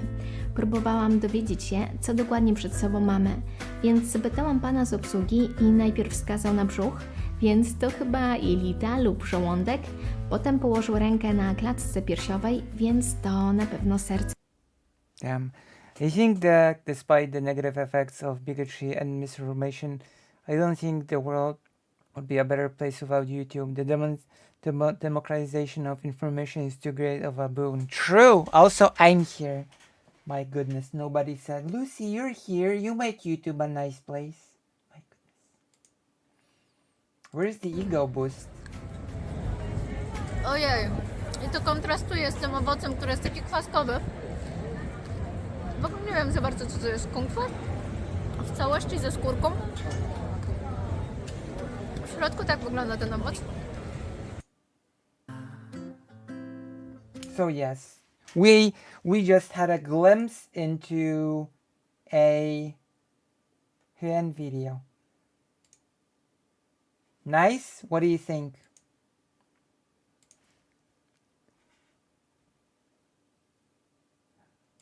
Nah, Zanderhal is nice. I like Zanderhal.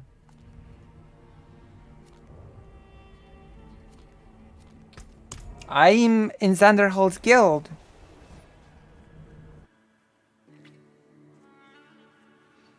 Some of it look good, some of it look... I don't think any of it sort of looked weird visually.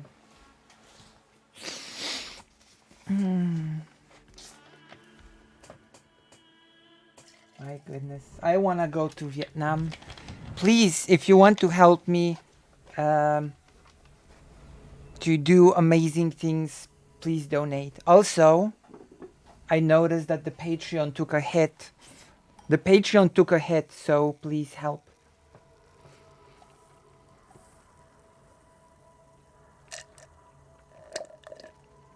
Being nice and being evil are two different things. My goodness.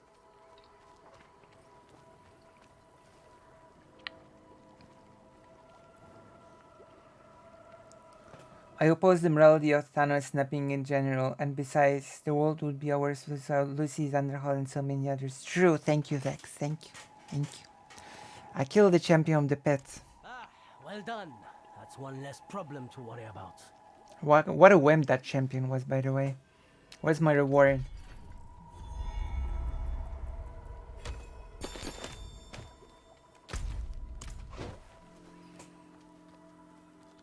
Despite the toxicity in the space, it's neat, positive, and I'm grateful for it. Thank you. Thanks to my micro size, there's relatively small amount of toxicity here in the giggle space. The giggle space has relatively low levels of toxicity thus far.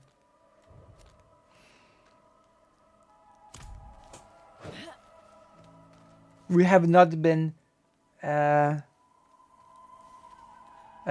by any creators so far. I think there probably have been some negative effects on things like the beauty YouTuber space, but also there are positives there too. Right.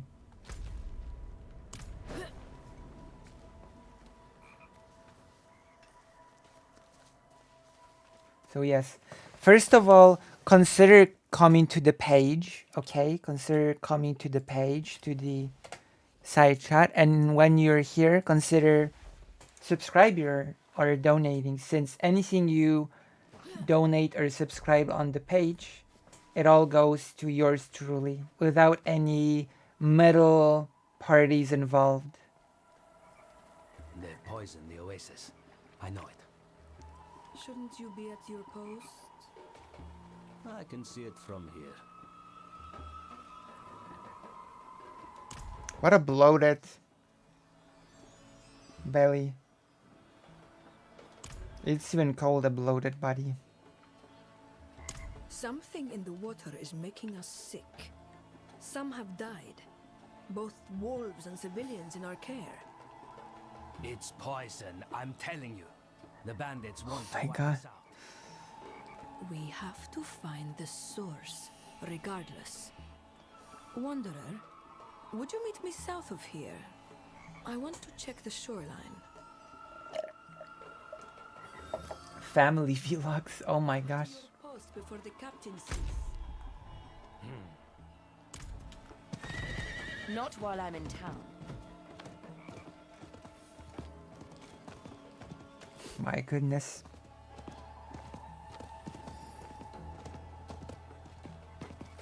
That's true. That is actually true. They are doing that.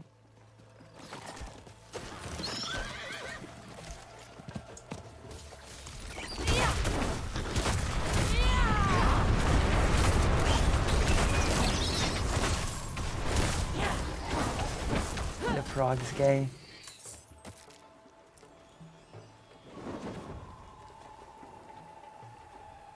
I can find no source from the shore. The poison seems to flow in from under the water. Let's keep looking.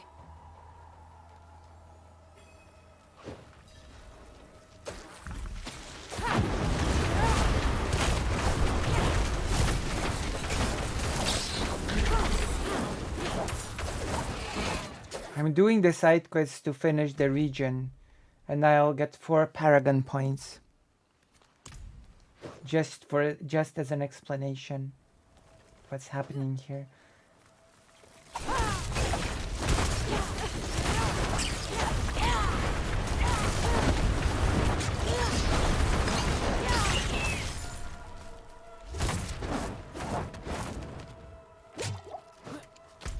And we'll be starting, once I finish all the things here, we'll be starting the first season that has probably already started.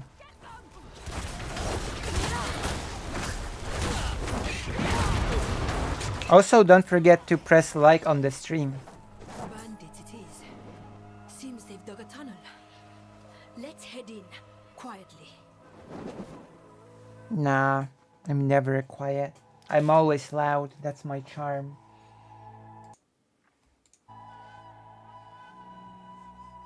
Never quiet.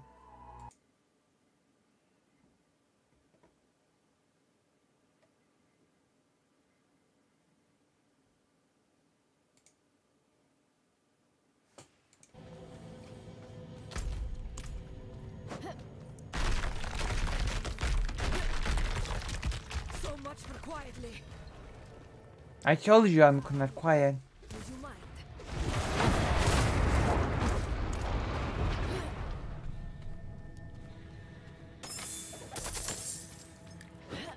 I wrote this for one of my characters in my fanfiction, and it made me thought so much. What do you mean? Listen, I may seem smart, but I'm really smooth brain. What?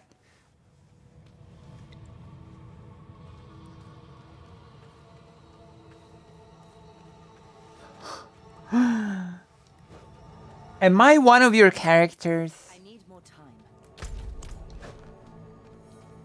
Admit fake Alec Kyle Parker. Am I one of your characters?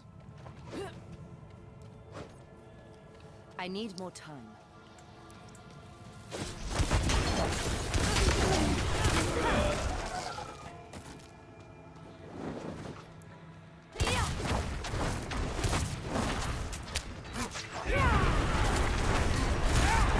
Nope, the only insert from real life is Dylan and Xander Hall. I'm not even an insert. I cannot believe this. Demon maggots? This is the poison they're feeding us? We must find every cage. Destroy them all.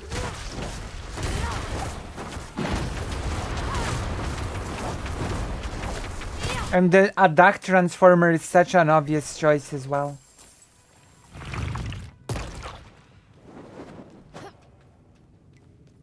Duck former.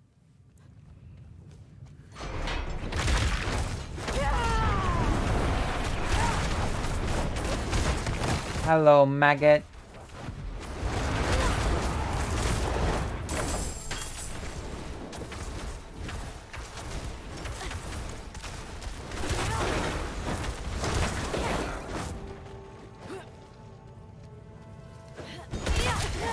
I'm not ready yet.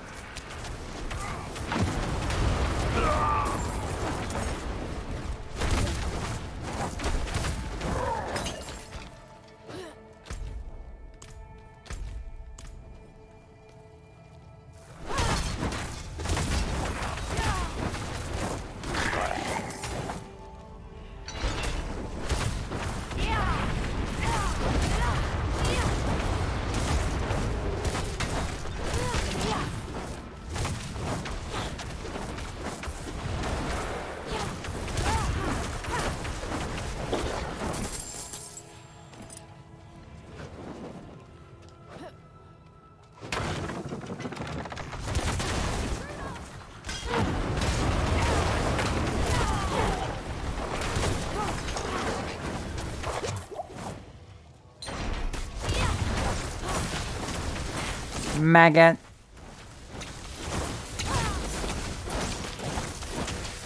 Okay, let's continue. I need time to Okay, what's this? I can hear the rumbling of the maggots.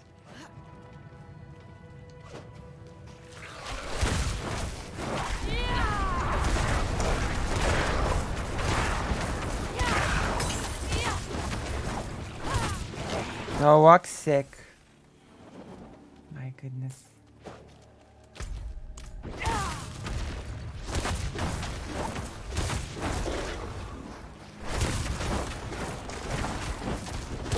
The Toxic Avengers.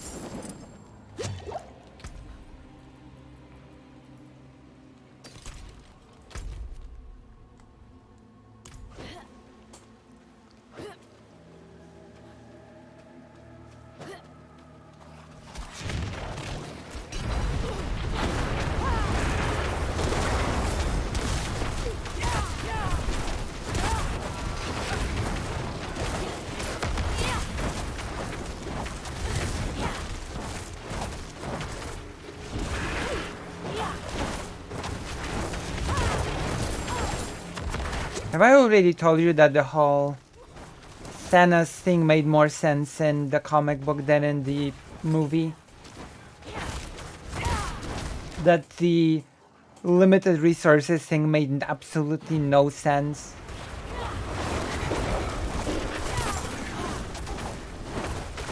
But it made actually more sense in the comic when he was just like, oh yeah, I'm just in love with death and I'm just gonna kill half of everyone to impress death itself, or herself in this case, you know?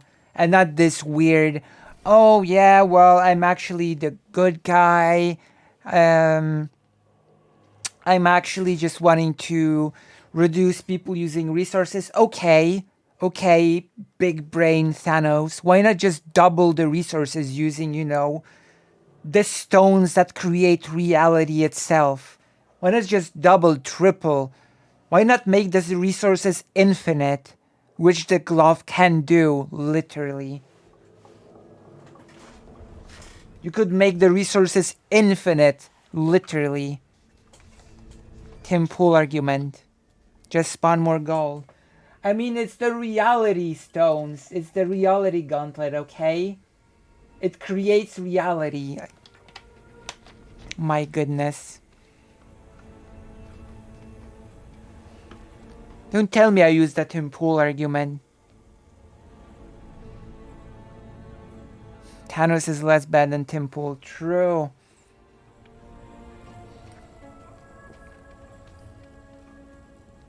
That's actually true. Tim Pool is more evil than Thanos. That's true. Also, welcome to the page, Sashi. I await the day when you shed your white name. I really like Thanos in the comics. He was, yeah. The Thanos in comic that decided to ruin some person's life and tormented him from childhood to adulthood.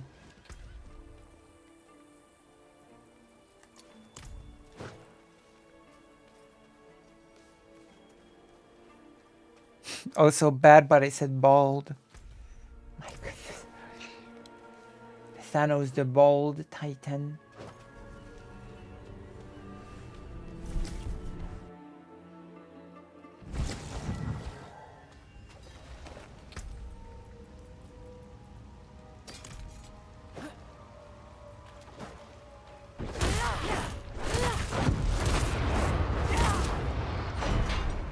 Oh, I had to open it.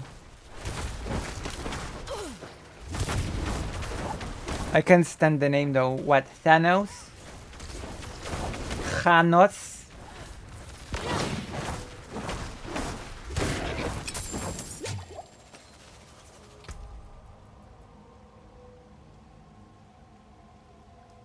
Yes. Doogie. What?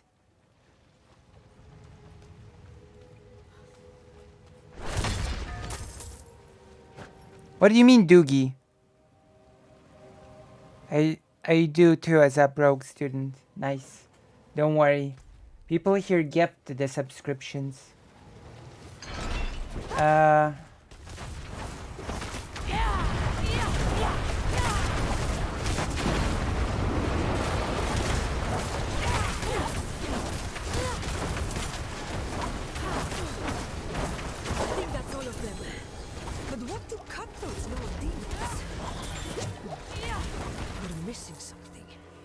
We are, as always.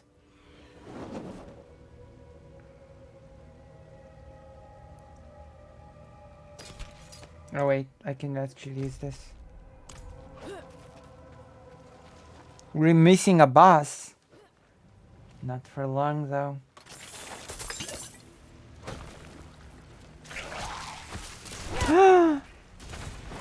Thank you, Jazz, for gifting the tier 1 subscription to Sashi. Thank you. Thank you. You can now use the emotes that I've drawn myself.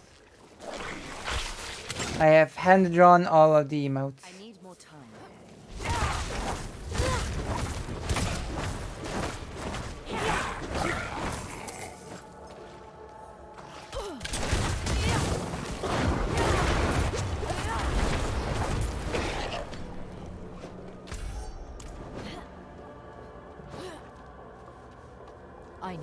It's to true. Uh, okay, boss time. That's what we were missing, the boss. And then, okay, I'm giving you a choice.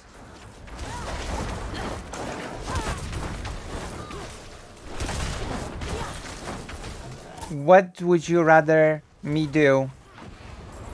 Do a little bit of roasting of a content creator called Kid Not Kin.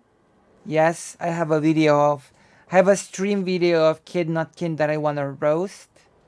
Or the Putin peace proposal from Dylan Burns. Those are the two genders.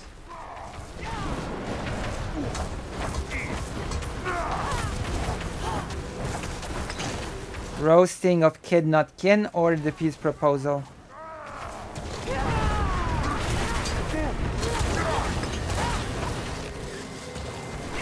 Okay.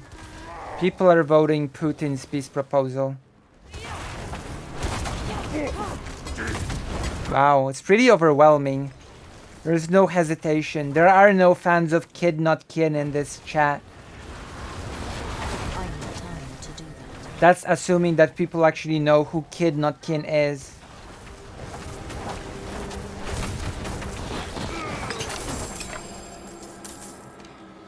My burden is too great. Kid Not Kin. It's a creator that temporarily did things with President Sunday, but not anymore.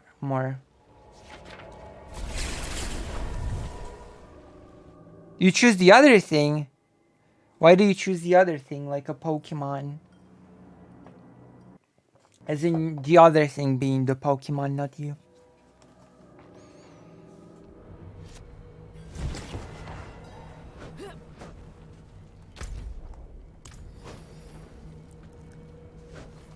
I need time to do. What do you choose? Why do you choose the other thing?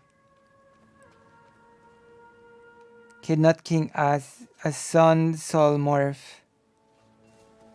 Sun Soul Morph. That's actually a pretty good way to put it. Are you trying to say that Kid Not Kin is like Sun Soul?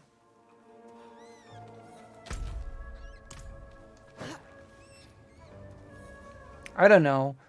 I might be a bit mean here, but my God, I'm about to sound so mean.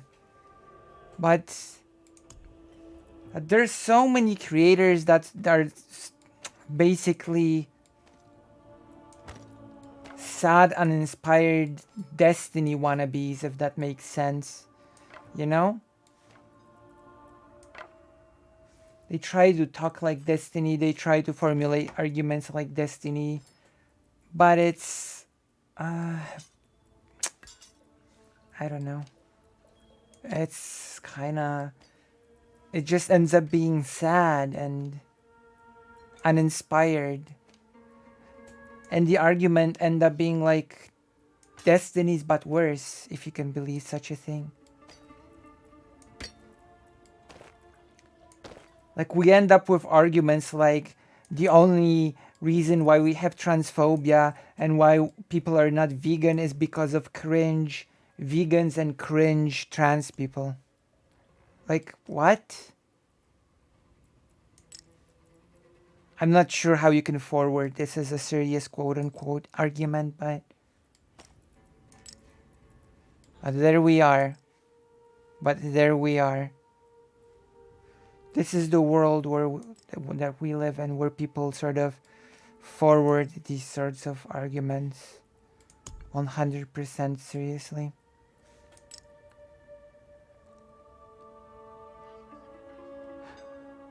Oh, you saw that, Sashi? Yeah, yes indeed.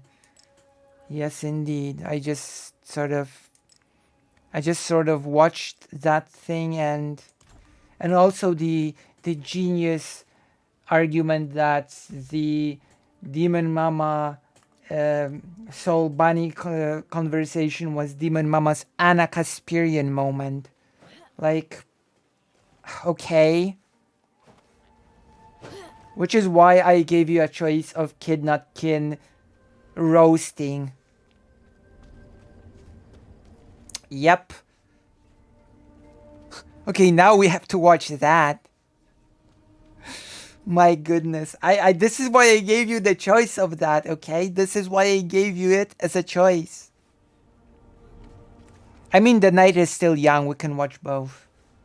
Okay, we will watch some of Kid Not Kin, and when we get tired, we'll watch the Putin peace proposal. How does that sound? Does that sound good?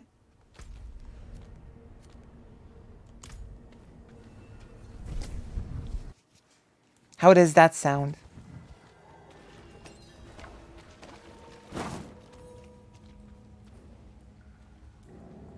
Blight forsaken Triune.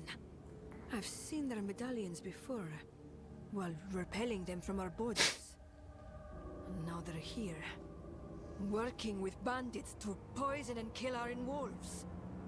Meet me back at camp, quick as you can. I mean, the Putin thing is shorter, so we can watch that first and then Kid Not Kin, that is like 1 billion hours long. Okay, let's start with the Putin thing, it's shorter. I do want to roast Kid Not Kin though as well.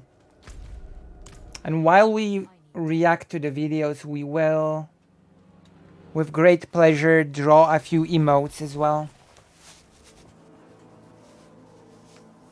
What's the maximum height of the emotes? 32 pixels, was it?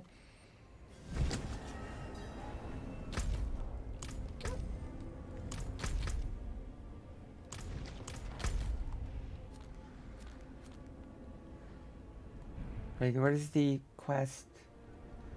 There we go. Town portal. I agreed with some of what he was saying until he was like, Shark just made a joke about kicking transphobes of the internet, so he's the same as so. Oh god, I haven't gotten to that part yet, actually. I haven't gotten to that part. Ah.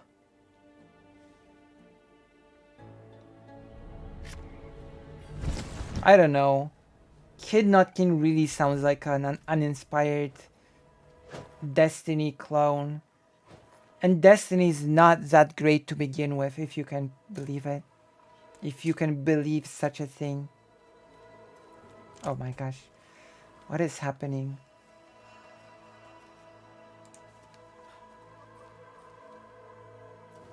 Why am I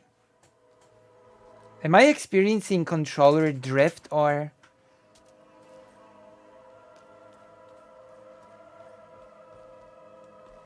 It feels like I'm either experiencing controller drift or there's something else afoot.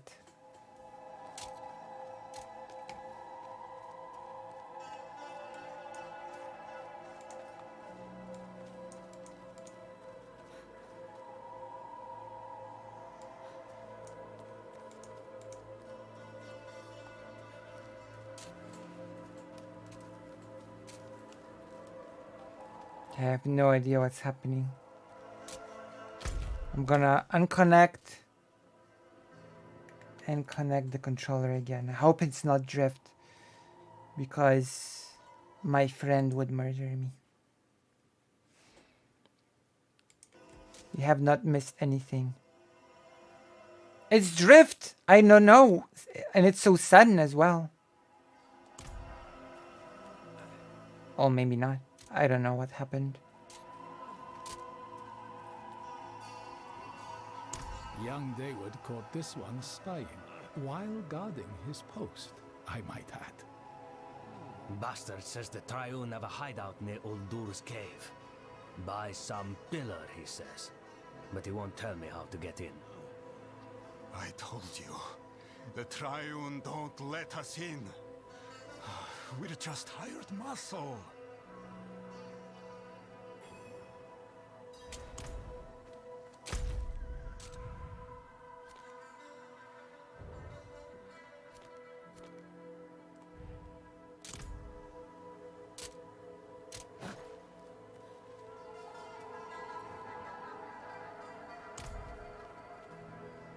Okay, the controller is going wild. So for now, we will turn off the game. We're turning the game off for now. Exit Diablo. Oh, the new video is liberal jibber jabber. Never mind. I want to see the yes, appear offline. Okay, so we're going to draw emotes and we're going to react to videos because we've had over 3 hours of intense conversation today. So we deserve a treat. I didn't realize he was essentially a radical centrist until he started reacting to Shard the same as... Right, yeah. We're gonna... My goodness, we're gonna get into that. Ah, there's so many things.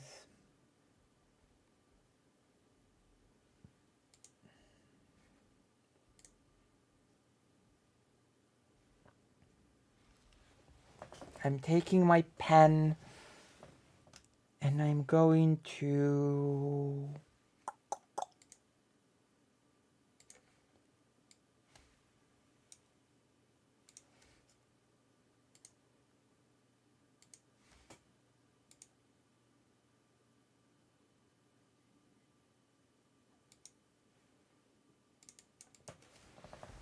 Dylan Burns live.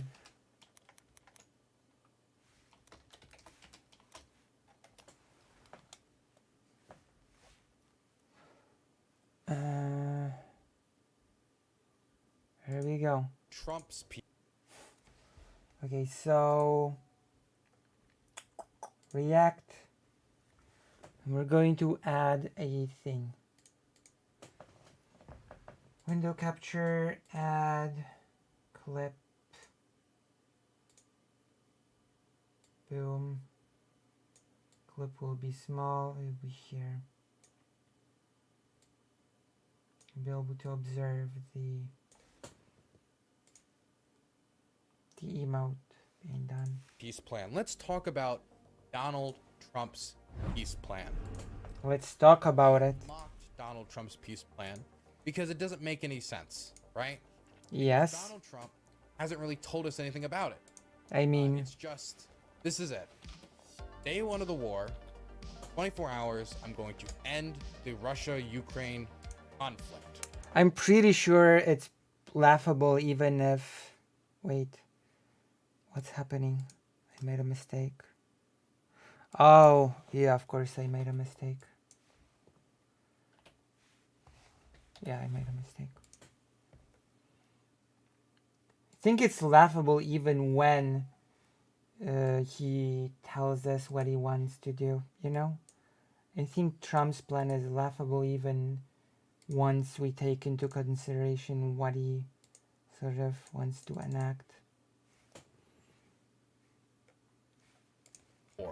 Gonna end it. He's gonna end it because he has a good relationship with Putin. Oh, turn up the video. I'm gonna turn it up to the max.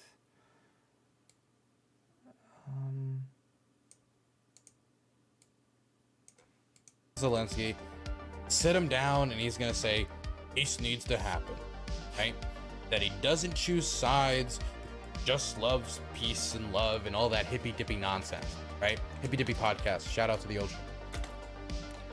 But the problem, my God, he doesn't say what he's gonna do to change what negotiators with seasoned experience from all around the world, diplomats with decades upon decades of knowledge and experience have been unable to achieve, how Donald Trump, the person with no experience in diplomacy, no experience or knowledge in how to like manage or be the intermediary of these types of conversation, how he's going to do it. He has yet to say how. Experience is for pussies, okay? Experience is for pussies. There you go. But he's finally described how he's going to do it in a Fox News interview, and it is as stupid as you could have imagined. These leaders are at the top of their game. These are smart people. including Macron of France. I could go through the whole list of people, including Putin. Now, Putin's been wounded, probably. Let's see how it all turns out. You know, it's not over. I mean, one way or the other. But these people are sharp, tough, and generally vicious. They're vicious, and they're at the top of their game. We have a man that has no clue what's happening. I love how Trump says a lot without saying basically anything. I love how that happens every single time. It's a bunch of nothing with a bunch of repetition. It's the most dangerous time in the history of our country. So what should be the Ukraine response? would have never happened if I was president. None of this stuff would have happened. You wouldn't. So, number one, yes, presidents of countries are usually pretty good at their job when it comes to negotiating and being pretty brutal and cutthroat. You usually do not become presidents of nuclear-armed states without being a little cutthroat. That is true. But I think that's a little obvious. Also, he says this all the time, too, that the Russians wouldn't have invaded under his watch. Why? Why? What would be why? Because there's because Putin is his good friend, a very good friend, a wise man, a good man, a very, very smart man, smart, wise man, and his is my friend, the wise, smart man who is Putin. He understands, he knows that he couldn't just do it under my watch. And we would be smart and wise. Something like that.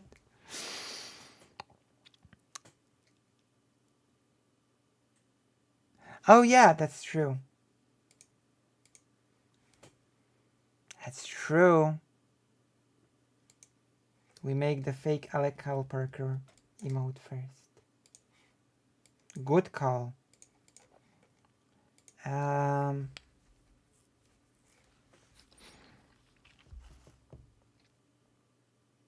I did everything right and they ain't dice.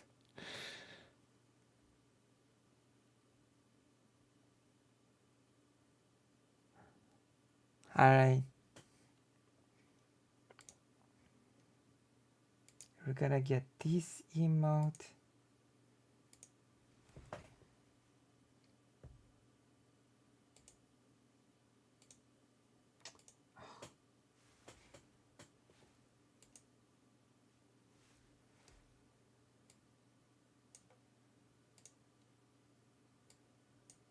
Okay, let's look at this. Two reasons that I'm usually given. The first reason is that that Trump is so scary that Putin would have invaded. And he also has a good relationship. That's good. With Putin. That's a good. So Putin wouldn't have invaded. That's They a would have good joke. negotiated something. So, first That's off, a good one. I've seen how Trump negotiates. We saw it with North Korea. Yeah. He says, okay, no preconditions for a meeting. Okay, never mind. I will actually cease these military drills. Now that we have a meeting, and I've done all this stuff, you know, kind of bring you to the world stage and patch up. Yeah, all the things that North Korea promised Trump and then just broke almost immediately afterwards. Those are good times, I remember. Here's my pitch. Give up all your nukes, and we'll put a McDonald's on every street corner. Didn't work, and by the end of his presidency, the North Koreans were blowing up the South Korean liaison office on national North Korean television. Okay, so that didn't work. And there's a lot of instances of Trump slightly dabbling with diplomacy and face planting immediately. So we've seen how he negotiates. I have no reason to believe that he would have been able to negotiate anything different, or he would have been able to give the Russians, or would be willing to give the Russians what they would have requested to not invade. Secondly, the Russian invasion plan was not to fight in Ukraine for a year and a half. True. The Russian invasion plan was to take over Ukraine in a few days. And the idea was that, well, when the Russians invaded Crimea and it was all over in like 72 hours. I've heard I've heard a version of 3 days actually, not even a week, 3 days. That's the version I've heard. The West was stunned. They were wobbling. They didn't respond quick enough. They weren't unified, and so they got away with it. So if he does the same thing on a larger scale, then hopefully that would produce the same response. So the war plan was always based upon getting the war over quickly and just like done. You can't respond. Who are you going to send weapons to? There's no government to send weapons to. That was the Russian war plan. So the threat of America sending Ukraine weapons to defend itself, I don't know how much that could have really been brought into consideration, even during a Trump administration presidency, unless Trump's threat is, I'm going to put troops on the ground in Ukraine, after he did all that negotiation to try to get troops out of Afghanistan. Now, I know Trump's foreign policy is inconsistent and it flip-flops and is largely dependent on what benefits him at any point in time, and or what was the last thing that somebody whispered in his ear as he left the room. But either way, he has played very hard into these anti-interventionist tendencies, and so I don't know if he would have been willing to make that commitment at the start of the war and deploy American troops. Probably not. Don't think he would have gotten congressional approval for it, and it certainly wouldn't have been covered by the AUMF, the Organization for the Use of Military Force. So, does he get congressional approval? How is the home front going to react to it? He's the emperor. Anyway, I He don't doesn't need believe approval. that Trump could have stopped a Russian invasion. I have no good reason to believe it. True. Didn't have inflation for one thing, but going back to that, Ukraine would have never happened. Taiwan, which will at some point happen. Jesus. It will happen. Wow. Bold prediction. Yeah. Interest. Yeah, that is a bold prediction. You never heard these things being talked about.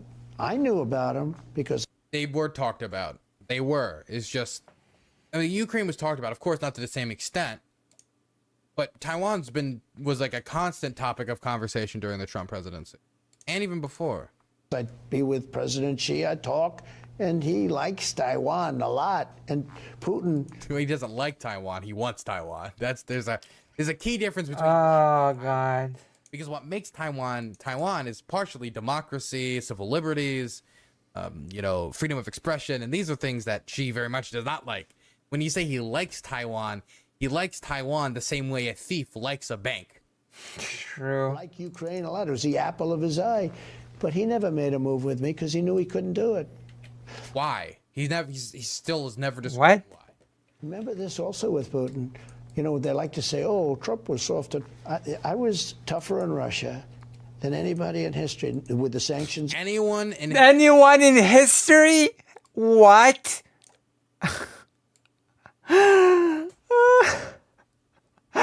Oh my God.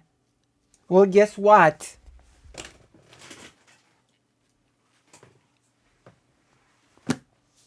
The Polish-Lithuanian Commonwealth has conquered Moscow. And so, technically speaking, Ukraine has conquered Moscow. I think that's tougher than what... I think that's tougher than what Trump did. Okay. Ah, goodness.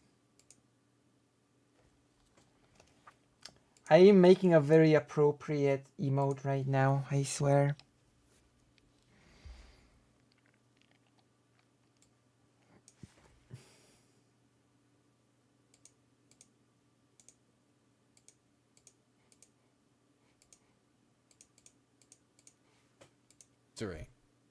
Oh, Ronald Reagan, JFK, Lyndon B. Johnson. I mean, there's a lot of people who are probably tougher on the Russians than Donald Trump. And everything else. And there's also, history beyond the existence of the US.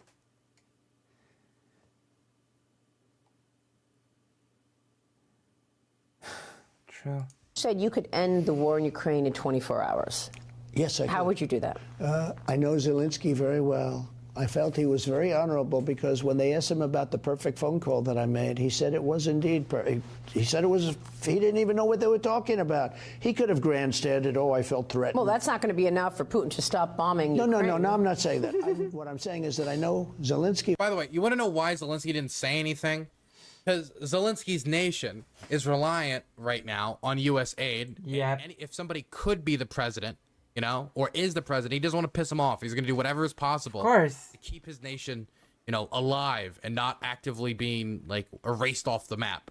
Yep. And Trump was president, so he had to make do. But if you just look at Zelensky's face during, I don't know if anybody's got a picture of that Trump-Zelensky meetup, where Zelensky's kind of looking off to the side and he's cringing, listening to Trump going on and on and on and on. I don't think that Zelensky has the most... That is saying a lot, considering that the Polish far-right party president and Zelensky hug and do all sorts of friendly stuff, and when it comes to Trump, Zelensky's like cringing. It's very telling to me. Okay, to me it's telling. My goodness.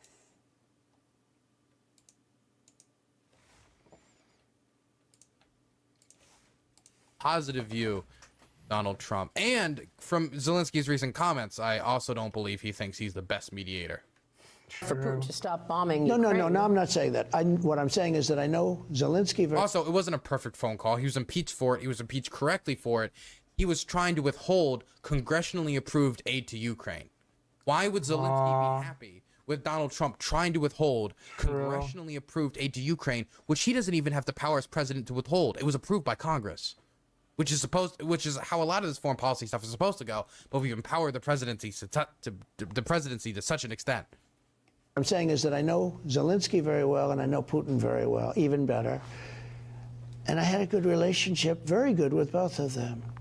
I would tell Zelensky, no more. You got to make a deal. I would tell Putin, if you don't make a deal, we're going to give them a lot. We're going to give them more than they ever got if we have to. I will have... What the... What? I'm so... What?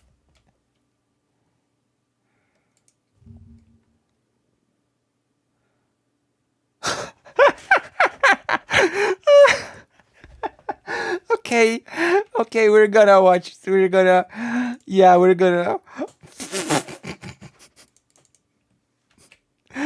Oh my god, that's funny. Oh god, thank you for this, Somniostatic. Thank you. Oh my god.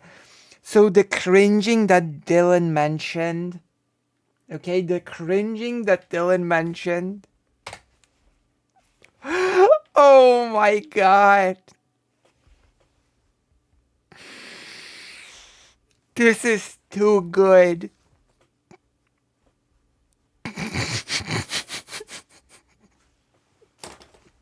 I've never seen Zelensky making such a face. Never. He looks disgusted. He's like... if I were to animate the face that he is making, it's like...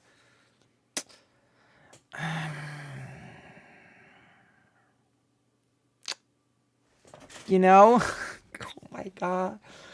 To be fair, I've also never seen Zelensky in a suit, but... wow.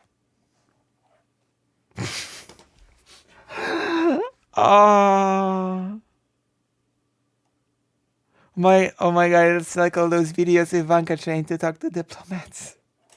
This is... okay, that was... Thank you, Somniostatic, for finding this. This is amazing. Have the deal done in one day. In one day. So there's the plan. That's the only... That 10 seconds at the end is the only inclination we have been given about what Donald Trump's plan would be on the war in Ukraine if elected. That's the only inclination we've been given. That's it. That Putin likes him. Zelensky likes him. I'm just gonna do a little bit of blackmail here. A little bit of... reminds me of Parker. Oh yeah, this emote? Yes. Correct. It's a birthday one. I'm just gonna do a little bit of blackmail here, blackmail there. They're my friends, so of course I will blackmail them. Listen, Vladimir, if you don't end this thing, I will give Ukraine more than I've ever gotten before. I will give them all of the US military forces if necessary. and I would end the conflict in 5 seconds.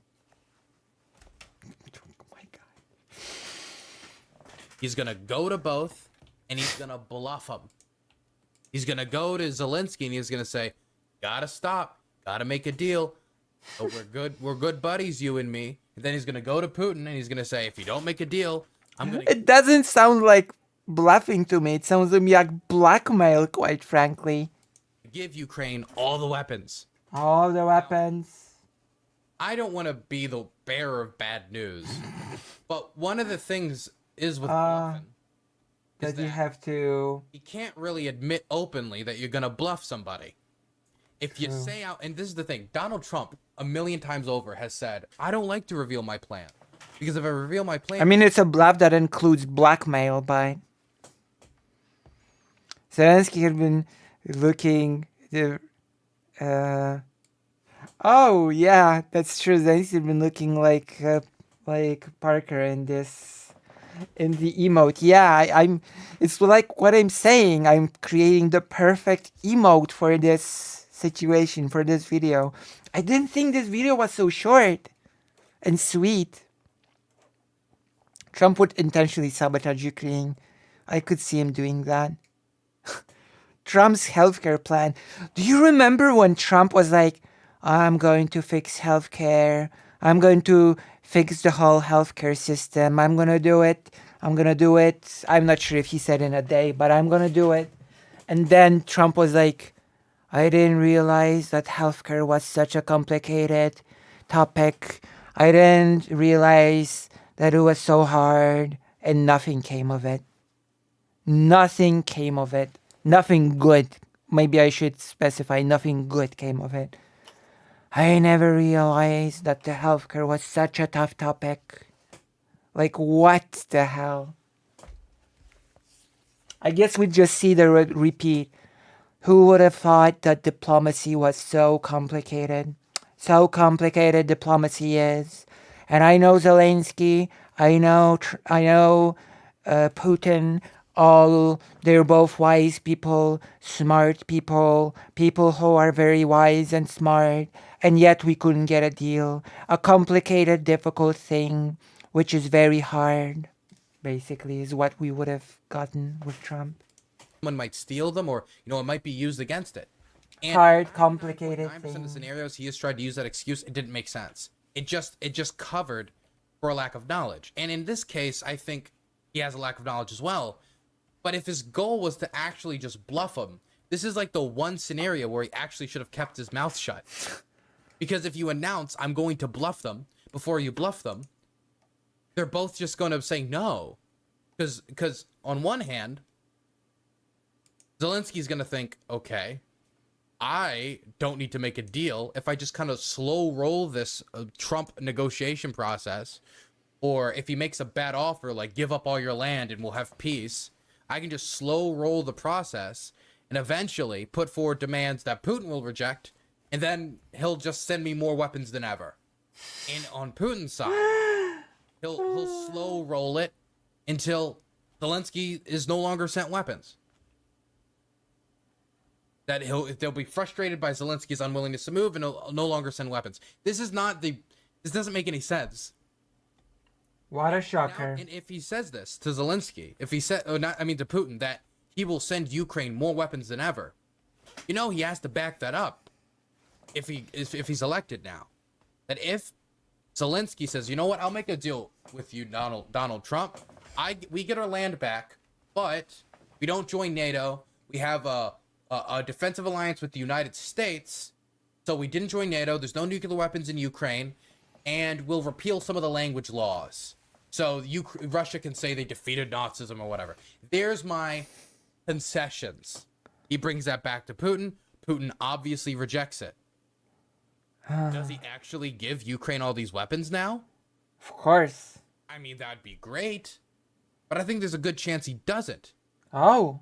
I think there's a good chance he doesn't go through with that. I think there's a good chance Putin doesn't back down, Zelensky doesn't back down, and Donald Trump, 24 hours into his presidency, looks like just he did with the wall and Mexico is going to pay for it.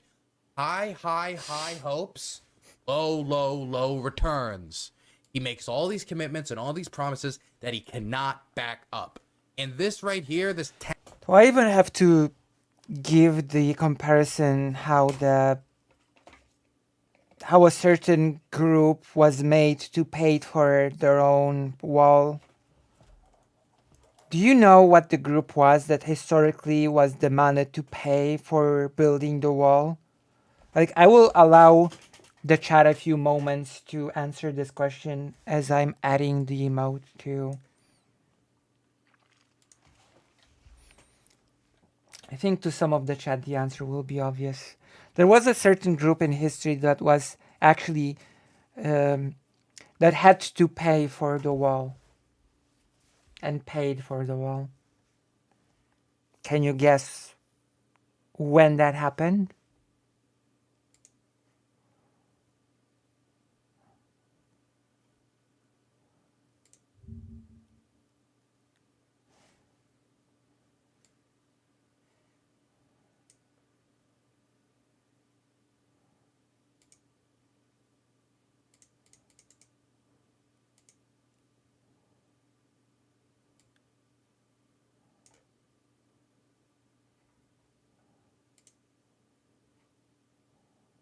The emote has been added.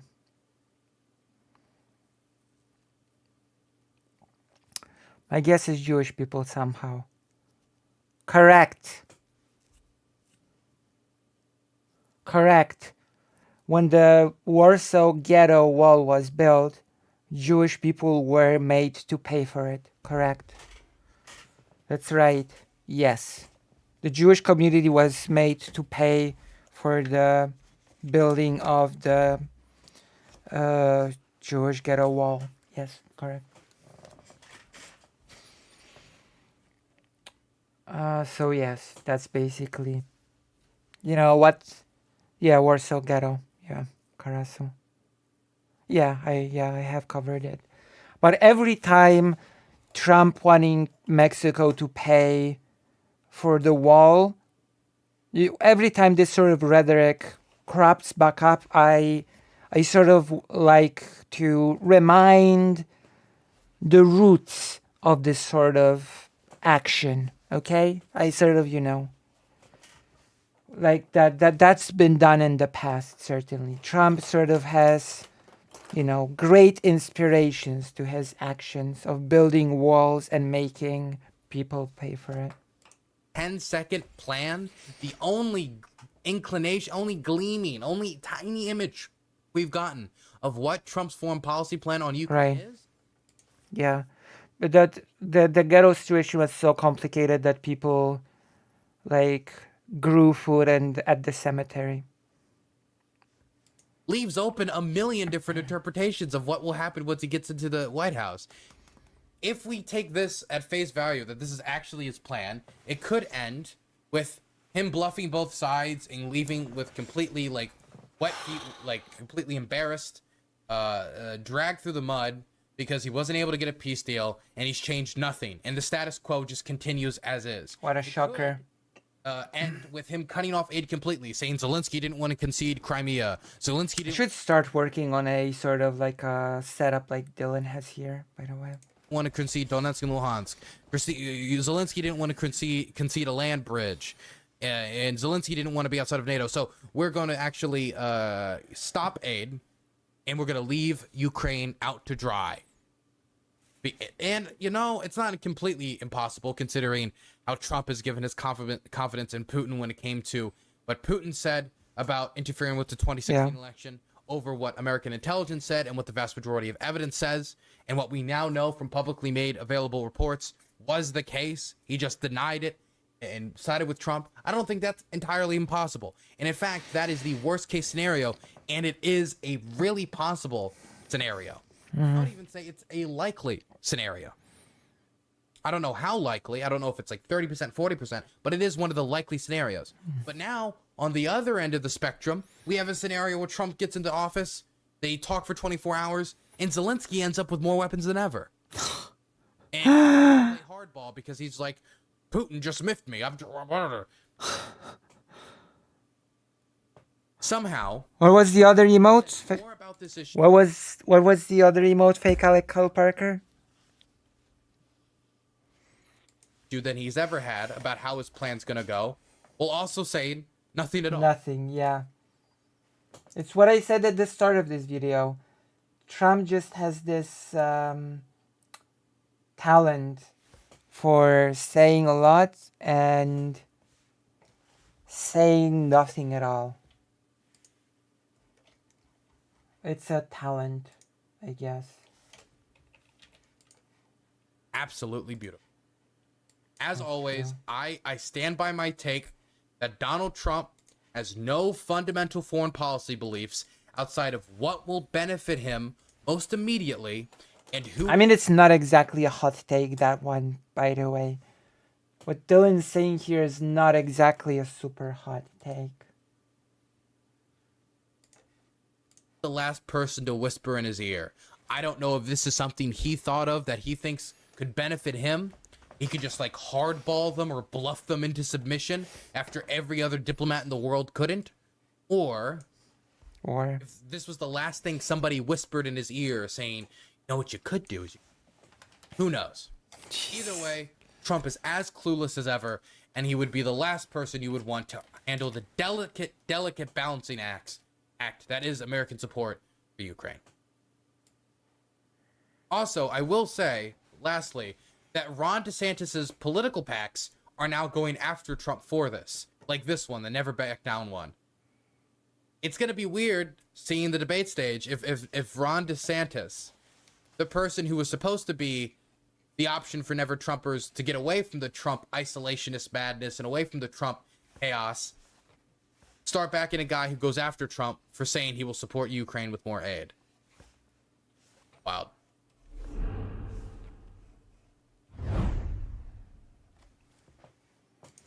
And so this is it. If you've enjoyed this little analysis, reaction thing, then press like, subscribe, bell, do all the things. Share this channel with your friends, family, colleagues, with everybody.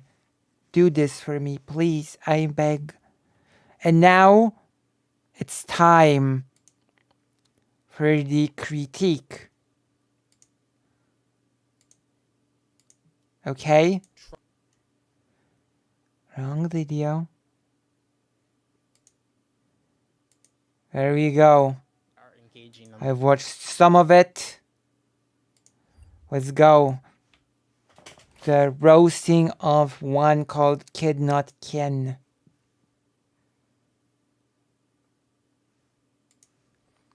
I got $40 of miso packets. I need to find a cheaper source of miso. Oh my gosh. Arkael, you know what you should do? You should join the page, Arkael. You should join the page. That is what you should do. Also, bon appetit. Bon appetit. Oh yeah, he did.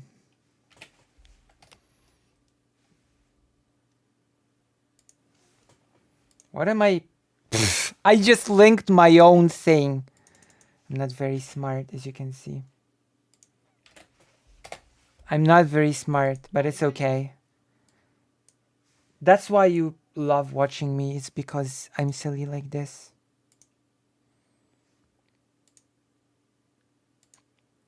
Good job. I mean, only I can do something like this. We're here. In here. Okay, now I'm ready. I just ate miso. What a coinciding. Were there noodles in it? Are you both racist? You're racist. Are you both noodle racist? You're not. Amazing. This is a roast takedown. Infinite Lucy, correct. It's a roast takedown video.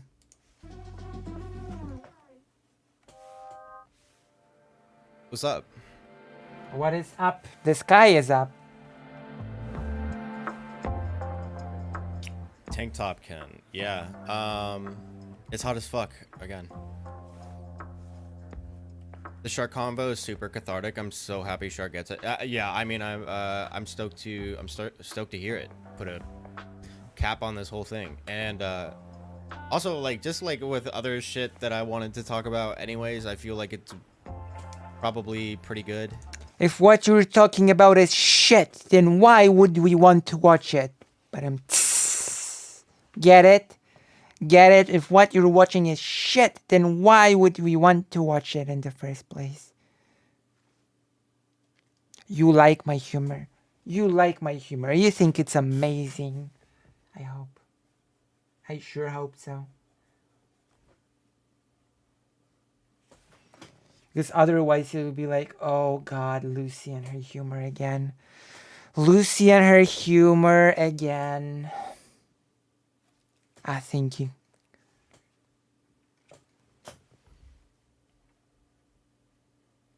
The audience like more of the humor. Alright, let's go. Also, welcome to the page. Kind of wraps everything together, I think. I've had like a lot of stuff on my mind about I guess optics. I guess. I see. Ever like since the like Anna Kasparian stuff and like a bunch of the like trans discourse or whatever. Whatever. Like it's whatever. There's a lot of stuff that I think I want to whatever tap on. I feel like I have like fully grounded my thoughts on this. I have grounded my axioms like a proper Destiny clone would. What's up though? Kid know better than the NPC streamers. Shake my head. True. Am I being too mean? Am I being too mean? It's fucked outside and there's fire. I swear it's gonna get like really smoky here soon on the West Coast. It feels like I'm being too mean, maybe too soon. I'm gonna need to get like too soon. I'm gonna need to make sure like all of the air in my place is like purified and filtered. Whenever someone says they're fully grounded, their axioms, I get nervous. Hello, Esben. Filtered to a T. It sounds like you're having the summer we didn't this year.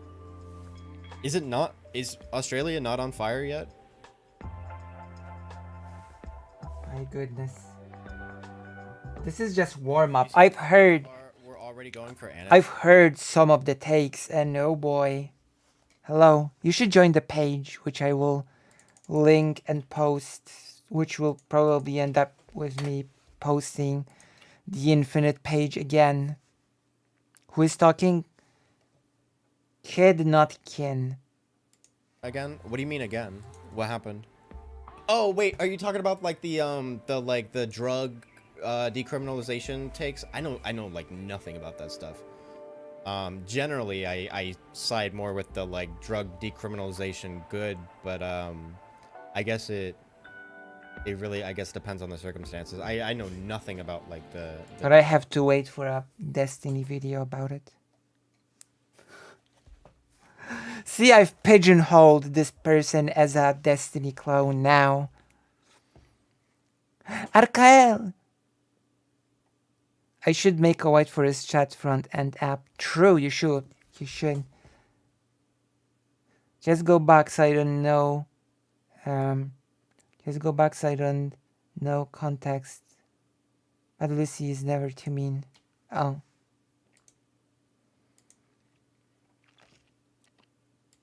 I just know that people are like resharing her like the Portugal thing. Yeah, I've seen that a lot of people are resharing her takes, and it seems like some of the like clickbaity stuff. Where what did it say? It was like this drug is decriminalization backfires or something. Yeah, I know nothing about it. And what did Steven say about this thing? I know nothing. I know nothing. Steven, help. Did you see the Ethan Ralph and Nick Fuentes bridge is officially burnt? Oh, I heard through the grapevine that that you know it was crumbling, but no, what happened? Is it the usual like Nick's a Fed type thing? Wow, I'm proud of this emote. It will be nice. Finally, a background song that sounds intriguing. I have a lot of really good background songs. It's just sometimes I. Oh, Vash covered that. Okay. All right. Maybe I'll take a look. So you just hear it in the same order every time, and that's gotta stop. Ralph outed all the American First people as gay pedos. Interesting. I mean, like, it seems like half of them are just fine working with, who's the gay pedo guy? Fuck. I actually haven't heard this part, so. And Nana is wrong on her takes, of course. Yeah. Why am I forgetting his name? Who's the gay Nazi guy? Milo. Yeah, Milo. Yeah. It seems like half of them are like just fine working with Milo. But I have no idea why. Unapolopolis. Maybe the bridge had another interesting bridge forming a cross. Maybe. Yeah. Ralph basically said all the America First people are actually pedophiles and they all share lolly on Discord. No surprise. Yeah, I guess it is. That is pretty wild. I mean, those guys are constantly fucking tearing each other apart. People are constantly being outed as like pedos and gay and whatever, dude. I don't know how you can I don't know how you can expect any logical consistency with them. With who? I have no idea. Who are them? Wait, who are them? I'm not even sure who Kid Not Kin means here. Like, genuinely. Who is... Okay. This is what happens when you use bad communication. Inconsistency from whom? Yeah. I genuinely don't know who he means. What else is going on the internet? Logical consistency is soy. Yeah, I feel like that's my new... Oh god. Logical consistency.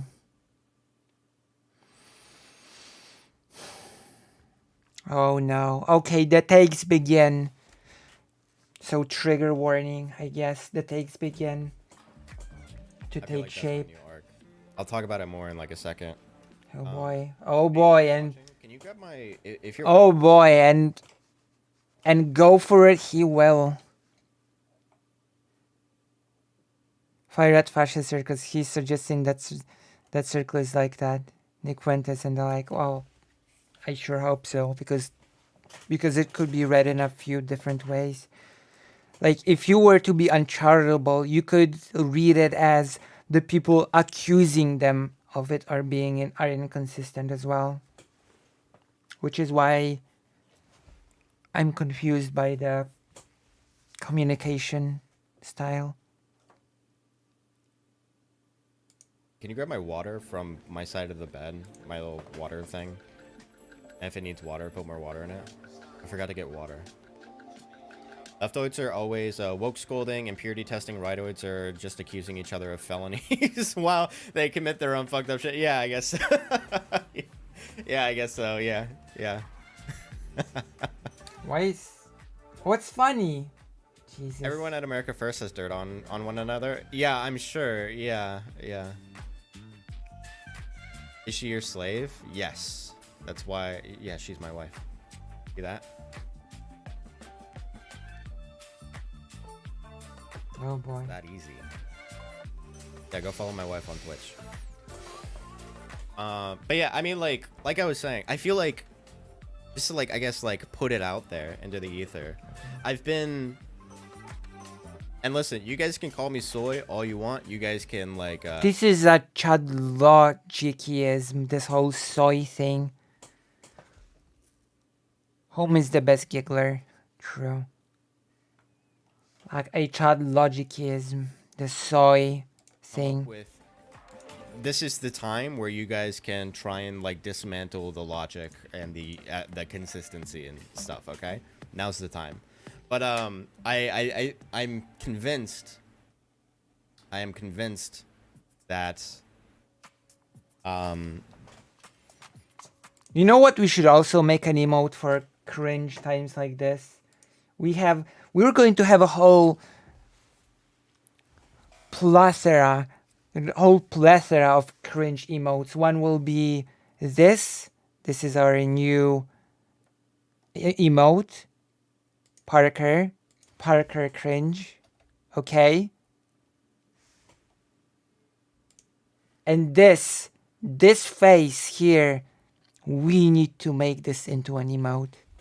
This needs to be an emote of cringe. This needs to enter our collection of cringe emotes. My goodness.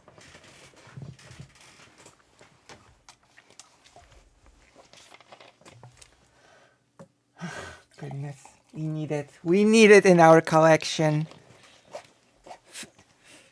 Fake, like, we have Parker cringe, we have Zelensky cringe. Homeostatic, can you do it? Can you do it? This is fine, Doc. Yes, we have to do it as well.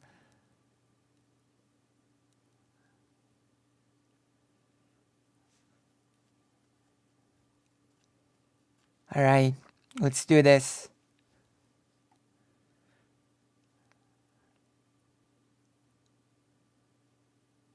My goodness, okay.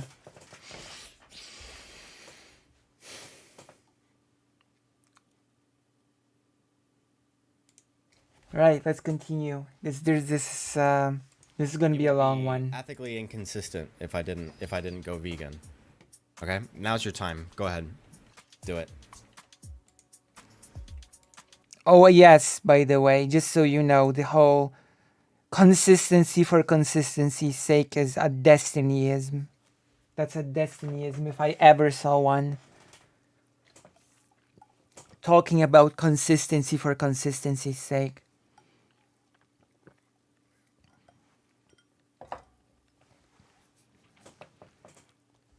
I like the classic memes like bad luck Brian or side Chloe. I am convinced. Was side-eye Chloe like the thing? I'm not sure. Maybe I'm thinking of the thing. Literally soy. Literally gay. That's a Chad logicism. Chad logicism. The soy. I find it so funny when people use the term soy unironically. I don't know. It sounds so... I don't know. It sounds so funny. It sounds so weird as well. It's a combination of sounding funny and weird at the same time. Like, you just think to yourself, nobody would use that word seriously. Nobody would actually use that whole thing seriously. It's an irony thing, but no, people actually do say that completely seriously. Soy is actually really good for you, and it tastes good as well. But that's neither here nor there. Skill issue. I don't know.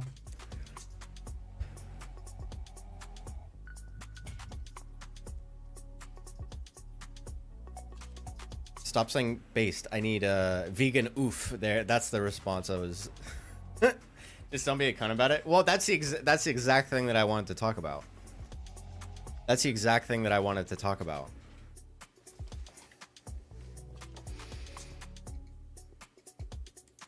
That's the thing that I wanted to talk about. Because, like, I feel like there's a lot of... What's the thing? Give it to us. Had, like, when I said that, they had some level of, like cringe factor to it, right? No.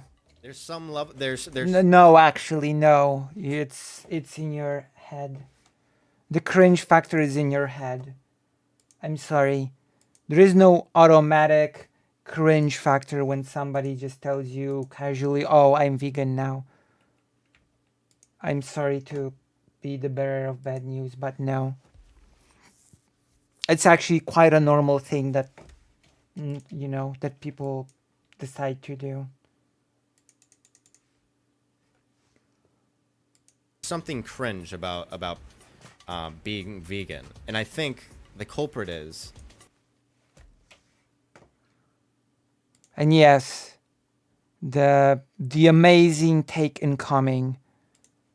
The reason why people cringe when someone becomes vegan is Vegans. Vegans. Correct. The reason people cringe when someone becomes vegan is, of course, vegans.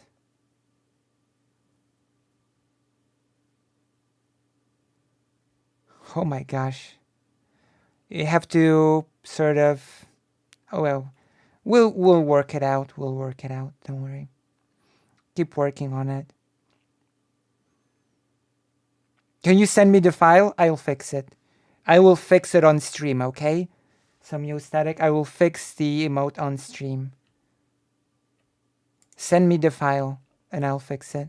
I know what's happening. I actually know why it's like this.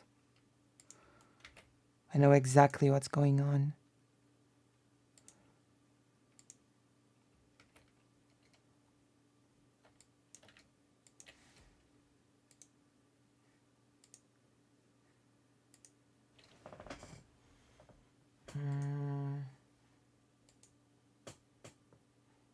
Okay, how big is it? Save image.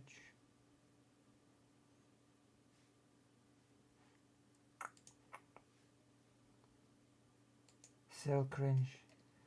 Zell cringe makes me just think of the Zell cringe makes me think of Zell from Final Fantasy VIII. Zell cringe. Okay, let me see.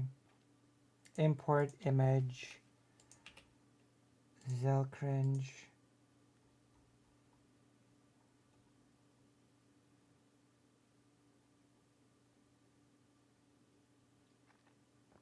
I think I see what's happening here. Okay, let me see. I might use a different thing.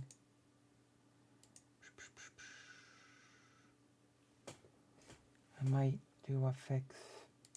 This is not as easy as we thought it would be. This is not an easy thing.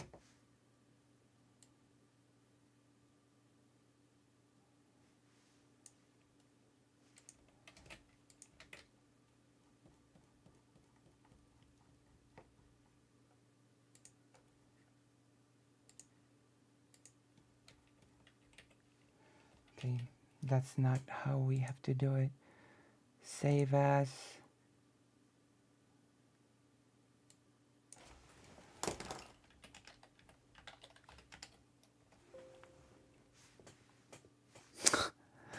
God, that picture looks like a frame from his show. That's good.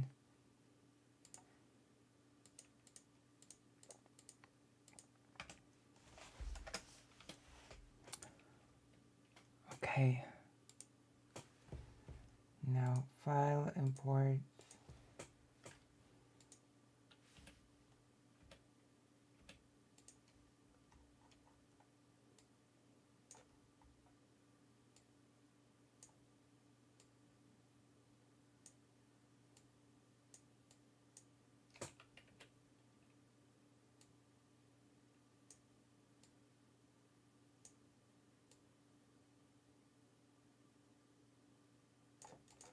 Okay, how does that look like? Let's export PNG.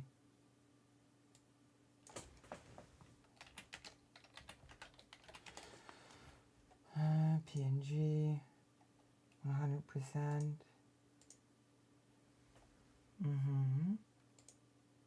Okay, let's edit now. I'm gonna edit and see how that works. We're gonna see how that works. Gosh, emotes can be really complicated to add. Sometimes it's so easy, sometimes it's so such a mess sometimes, I swear.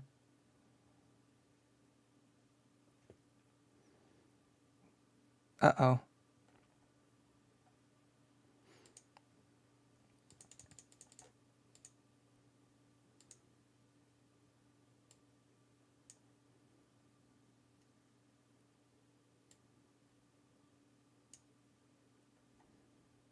Okay, let's save. And now type Zell cringe with capital letters and let's see.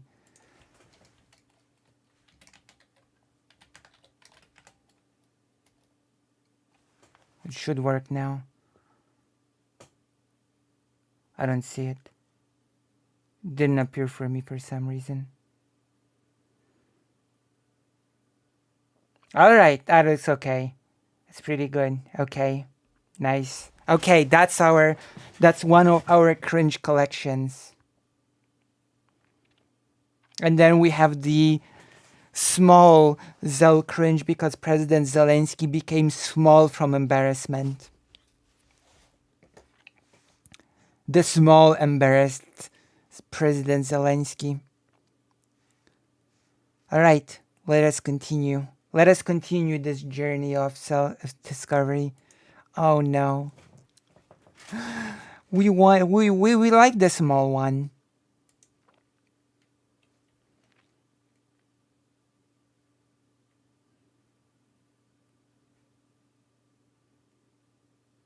Potato. Parker cringe. We have so many. It's actually very telling of my content that most emotes like are cringing of some form, of some sort. Most of the emotes that I have are cringe, which just means that I'm very cringe-worthy, and people just cringe at me. My goodness. I think the problem is vegans. I think that's... This is just the beginning, by the way. I think the problem are vegans. Like, I can.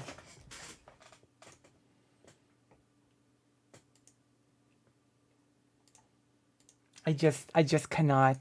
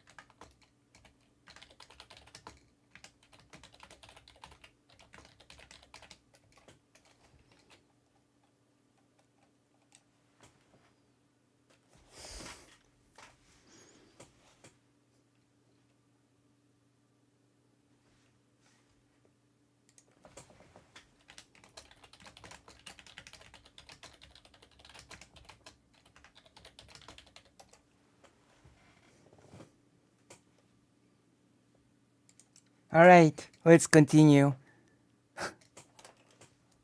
Like, come on.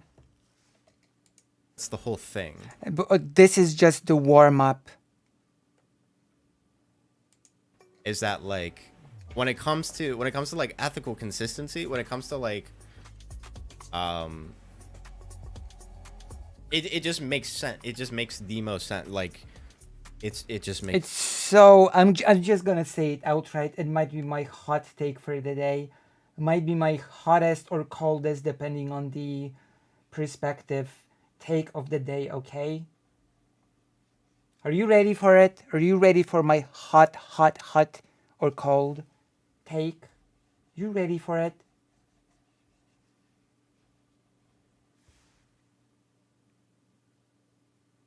Are you ready?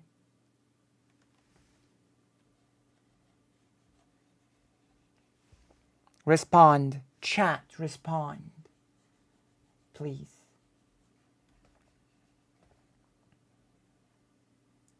Chat, please respond. I'm always ready for you. Okay. My hot take is analyzing things through the lens of moral consistency is just stupid. I'm just gonna say it. And not analyzing things through like putting the most importance on being morally consistent, quote unquote, is just stupid. Like if a serial killer is morally consistent, doesn't make it any better that they're morally consistent in murdering people. Like, come on.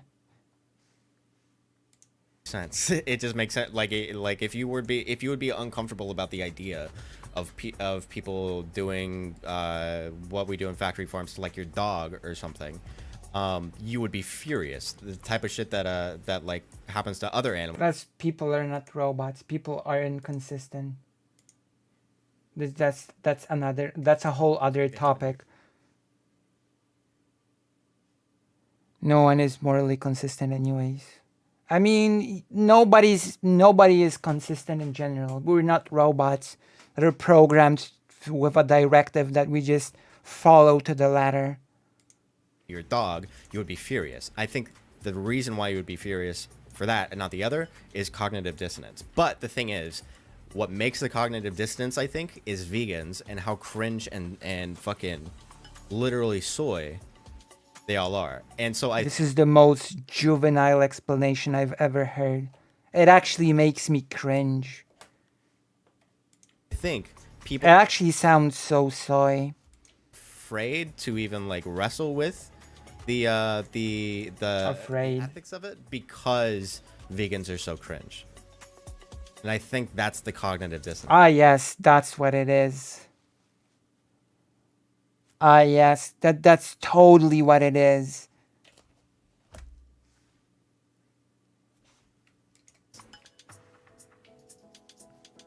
What if everyone on Earth turned vegan? Bunch would starve to death. What are you talking about? What are you talking about?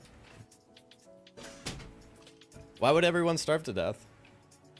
Oh, like, yeah, obviously, if it's not possible for you to go vegan, don't go vegan. Are you kidding? What? I'm not saying that, like, the ethical... I think this is the problem. It's because you have a lot of... I think this is the problem. The problem is that you're all soy. Vegans that, like, they try to morally shame people into being vegan. They try to, like, morally shame people into being vegan. They morally shame themselves into being vegan. They guilt trip themselves into being vegan. It's like this is the, like, critical thing for me. Believe it or not, it might shock some of you to hear it. It might be a shock, a big shock. But some people are just vegan because without any moral tripping or whatever.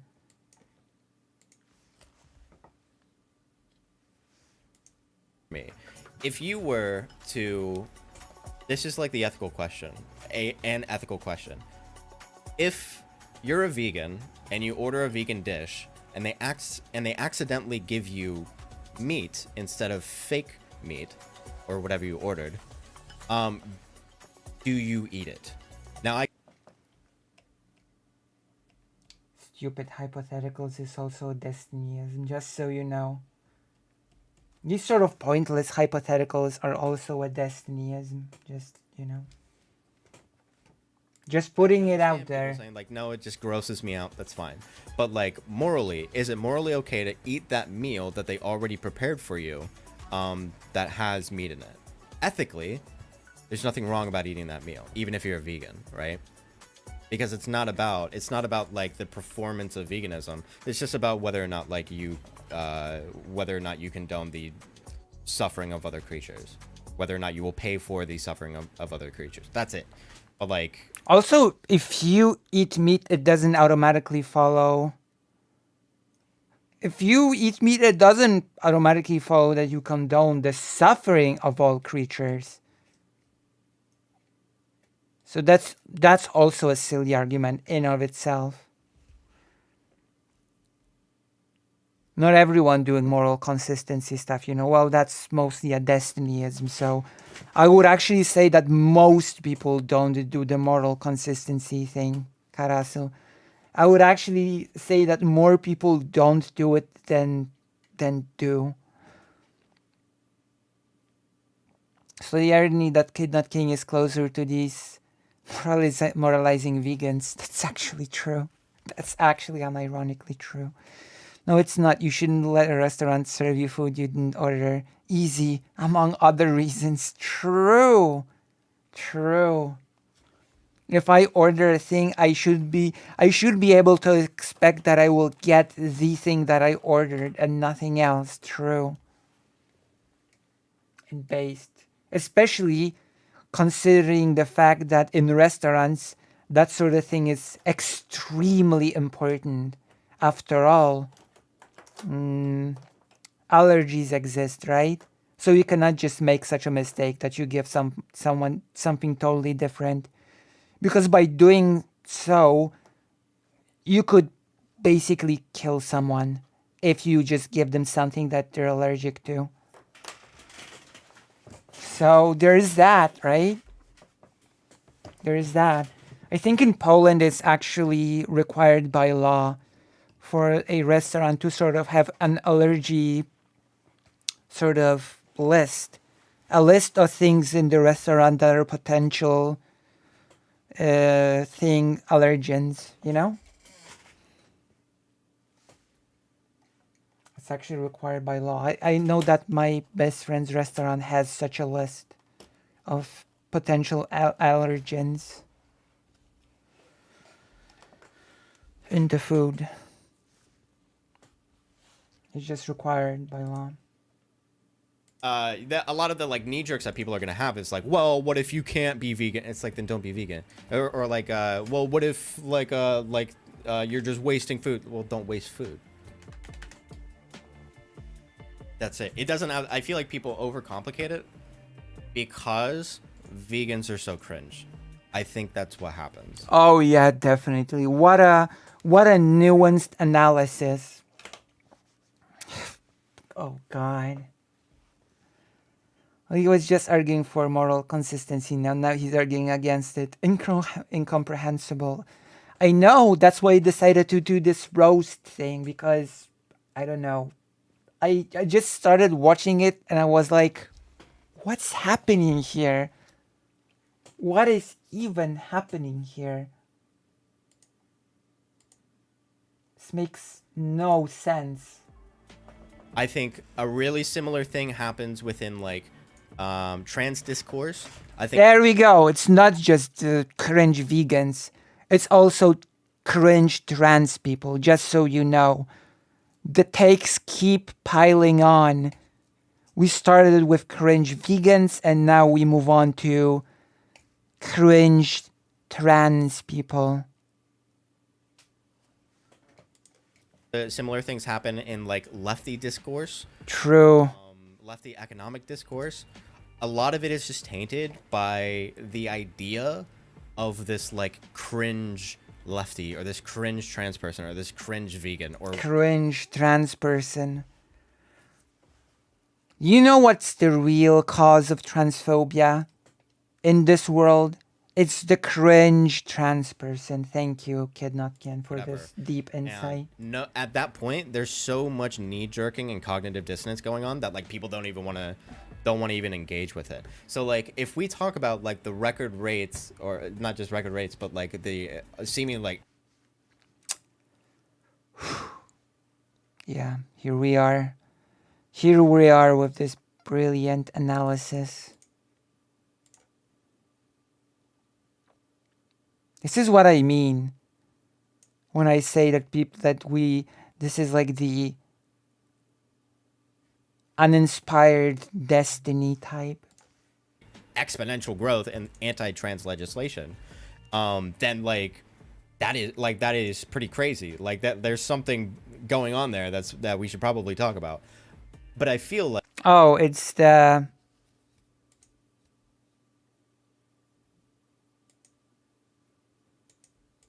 new emote that we've just added is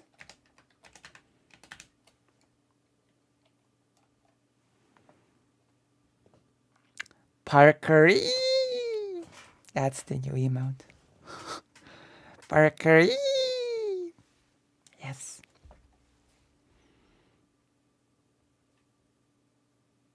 Here we go. With with the sort of the vein on the face. Seems like what he's saying. That's true. If only it weren't for those cringe trans people, we would be transphobia free, I guess. Like, even having that discussion, for a lot of people, because they've been so accustomed to seeing trans discourse coming from like cringe people on Twitter or people that are just like hyper moralizing everything, like because of that association. I seriously cannot believe that this pretends to be a serious analysis. All the problems in it's all like, could this be called a form of victim blaming unironically? Like, let's forget about the vegan thing for a bit. But with trans people and transphobia, I'm like, what? It's all because of those cringe trans people. I see. Okay. That's nice. Thank you. Oh boy. Oh boy. People don't want to deal with the issues. People don't want to have ethical discussions. Human rights for stop being cringe. True. And soy as well while we're at it. Stop being cringe and soy. Anything like that. And then we can begin to be open about it. I don't think he knows what ethical means. Wait till we get to the analysis of the Demon Mama discussion. With Shark. Because of how close it is to people that you would not want to be agreeing with, you know? I think that's what does it. I think the same thing is true for like veganism and stuff like that too. I mean, that's why the name of this stream is ethical consistency is soy. Because it kind of is. It kind of is. Maybe it has nothing to do with the politics. Maybe people just don't want to be told what they can and can't eat. Well, that's the problem, right? It's being told what you can and cannot eat, what you can and cannot do. What, like, it feels like when people talk about veganism and I'll just put all of this together, trans discourse, trans discourse. Oh god. Listening to this, I feel like I turned back in time to, I don't know. Am I in kindergarten now? Am I in primary school now? Is this what's happening here?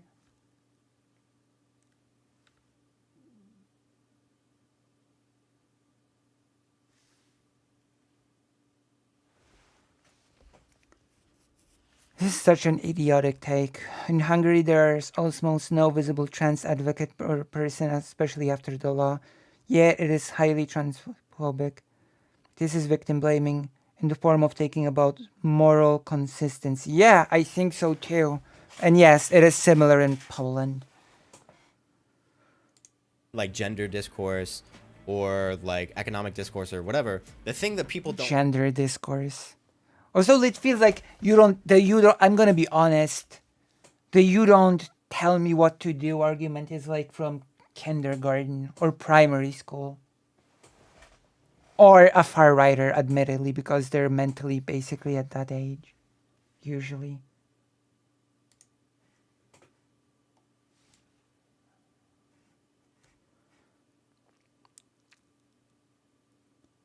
He's being honest, he doesn't believe it. Like is being told what to do. People don't want to be told what to do if they don't like agree with it or whatever. I think that's part of what makes it so cringe, right? I cannot listen to this guy speak. Like, I know it makes it so cringe, man. So unbearably cringe and soy. Like, oh god. I'm sorry. I'm sorry, everyone. This person is so unbelievably soy and cringe. Like, I just cannot believe that, like, people exist in the world that actually use these terms unironically. I think that's like part of the thing that like Would he say this about black people 50 years ago? Would he say this about Jewish people during like any point in history? He would have said this about gay people 50 years ago. makes it really difficult for people to engage with. It's like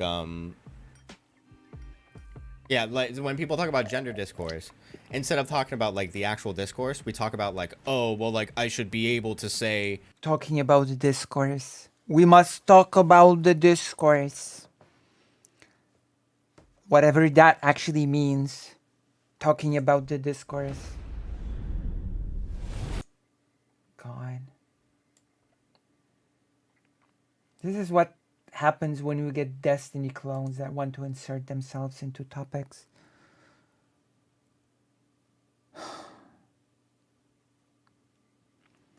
He has no problem with restaurants being forced to not serve poison. Obviously, we're already told what to eat to an extent, but it's not illegal to eat meat, so why is he complaining? He was talking about the morality, the moral consistency. Brother, it sounds like you don't engage with people as though they're people. True. Gee. Whatever pronouns I want for you, or whatever. It's like, that's kind of besides the point. That's just like the part of the discourse that you really don't like.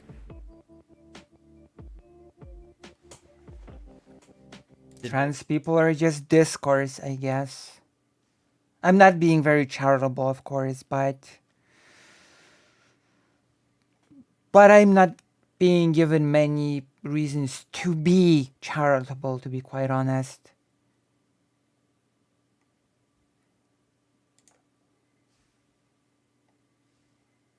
How do I... Okay, how do I get to...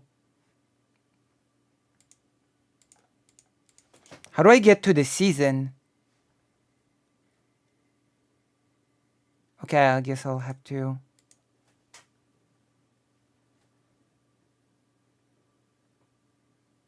If you want to access seasonal content, you need to create a new character for the seasonal realm. Continue to return non-seasonal. Continue to game, yeah. Guess I'll create a new character later. The season has started. Just don't be soy, cringe, and gay, then the discourse gets more good. Be real cool like me. Given his communication skill, you can be charitable because he's not giving you anything to be charitable of, with, or of. Yeah, that's... I do agree with that. Just... Holy moly. Oh, I don't think Gorpsink actually rated. I don't think Gorpsink actually rated. I think he's just lying. You're lying to me. Just lied. Okay. I don't think Gorpsink streams this early. Okay. That's one thing about the bot, is it'll just fucking lie to me. Haha. Oh boy. People don't like being told that they have been indirectly abusing animals their entire life. Yeah, I mean, even I take issue with like that framing too. I think the framing is just really bad. I think optically it's really, really bad to tell people that like they have been perpetuating the suffering of other creatures just so that they can get like a burger or something tastes better or whatever. But yeah, I think that's where all the cognitive dissonance is. I don't think there's any good argument in favor of it. I've gone through like all of... Just watched one of your genocide conference recap vids, and I didn't know you're on to a dead bread empire. I'm fascinated. Oh, yeah, basically. Before World War II, my family from my mom's side had, from my grandmother's side, from my mom's side, had one of the biggest bakeries in the entire capital. It's so weird to connect veganism to LGBT. True. Of the arguments, I can't find a single good argument for if you have the alternative to like have meals that minimize suffering, why you shouldn't do that. I haven't heard a single good argument. And I'm concluding now that the reason why people are so push back so hard on. Also, while we're on the topic of suffering, there are ways to prepare meat while minimizing suffering. You don't have to maximize suffering to prepare meat while we are on the subject, just so you know. I know it's a difficult concept, but it is actually a thing that exists.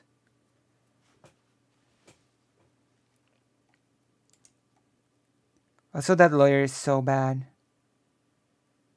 How prolific is anti-Semitism in Europe or Poland even today? Let's just say that Poland has a growing genocide problem. That's a whole discussion, actually. Poland's growing genocide problem. It's not good. Anti-Semitism, yeah. There is a video about people who discovered they were Jewish, and one of them said, it's a pretty new Polish movie, and one of the people said that they were treated worse. That when people found out they were Jewish, they were treated worse than when they came out as gay. So I guess that is basically an indication of how anti-Semitism is.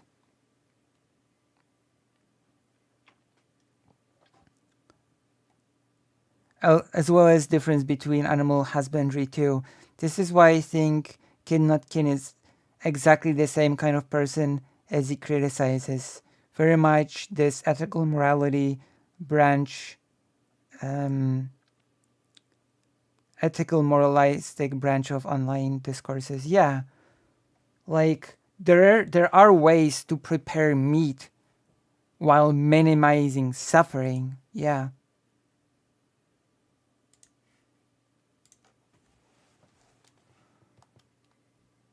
Like, this is so bizarre. So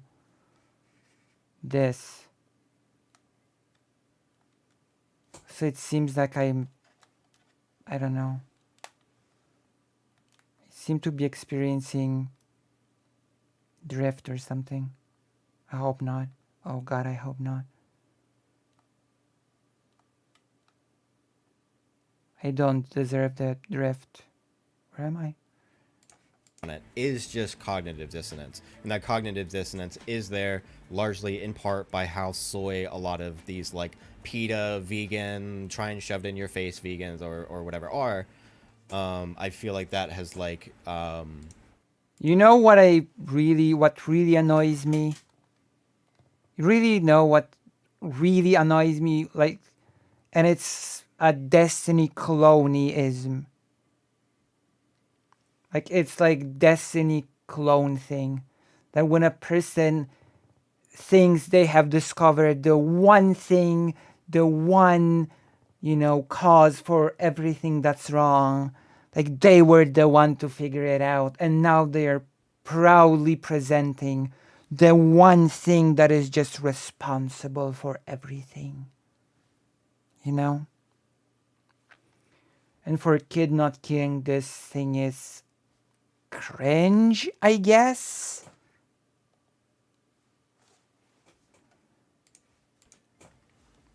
I feel like that's like muddied the waters for like all of it.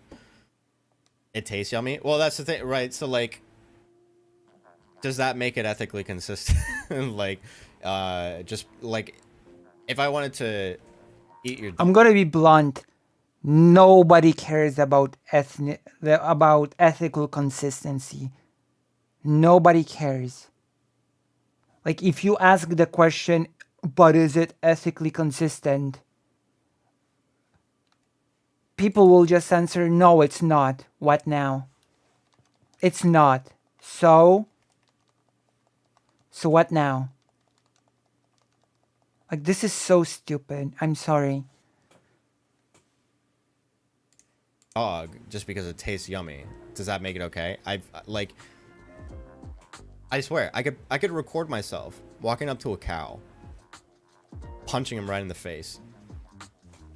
Also, cows are, I don't know. Aren't cows typically female while we're at it? My goodness. Would flip the fuck out. People would be really pissed. You're lying if you think people would not be pissed. Or if I kicked a cat. If I kicked your cat, people would be furious. There's a video going around of this this like Asian woman eating the leg of a dog as like an ASMR video, and people were furious about that. People were furious about that.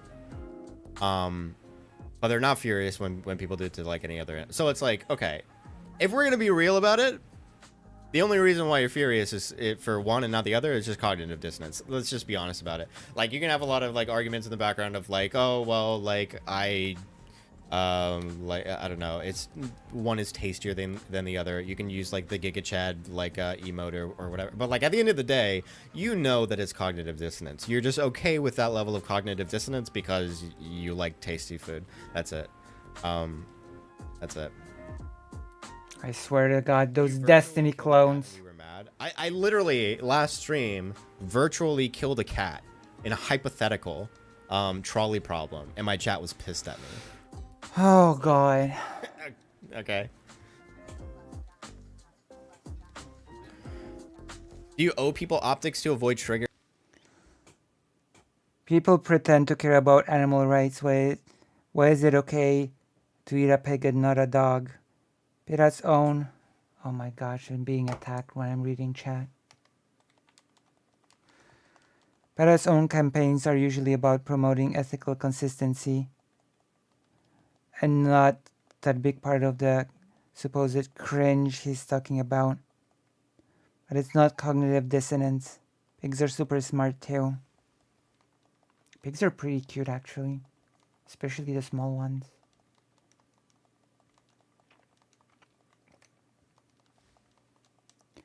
Yeah, but we probably have more female cows due to economic reasons. Milk and more cows think they generally send like bulls to slaughter and may keep on good stock for breeding that. Well, yeah, but like male cows, so to speak, are usually called bulls, not cows.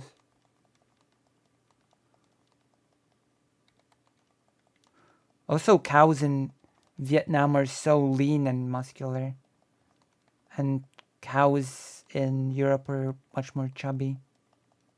It's just an observation that I've made in Vietnam.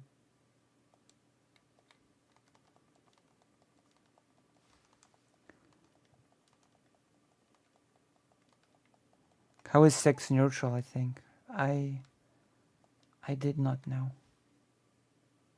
Not everywhere.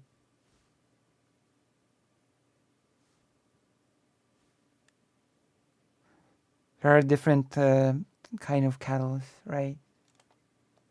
In Vietnam, they're pretty lean. I don't know what's happening with the controller. I think I'm experiencing the dreaded, like...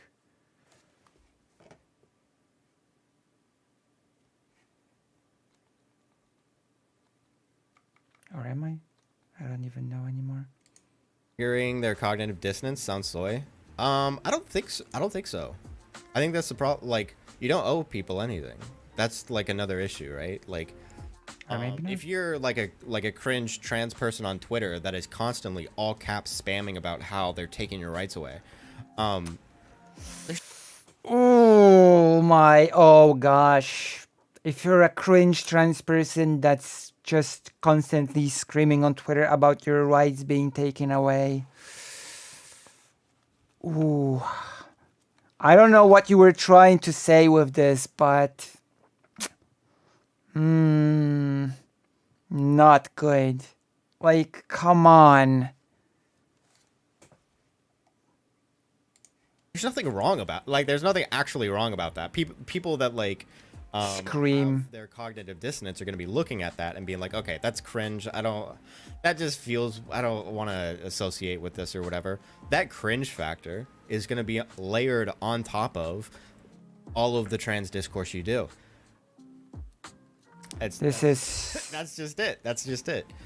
And I feel like there's so many, and like I could I probably do this to some extent too, where like, and it's all the fault of the cringe trans people, I guess.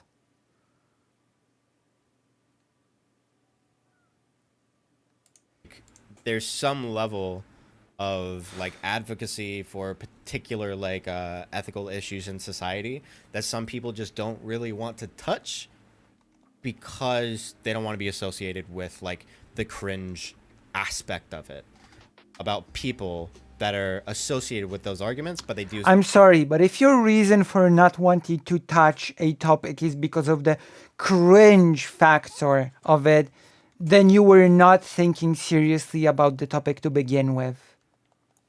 Just incredible. The cringe factor, this is just incredible. If this is enough to dissuade you from touching a subject, then I don't know what to tell you. But does it pass the soy test? That is the real question. True. True, and Giga Chad pilled or something. So in like a cringe way, you know? I feel like, if we're honest, I feel like this is a problem that like almost every single like every singer streamer or whatever has to deal with. Oh, fucking Porta Potty Peeper. Thank you for the 1 month. I swear to God. I don't know, man. There's elites are drinking baby blood for immortality, you know? Oh, that's fine, because you're not cognizant until you're like 2, so as long as you're under 2 years old, that's fine. You can drain the blood of babies and use it to keep immortality. Morally neutral. True. I'm duck-pilled. What is this? I'm duck-pilled. At first glance, it looks like a normal hamburger, but it's not just any old burger, because half of the meat patty consists of ground-up insect larvae.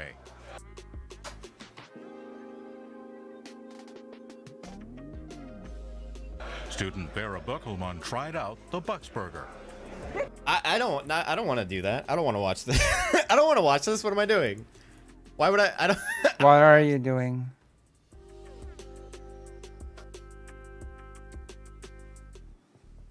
Oh boy. Your children nodders eating cows. Nope.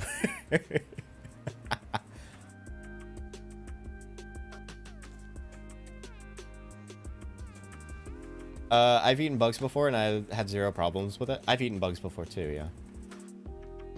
It's just gross. Like, it's still gross. I've had like crickets and shit.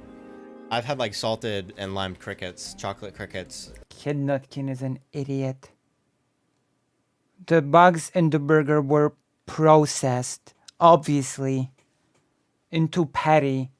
Like, I don't even know what to tell to people like this. It's not a bunch of stuffed bugs in between 2 buns. It's processed, obviously.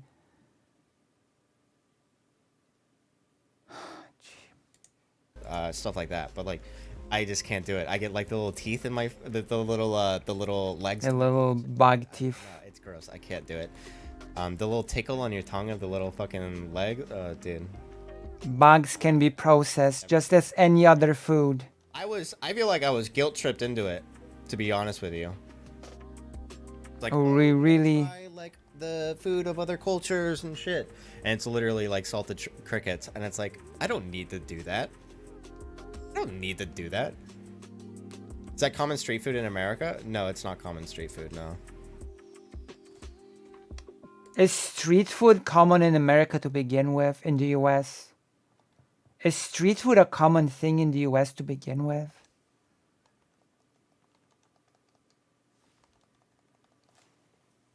Answer in the chat if you're from the US. Sashi, what's up? I don't want to eat something with an exoskeleton. I don't even like things with small bones like fried fish. Oh yeah, I was never big for fish either. Fish kind of gross me out. They're like slimy and shit. It's better if the crickets are chocolate covered. Yeah, I mean, I will say that I prefer chocolate covered crickets to salt and lime crickets. But that's just because it hides the cricket in the chocolate. That's it.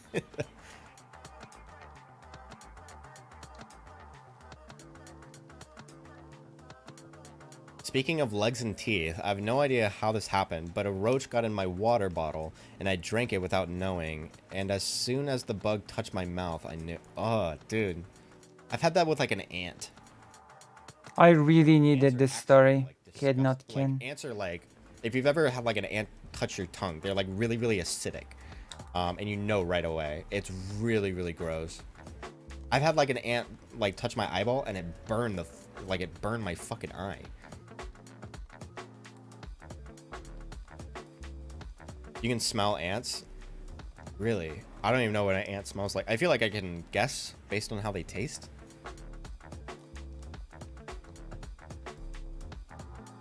Oh boy. My hens eat almost any insect, but never ants. Yeah, because ants are acidic. They're like covered in bullshit and lies. They're gross. Yeah, bugs are gross. It smells like a Sharpie? Really? Okay, I didn't know that.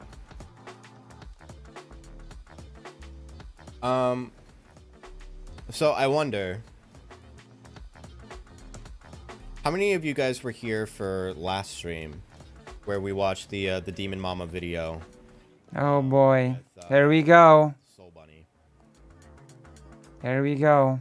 Because we ended it off like right in the like right near the end. Once Demon Mama started having like an existential crisis, I basically stopped it. Existential crisis of Demon Mama. I don't know if there's like, I think 20 minutes left in it or something. If you guys want, we can finish that off before we go into the the Shark 300 thing. Or we can just go into the Shark 300 thing. But I don't know. I just literally just thought it was a funny place. It gets worse. Did anything significant happen in the last 20 minutes? I don't know. I didn't see it. I didn't finish watching it. The thing is about like about Soul Bunny is that Soul Bunny is like painfully dissonant. Like I don't understand how someone can be so cognitively dissonant. How somebody can have such powerful mental gymnastics. I don't get it. I don't understand it. Wait, Kid Not Kin has a Demon Mama derangement? I know. I've noticed. I felt like it got I noticed. where it was just like the video was just beating the fuck out of me. Like it was just like aggressively just beating the shit out of me. You're strange. I say finish it. Yeah, I mean we can. At least we'll take like another peek just so like at the very least, even if we don't finish it, like we have like some context for what we're dealing with. Oh boy, you're a stranger, aren't you? Yeah, I agree with that. Do they have beef? Yes. Yep. Yeah, they do. Beef and pork and steak and fish. Okay, I just want to it's so fun. I'm sorry. It was just really really funny where I ended off the video last So time. funny. I'll rewind a little bit. But it got to a point where like Demon Mama was literally just like, it seemed like having an existential crisis where it's like, I don't know what to do. I don't know if I should just like so funny. Quit everything and just leave this earth. I have no idea. It's so funny to me. We'll go back maybe here, so. Let people eat what they want. What's gross to you may not be to someone else. How are bugs more gross than like shellfish or intestines, liver, stomach. I'm sure he likes hot dogs. Gross is conditioned. Oh yeah, 1 billion% conditioned. Yeah, that's true. It is conditioned. Yeah. It's like with the Lion King, the animated one, not the CGI one. Instead, I think they have soy with each other. I think is the best way to put it. Oh God.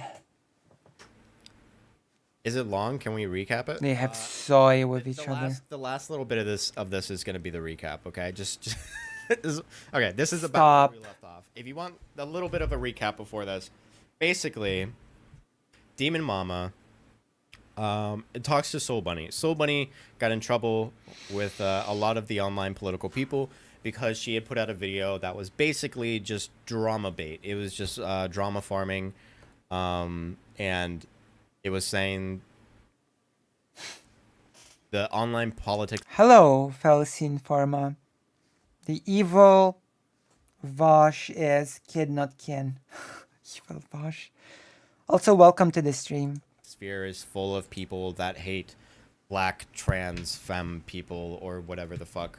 And not only that, but Shark300, who is a black man and a streamer who happens to be, sadly enough, on some neutral / friendly terms with Vosh, or was in the past, and therefore... Does Kid Not King hate Vosh as well?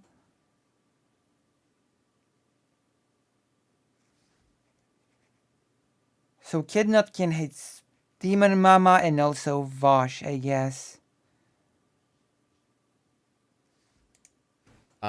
Is the C word, which is raccoon, but without the R and the A. I don't know if I can say it on Twitch, but call them that. I only know of this person because President Sunday interacted with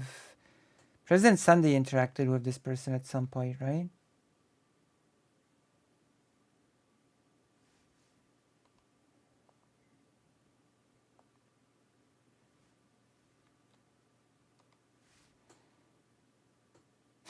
Watch it, MFR.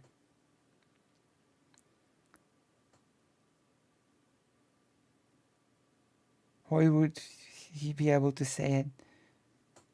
PS has rated him a couple of times. I think I'm pretty sure that they're... I don't know. I don't see them on the President Sunday Discord. I think their sort of interactions just died out.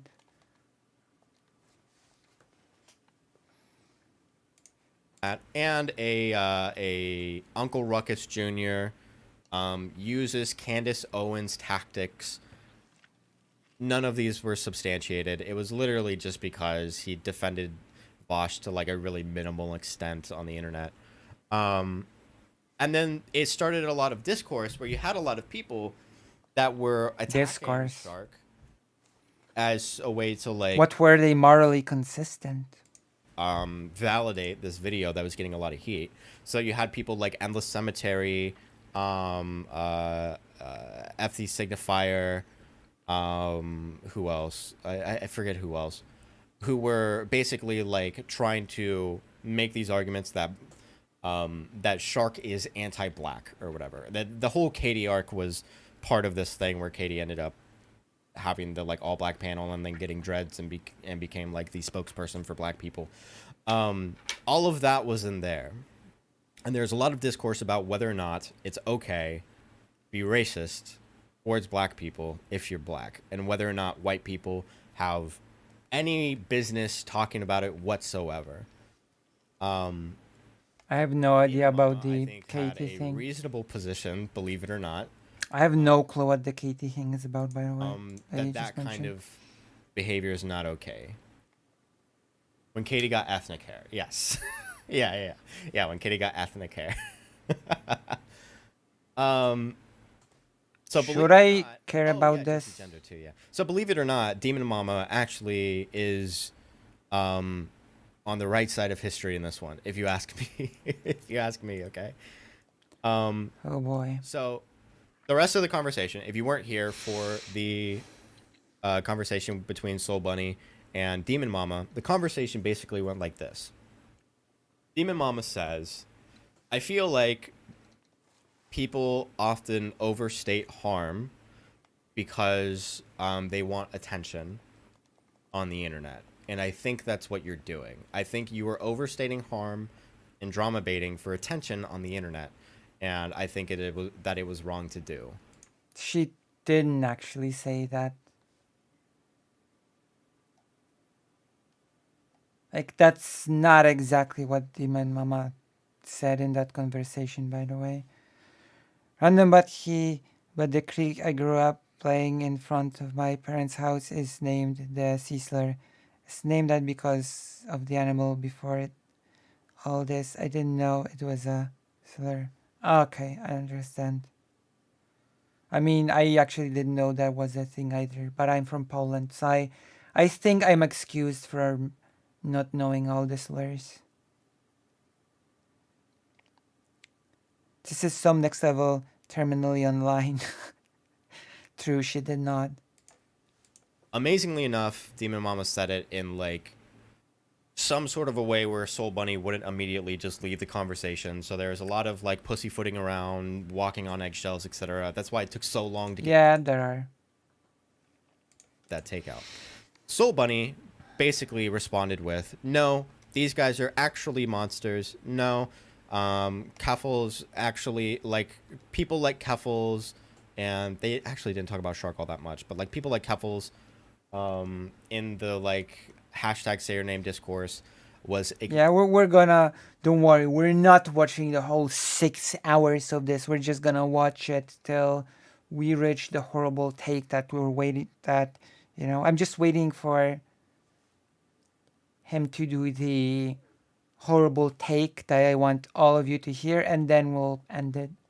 We're not going to, that's a promise. No, that's a promise that I'm making to you. Ignoring black people who told her to stop doing it. Therefore, she is racist and a colonizer and is using colonizer tactics. And that's that. And the meme was Soul Bunny kept saying over and over again that that she knows what all of black people think. Yeah, she spoke to all of black people. She went to her Instagram where real black people are, asked them their opinions, and every single black person on her Instagram. By the way, this is like an interesting thing because Demon Mama has sort of coined, sort of introduced this term of the game of telephone. And I would argue, even though I'm a streamer myself, that if you are not careful with covering things, if you're not careful to accurately represent the things that you are covering, you are doing the game of telephone via the coverage as well. If that makes sense.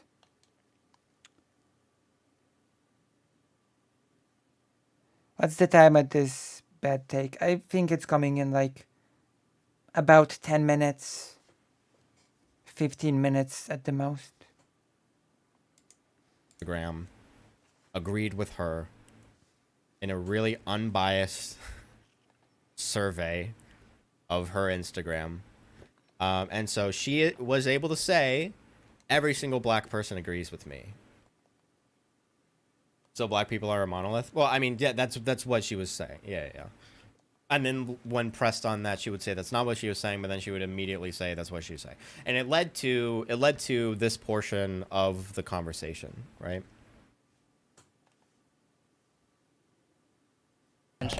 That if they were saying they weren't really taking that in and really understanding that, you know, this. So what we're watching here is suffering. I want you to look really, really closely into Demon Mama's eyes here, because this is suffering. Okay, just pay close attention. Is an exclusive. This is a movement that we've created because of our own lack of representation, and if people don't respect that, that is some colonizer behavior, and there's no getting around that for at least black folks. how that's how black folks feel, and that's we have every right to feel that way. And we're not trying to be palatable for non-black folks. They could feel however they want to feel, but at the end of the day, when we took the time after we educated and folks dug their heels in, that's on them on how they feel, because we don't care how anyone feels when it comes. I still can't get over the fact how Soul Bunny person tried saying that the indigenous people say name topic was just something that's fake and Twitter. That is just on Twitter and that is fake. Like, okay. It's not related to kid not kin, but it's something else. So after we took the time to let them know, like, hey, like, I get it, but This is where we left off here with this statement. can you please not to and use these instead? We let them give you an option, and you smack it. Demon Mama is losing it. Also, if you think Soul Bunny is big dumb, wait till Kid Not Kin opens his mouth and starts analyzing the situation. Then you will really learn what big dumb looks like, okay? You will learn in a few minutes. Well, Bunny is racist against indigenous people. Yeah, I do think so, to be honest. At this point. Down, you're like, no? So at the end of the day, now like, you're saying we were you. loud and clear. Now you're saying you. Do you? This is one of the things that I don't understand. No, this wasn't a me. What did she just say? She's just talking about how, like, during the hashtag Say Your Name discourse, after a trans teenager was stabbed to death, that person within the media, as far as people could tell, was being misgendered, and so they did the hashtag Say Your Name. Black people, according to Soul Bunny, came forward and said, white people, this is our hashtag, you can't have it, pick a new one. To which all of the white people collectively said, no black people, no, no, no black people, no. And Soul Bunny says that is colonizer behavior. Analysis by Kid Not Kin. Does Soul Bunny have a sizable audience? No. Nope. I don't think so. We can check. I don't think so. No. Oh gosh, I clicked the wrong button. I don't think so, no. Furthermore, is this just one thumb take of hers, or is it's a pattern? With Soul Bunny, it's a pattern. Unfortunately, but it's a pattern. Well, I don't know. It depends on how you look at it. Compared to me, it's a sizable audience. 8.26 thousand subscribers. So I guess it is sizable compared to someone like me. It's bigger than me. Like, I'm a micro creator. I'm like 858 subscribers. So it is sizable compared to me. That's for sure.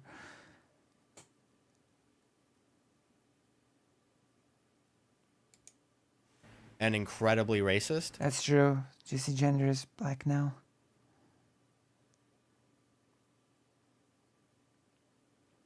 It's smallest in the stream arena, but 8,000 is a lot of ice though. True. When black people are speaking to you, you need to. That's true. And if black people tell you something, and you disagree with it, then that makes you racist. That is what she's talking about when she says white people dig their heels in and stuff. That's where it left off. I think this was a collective thing, because like Black Twitter got. That's actually not exactly what she said, but okay. Once again. And this wasn't just like a leftist based thing. Like this got into because I'm not gonna lie. That was it was trending. Like orgs were using it. Like this got outside. I actually don't think that saying that someone engages in colonial behavior is the same as saying that they are racist, but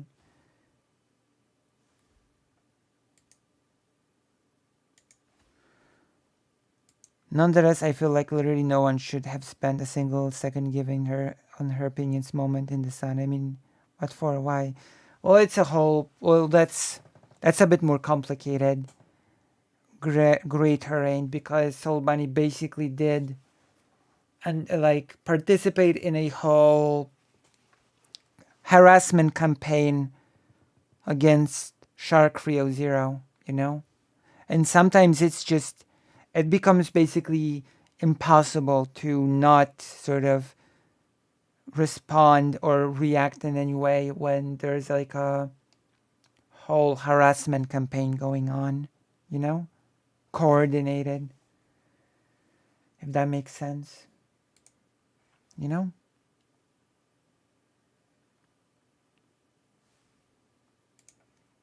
Of this any insular like leftist space, like orgs had to apologize for using it. When And you that say in wasn't orgs, just I know what you're talking people- about. It was actually it was one small protest group in the UK that did do an apology. But I mean, when we're talking orgs that apologized, this was a small org that did. Who's worse, Kid Nutkin or Soul Bunny? Soul Bunny. I think someone that like participates in harassment campaigns is worse. Yeah.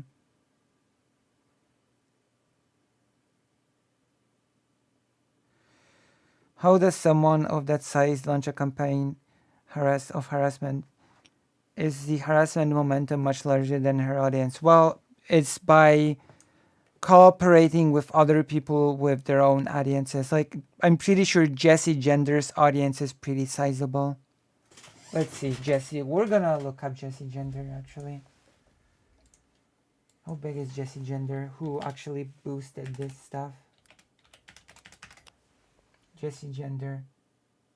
233,000 subscribers, so, you know.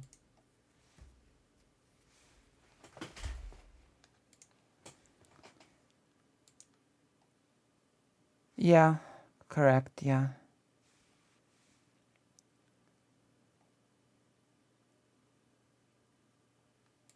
You're splitting hairs. Well, no, see, that's I what made I'm... myself clear. Are you denying the lived experience of a trans? Look at them. Wait, let me see the chat.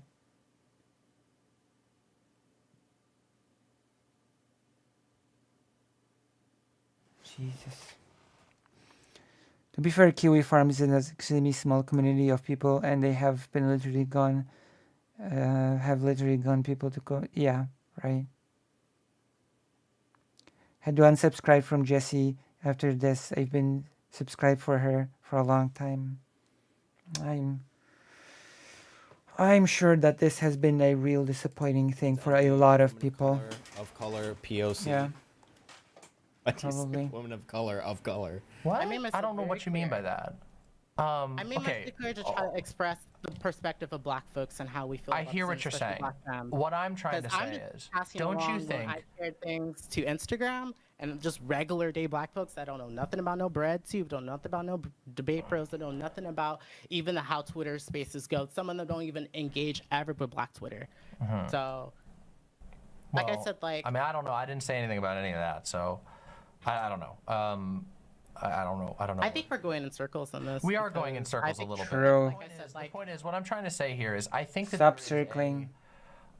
especially, I mean, we can go back onto the topic of quote-unquote BreadTube, of quote-unquote video essayists, these consumer groups, which is what they are. They are consumer-created categories that people can sort of pitch their content to, and sometimes they'll be accepted, and sometimes they won't. You know, nobody really knows who actually belongs in BreadTube and who doesn't, because it's created by viewers. Viewers decide who they call BreadTube. Nobody actually, but on all these groups and in these sort of broad spaces that we exist in, I think that there is an active tendency. Hello, Ultimate Latad. Welcome to the stream. Soul Bunny is so corny.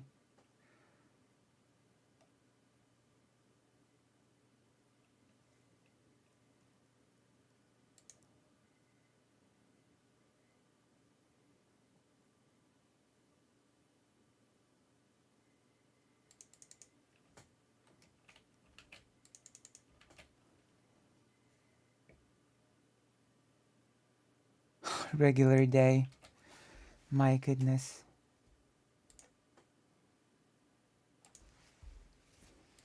tendency, and I think that this is on a lot of sides, to overstate harm, to pick. Yo, Eddie, thank you for the 200 bits. Yo, Thank Eddie. you so much. What's funny is Vosh kind of predicted a lot of this discourse at theater. The Paisman for.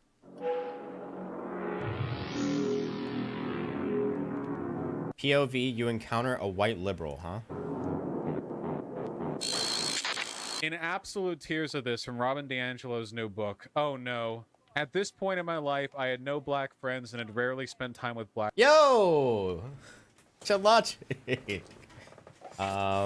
Oh, that's a red flag. If I ever saw one, that's a red flag.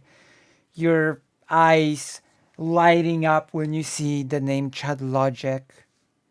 That's gonna be a red flag for me. I'm sorry. If you get so excited when you see the name Chad Logic flash on the screen.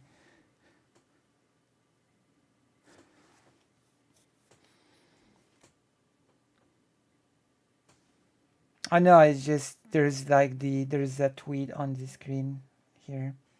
See? Just saw a tweet by Chad Logic. Yeah, like I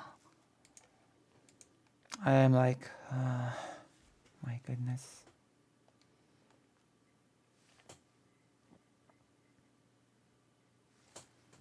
I have to unpause. In absolute tears. Oh, I can't even see it. I was excited and felt an immediate need to let them know I was not racist. To that end, I proceeded to spend the evening telling how racist my family was. Excited. At this point in my life, I had no black friends and had rarely spent time with black people. I was excited and felt an immediate need to let them know I was not racist. To that end, I proceeded to spend the evening telling how racist my family was.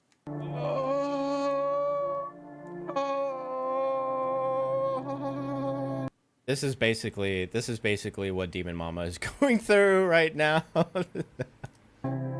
Hey guys, hot tip. If you're white and you're hanging out with black people, they don't want to hear you tell stories over and over about how racist your family is. They know Kind of true. what you're doing.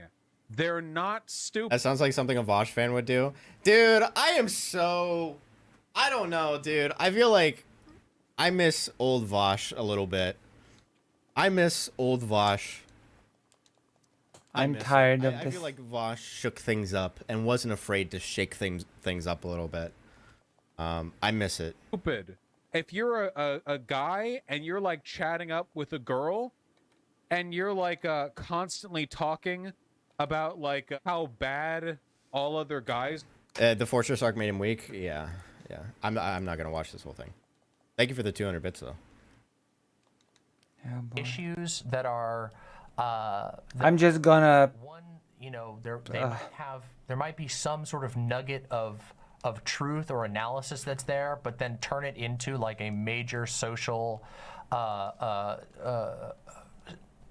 What's the word I'm looking for? Schism. Or like a point there where you have to declare a side.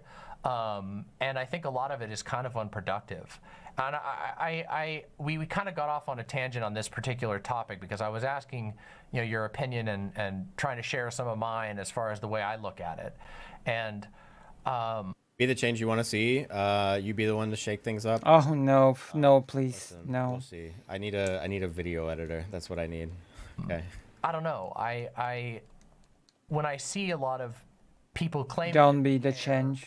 Maybe it's just the whole space is just shot. Maybe all of this just doesn't matter, and this conversation doesn't matter, and none of the videos we've been talking about matter, and your videos don't matter, and my videos don't matter. This is the existential threat coming in. That's also a possibility. I'm totally open to that. I mean, I am very honest with my audience and tell people I'm an entertainer at the end of the day. I've never been anything other than that. I've never represented myself as Conoclast, thanks for gifting us up to Can't Find a Name I Like. Thank you, for real. some kind of, political thought leader or activist or whatever. But I guess I just feel like a lot of times there is a weaponization of serious topics or topics that are serious at their core, and they turn The whole Christian thing was just abuse of an unwell person. And I'm just gonna leave it at that. Hello! Hello, hello. That's right, Ultimate Talad. I do have a side chat. That's right. Hello, hello. I'm a White Forester. into like really hurtful interpersonal fights that just make everybody miserable and everybody bored too. Well, I mean, this is kind of the problem, isn't it? Like, when it comes to people like Soul Bunny and a lot of those those people on like that side of the aisle, these really like to use like beat to death terms, like the cancel culture type lefties that wag their finger at literally everything. I feel like it's the same thing about like the vegan discourse that we talked about earlier, about like talking about like why it's cringe to like ultimately for most people advocating for trans rights is cringe. It's cringe. It's ethically good. You should be doing it. Oh my god, more of the cringe It's discourse. ethically sound. It's ethically coherent. It's really, really easy to explain why it is, but because of the proximity to people that other people consider to be cringe, people don't want to touch it, right? But then like more of this. Oh my god, more of this.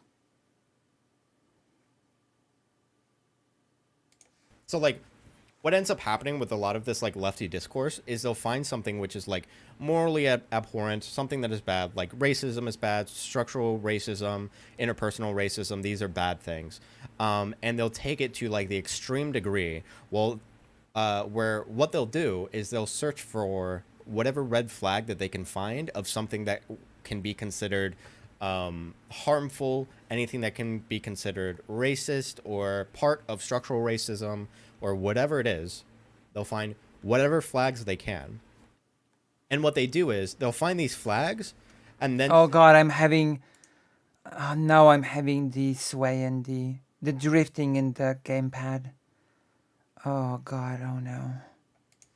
Because of these red flags, this person cannot be trusted, or this person needs to be like shut down, or this person is like a bad person, an evil person, a hateful person, etc.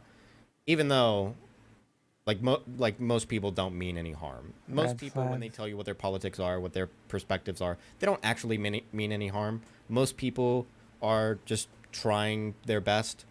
This is such a brain that most people are just doing their best. Well, guess what?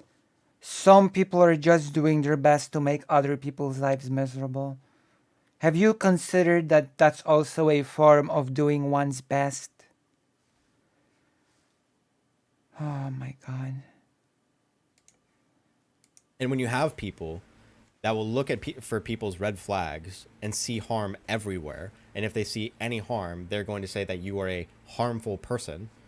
Your identity is that of a harmful person. What the hell does that mean? Your identity is that of a harmful what?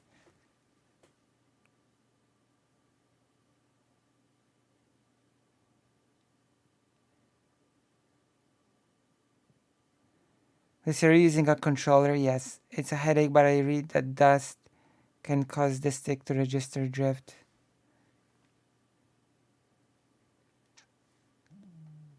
What does that mean?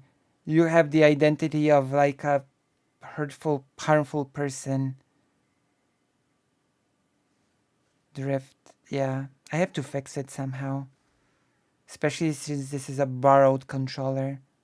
So... my goodness. His take is cringe and soy, victim blaming, correct, yeah. Then it becomes... That's what I wanted to cover some of this. Because it's just incredible. And not in the good way. About the ethics anymore. It doesn't become about the politics. It doesn't become about the principles or any of that. It's about figuring out who is on the right side of history, who is an ally and who is an enemy. That's ironic coming from someone that said that this time around Demon Mama is on the right side of history. Are you saying you're one of the people that you're describing? I just don't know. Basically. And that's all you get. So then you get people like Soul Bunny and like a lot of people on the left or like poly people or whatever, like any of these kinds of people, that all they do is they try. Ah, yes, poly people, the biggest person in the streamer space.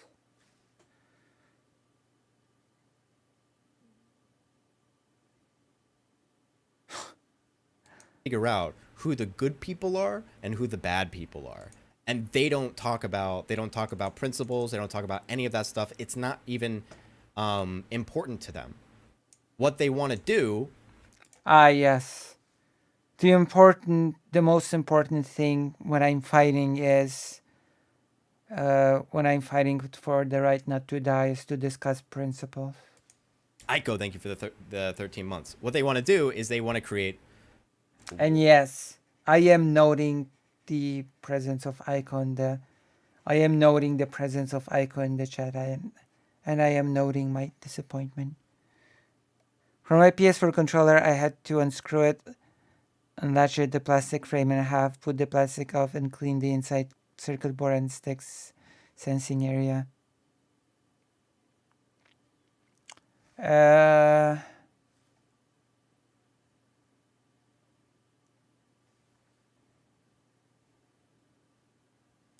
I might have to take the controller to a repair place or something and see, I make them check it out or something. Warfare. They want to figure out who's good and who's bad. And then make you feel like if you are not on the right side of history, you're on the wrong side of history and you should be condemned. And no one wants to be condemned. No one wants to be a bad person. And so through that shame, that's how you organize people. That's how you get people on your side, is through shame, through guilt, and through resentment. And I think that is disgusting. And Soul Bunny is one of those people. That's the worst. That's like almost the worst part, is that everybody in here is a streamer and a YouTuber. We're all entertainers at the end of the day, no matter how, much we self-delude about it, which I don't. Maybe other people do. I know there are a lot of people who try to sell themselves as saviors or as a movement leader or something, when ultimately you're making YouTube videos at the end of the day. And that, I think YouTube videos are cool, but they are YouTube videos. I feel like there are streamers that do this exclusively. Yeah, absolutely. Yeah, it's drama baiting type shit. Yeah. Drama baiting type shit often will do this kind of thing where it's picking out something wrong or inconsistent about someone, and then is this drift? Create a air of resentment. Like, this is why this person is a bad person. And people really like that because it makes them feel like good people. So recently disappointing. I saw really disappointing Aika stream recently. She reviewed some disgusting videos made about Keffels and Tipster and got a kick out of them. Lost respect for her and unsubbed. I see. Welcome to the stream, Vex. Vex the cat. Vex the hat. Vex the cat. Welcome.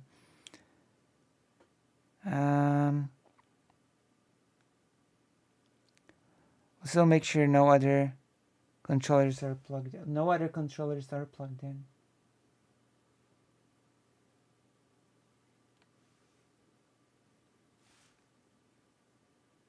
I only have one controller. I like Aiko, but not so much. I like Aiko, but not so much of the people she talks to on some of her streams.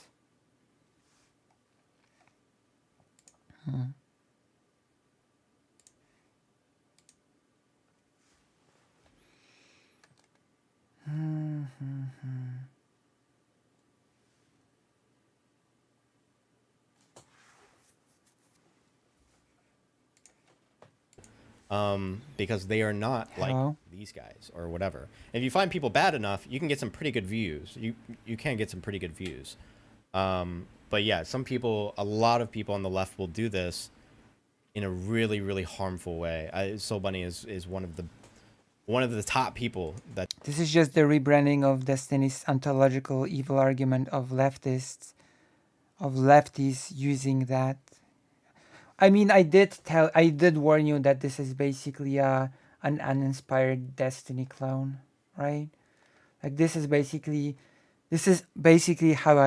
what I opened this react with, by saying that we're seeing those uninspired Destiny clones that basically just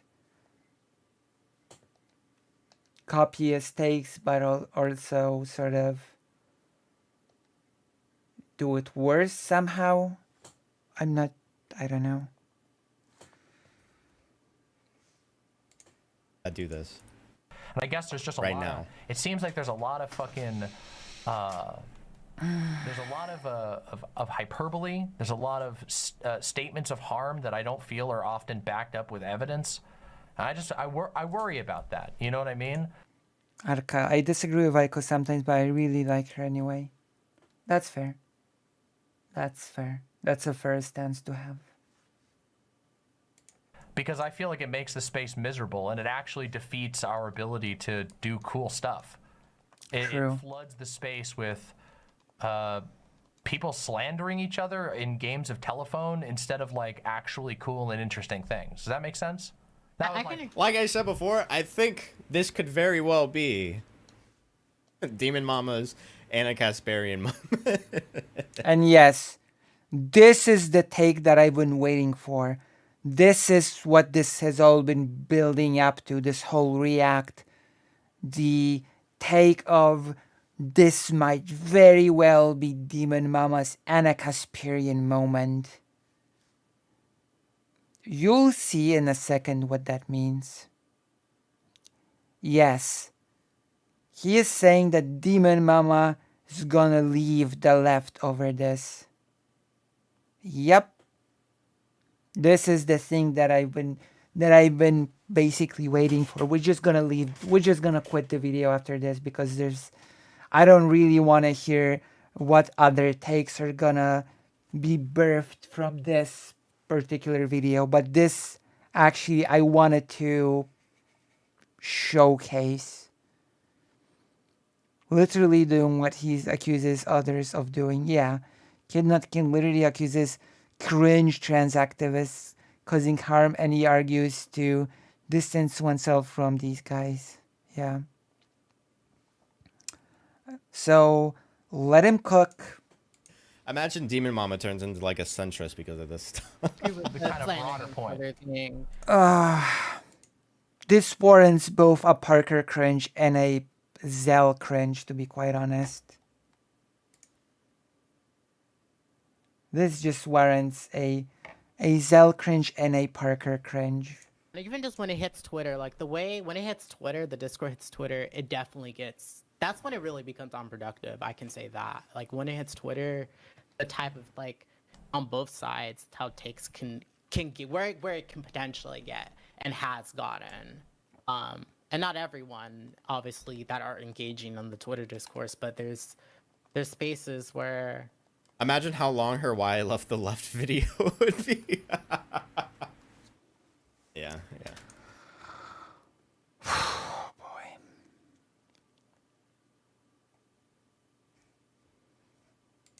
So yeah, there we have it. You know, even if. There we have it. I don't really think we need to react to any more of this video. What do you think?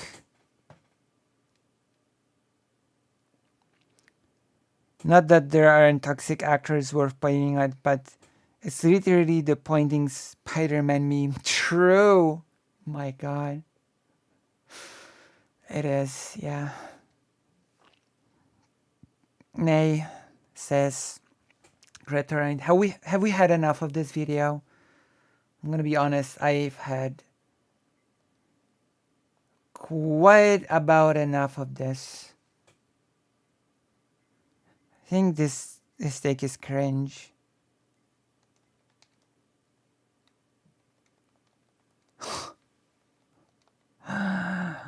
Oh my goodness. I actually was caught off guard when I heard this take. That this is like Demon Mama's Anna Kasparian moment.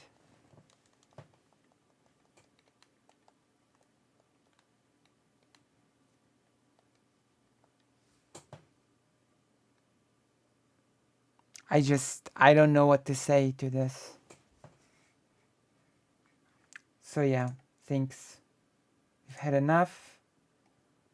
We're gonna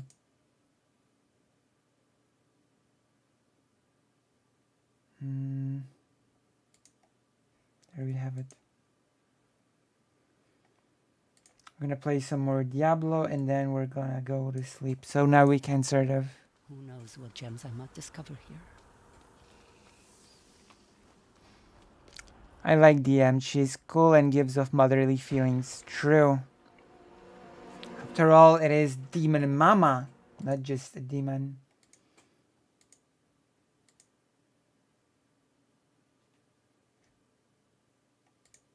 I think I'm gonna send a quick DM.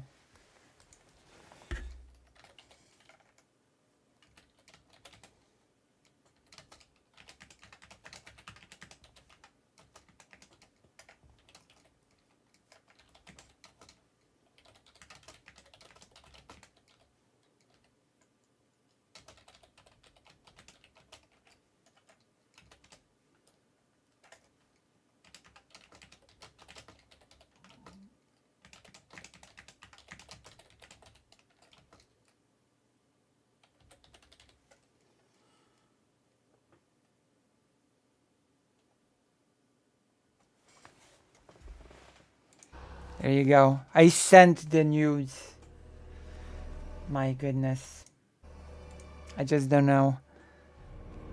If DM left the left, it would unironically be because the left left her. LOL. True. Although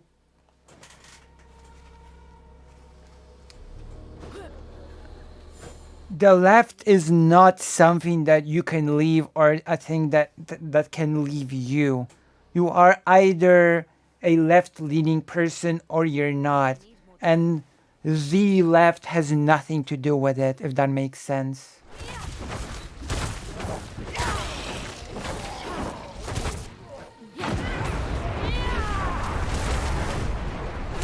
Like if you have actual beliefs and, you know, thought out principles, then a bad conversation will not suddenly shake all of your beliefs, you know? That's pretty ridiculous. I used to dislike Demon Mama because she and Vosh clashed at one point forever ago over I don't remember what, maybe the King at Pride, I don't know. Anyway, I checked her channel out and yeah, her content is great. Her videos are chill and upbeat and optimistic, and she deploys a lot of consideration before making final judgments. True. True.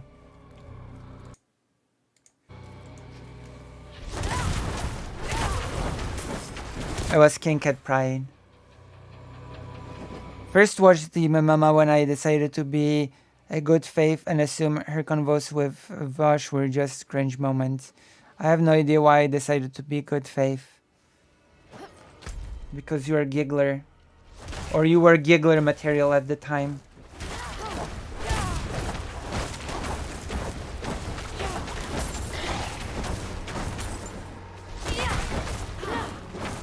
Also keep in mind that Vosh also walked back a lot of his opinions on the King Cat Pride thing.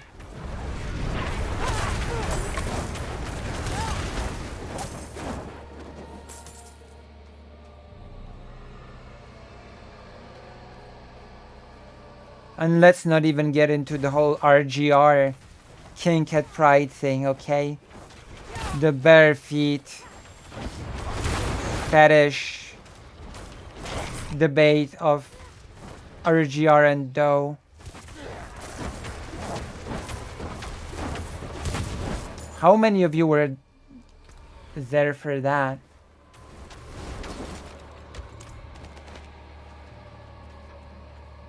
Yeah. How many of you were there for that whole thing? Ludicrous, true. Whatever the intention was for the videos. Oh, I unpaused by mistake.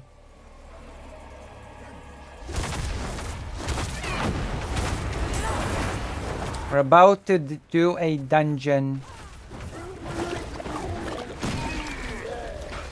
Felt bad for though, true.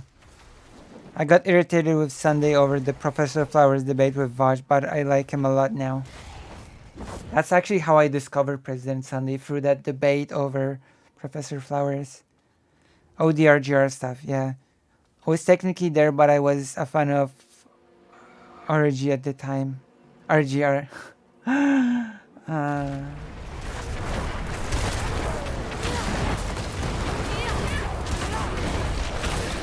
Oh, yeah, I know Chariot. Chariot actually raided me a few times on Twitch. I should do more, like, multi-streams with Twitch, you know? Even though Twitch forbids it, I should do more streams with YouTube and Twitch at the same time. You know, like, rules are there to be broken or something. Worst case scenario, I will lose monetization on a page that I'm currently almost never using. You know? And Chariot actually raided me a few times on Twitch. The only time I ever thought DM was cringe was the supply chain debate with Vaj, but I like to think she wasn't representing her arguments very well because it was heated. True. You should watch her, she's really chill. Yeah, I do like Chariot. And as I've said before, I've been raided by Chariot on Twitch.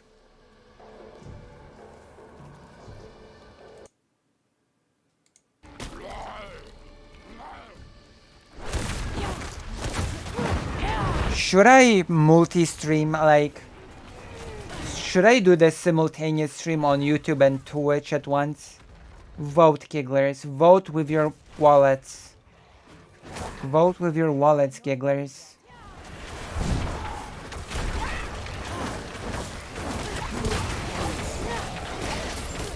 The supply thing was too heated to be productive.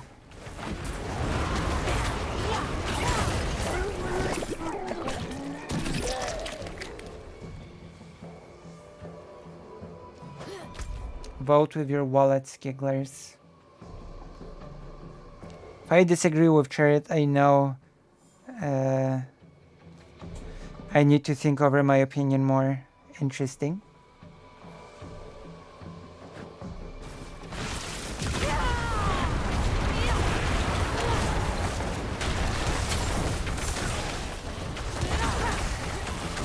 Oh.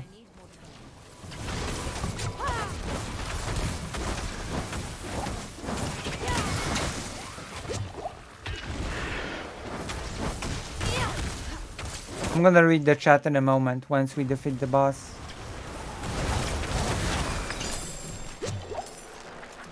Alright, so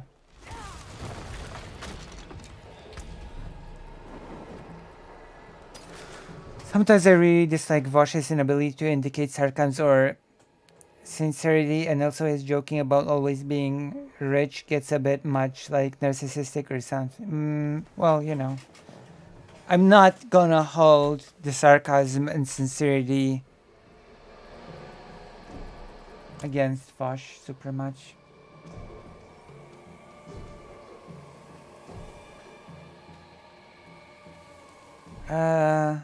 Okay, let's continue. So, also vote for the Twitch thing, if I should do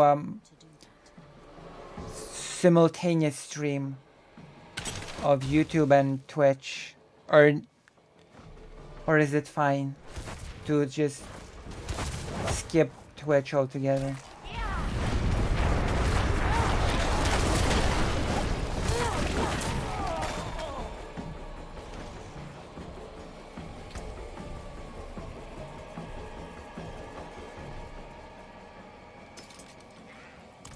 It wouldn't hurt. Yeah, we might do it. Because then you can collaborate with Twitch people if that happens. The only risk of multi-streaming is you have to be a lot more careful on Twitch not to react to content with any slurs on it. Getting banned from Twitch is worse than not streaming on it at all. Because you can collaborate with Twitch people with that. That's actually... I have not thought of that. Like, Twitch does forbid multi-streaming. So I potentially might get banned by Twitch for multi-streaming itself. I have to think of it. Which is, I know about TOS, right? Yeah. I have to reconsider that multi-streaming thing. Because Twitch does forbid it. Of course.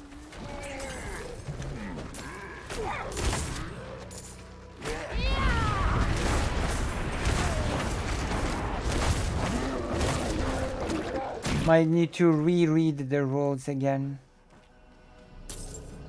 of conduct. The rules of conduct.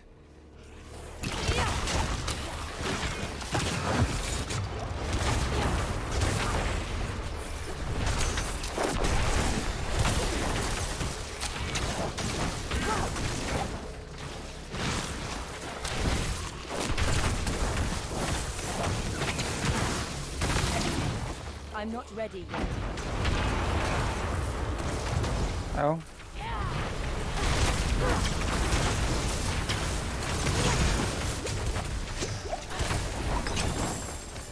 I need time to prepare that. We've done it.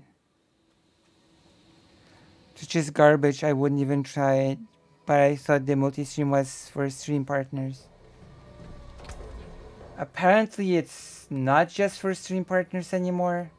I don't know what the current status quo is, to be honest.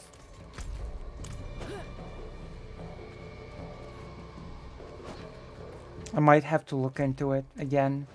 They keep changing the rules.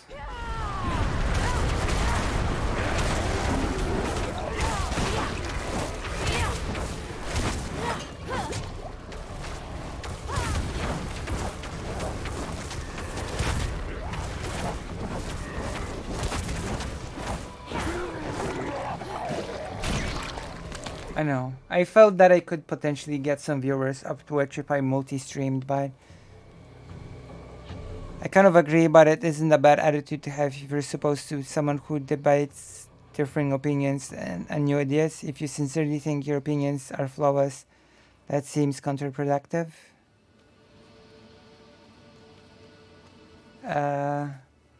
What? What are we talking about?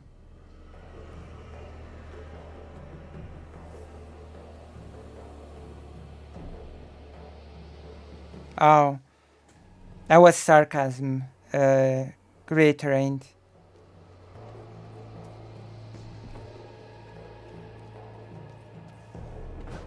That was sarcasm.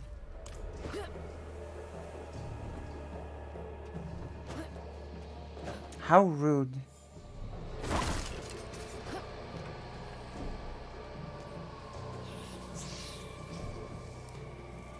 But yes.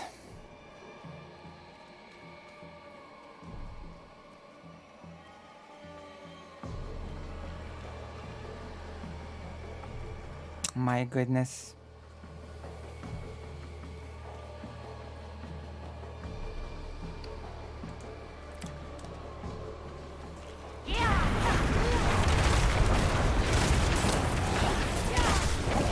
Like, donate, true.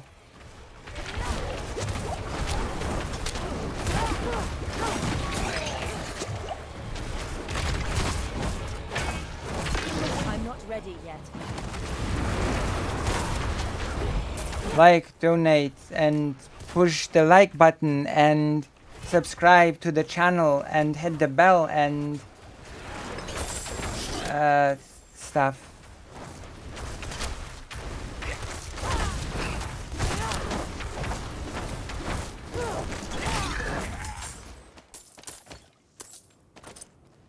My gosh, I actually became an affiliate on Twitch when I didn't speak or anything. I didn't even use my voice on stream. I just typed in the chat with people to communicate. Those were the days of the mute faceless Lucy that nobody, I need time you know. to do that. I wonder if anybody in the chat remembers the Lucy Haze from those days. I'm 90% sure that nobody that's in the audience right now does. I need time to do that. Yes, of course. This is a weird... I need time to do that. This is a weird acceptance zone. This is a weird... this is a zone that accepts the weird.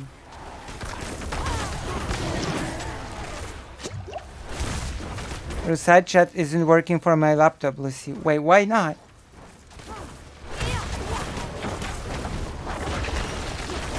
I think you have a good speaking voice.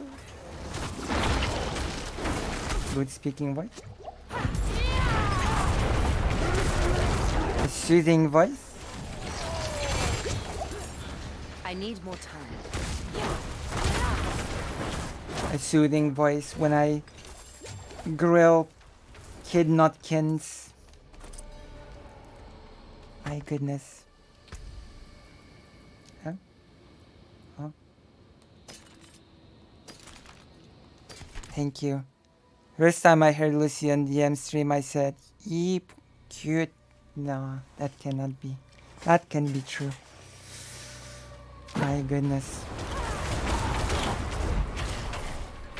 Also, you heard me for the first time on Demo Mama. Demo Mama.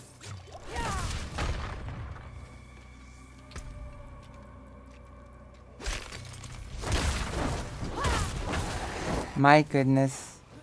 Wholesome. My goodness.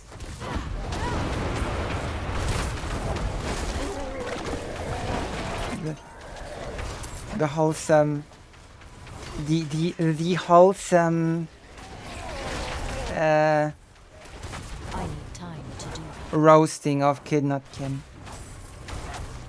will be the video title. But yes, thank you. Thank you, Gigglers.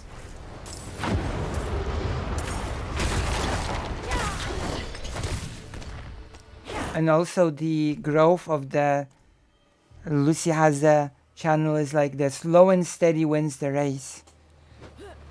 It says another current playback ID. I'm not sure what's happening. Soy cringe cognitive dissonance, true. Have you tried refreshing? What browser are you using? Have you considered using a different browser?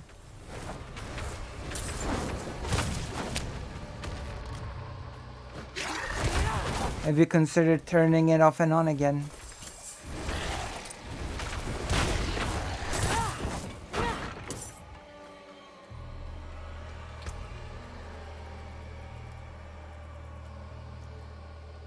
The drift is starting to become annoying.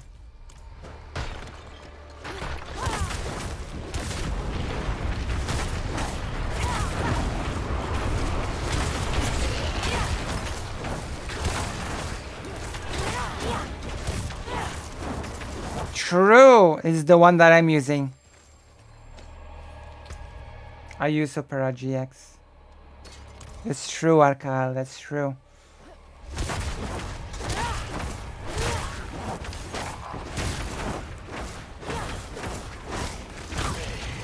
Demon Mama Anaka Spirit moment revealed. True.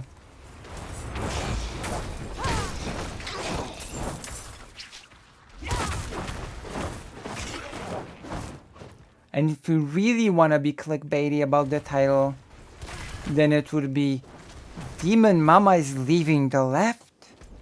There you go.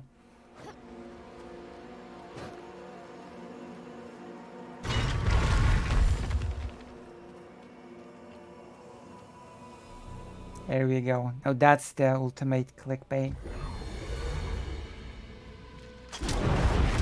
And then we do faces with 10 arrows and I don't know, something. Don't lickate that cringe. Yeah, true. Don't lick that cringe.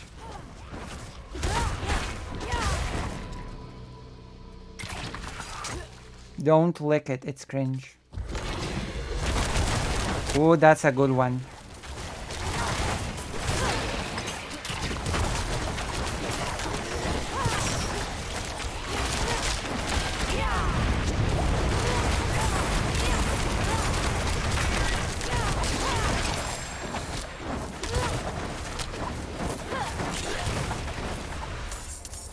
My bags are full.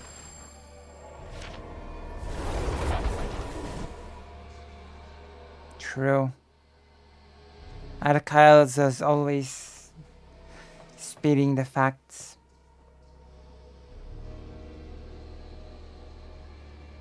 Oh, don't clickbait. That's cringe. That's true. That is it's also soy. Uh-oh. There you go. Really clickbaity title would be like violent beatdown goes wrong. And it's just slightly emotionally elevated disagreement. Violent beatdown goes wrong.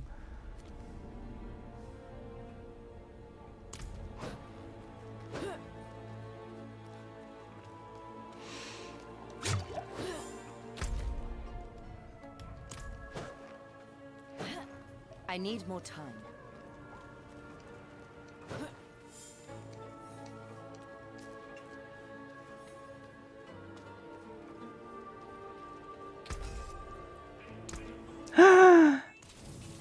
Felsim for a Magot Tier 1 subscription. Thank you. I must skedaddle, but I will color my name on the way out. Thank you so much, Giggler. Thank you. Thank you for the subscription. Thank you.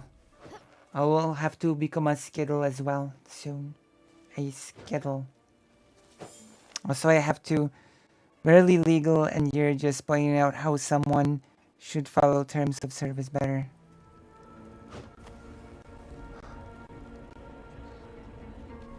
My goodness. And the game is also... We'll just have to...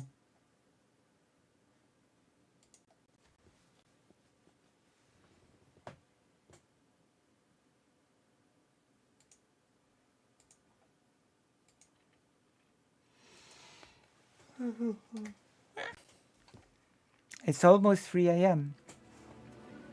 Actually. Oh, I know. Wait, there has to be a browser version of some sort of like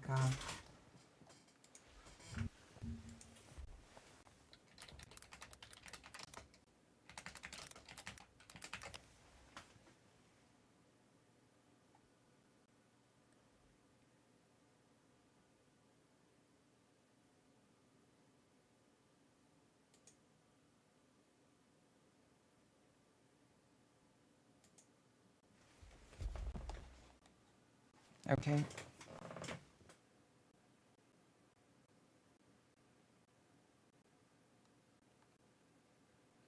Yeah, there's a drift. There's definitely a drift. Oh god.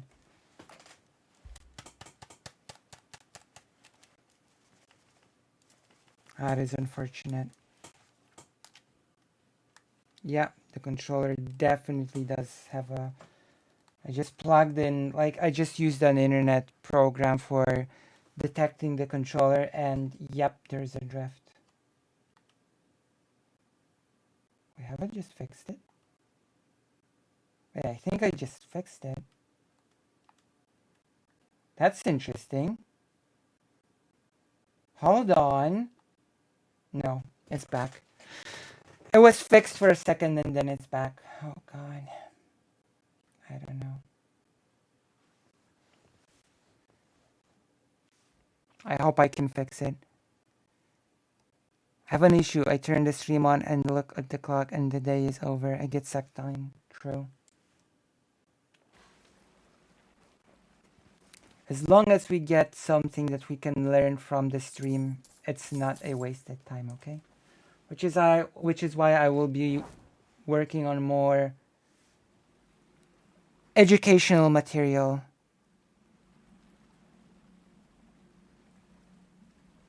If you can run controller through a controller configuration software like Steam, you can increase the dead zone to eliminate drift. Oh, thank you, Arkel. I will try that. I will be doing very soon the anticipated Rosa Luxemburg segment presentation. So please look forward to that. Okay, so I can't use my laptop to watch. This is why I use my phone for everything. True.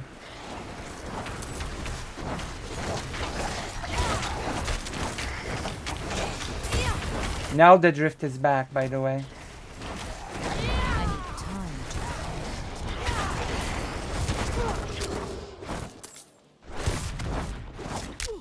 But it's getting a bit better. So I don't know.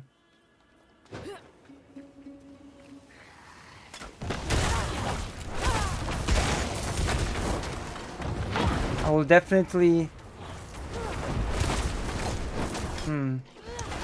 But the sad part is that this advice might not work for the PlayStation 5. When we stream like Demon Souls or Final Fantasy 16.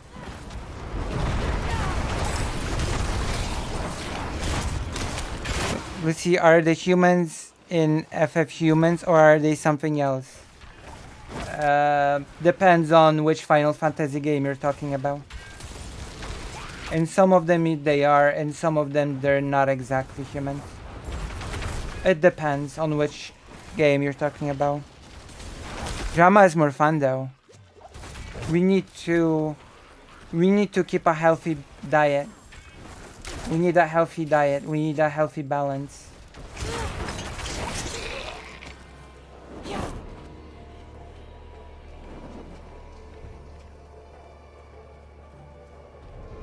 Sort of, yeah. But also I don't want to spoil the story of FF14 as to why they're not exactly human.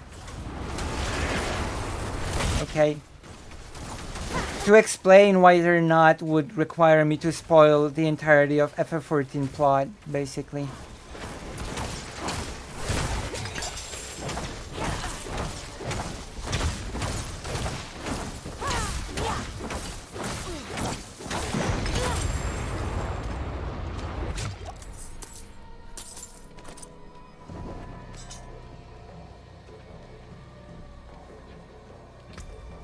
That is a nice emote. I'm proud of this emote.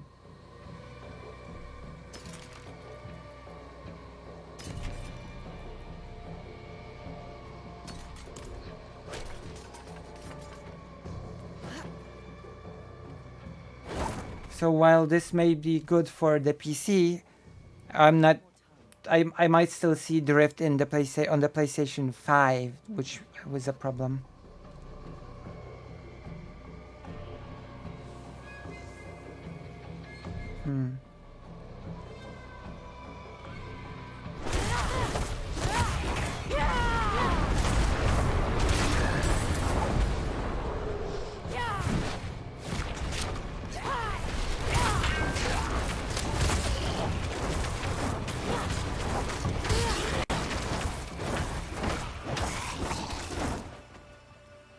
Yeah, I don't know if the PS5 has dead zone settings. I might have to look into it. Also, apparently it's usually dust or something, so apparently doing this sometimes helps with the drift problems because you sort of just physically remove the thing that's causing it sometimes when you just do this, which I hope will work.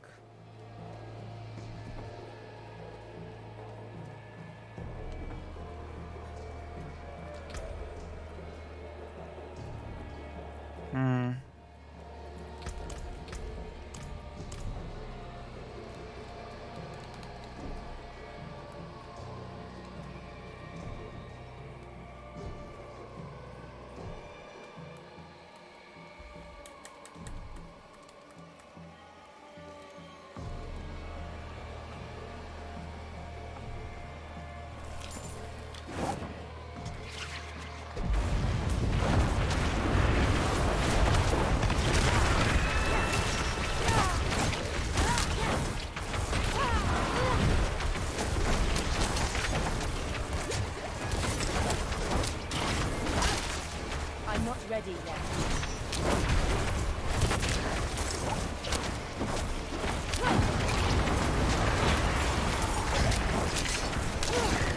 Imagine being a human and not a duck. Cringe.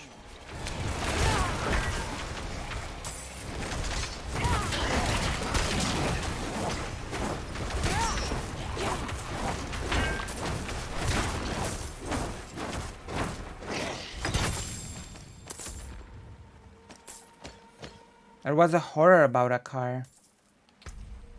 Or something. Oh.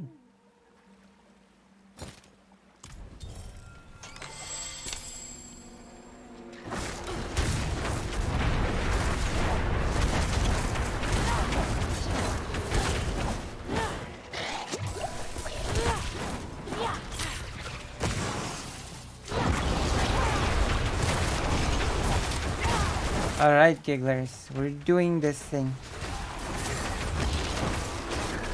I need time to prepare that.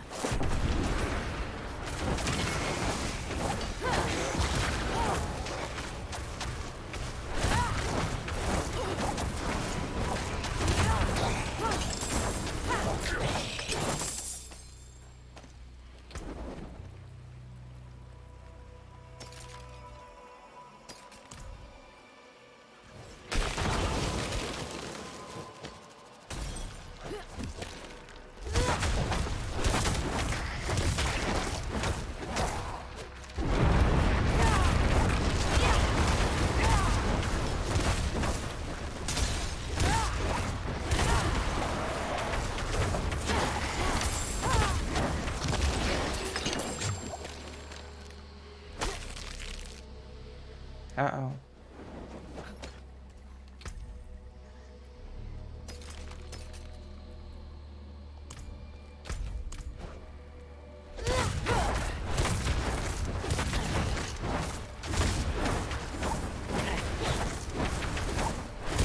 True, you cannot. You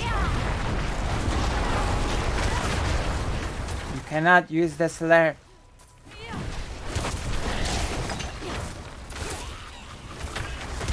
I need time to do that.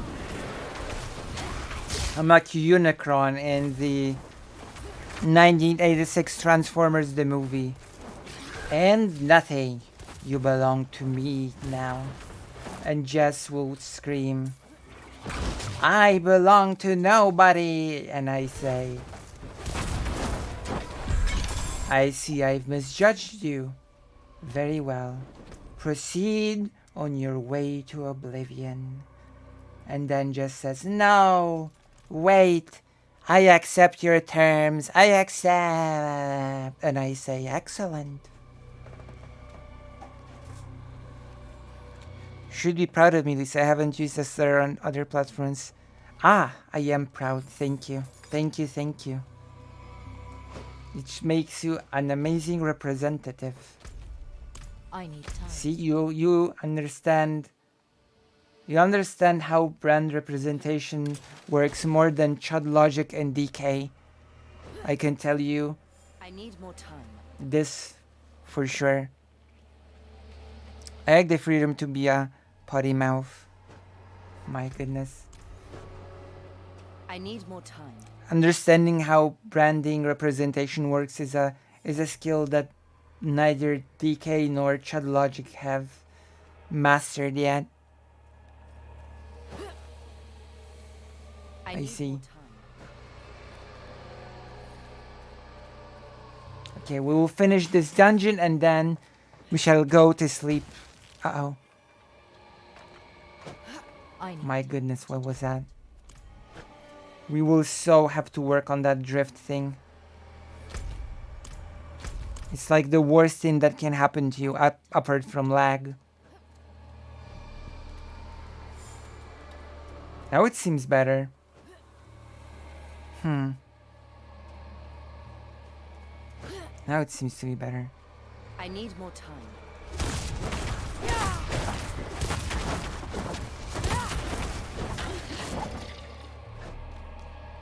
What an intense stream this has been, by the way.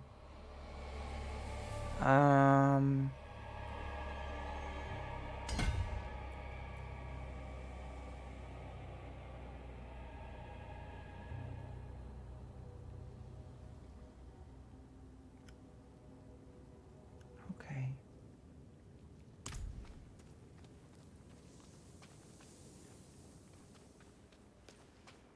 It probably won't censor it then, no. I suspect that it's some kind of a loophole technique. I need more time. I'm just gonna say that the censoring thing is already flawed as is.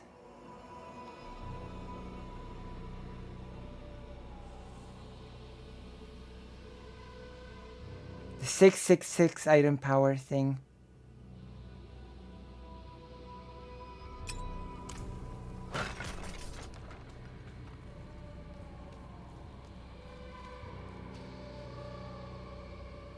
Let's see. Like the stream giggler is true. Let's see if it censors. It did not censor.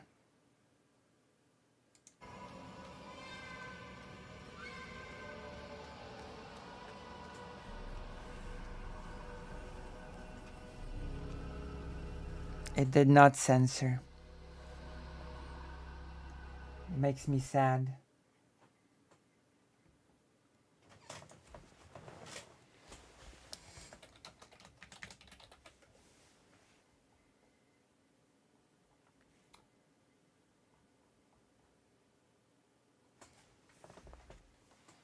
Sorry, Lucy.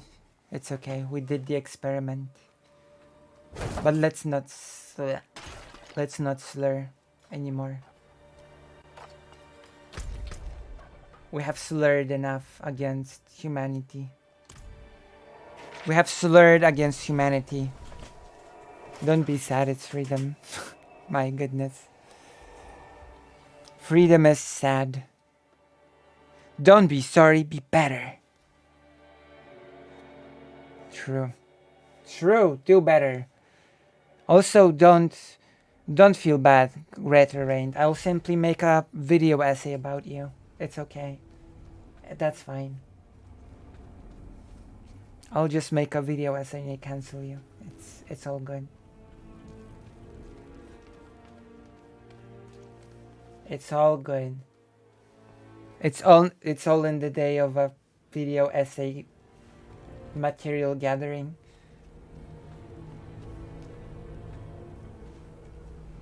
It's true. It's a date. Okay. So it's been a fun stream. It's been how many hours?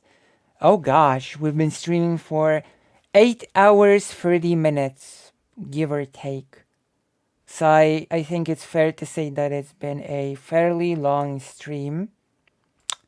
I haven't even realized that it's been like over 8 hours. I thought it was like 5 or 6 hours. I didn't realize it was almost 9.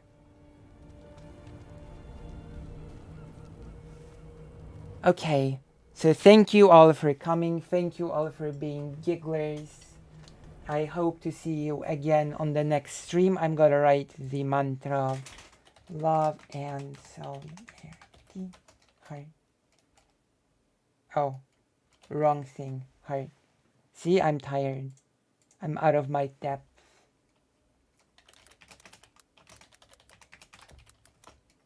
There you go. And now it's time to say goodnight. Yes. Good night, good night. Vex the cat.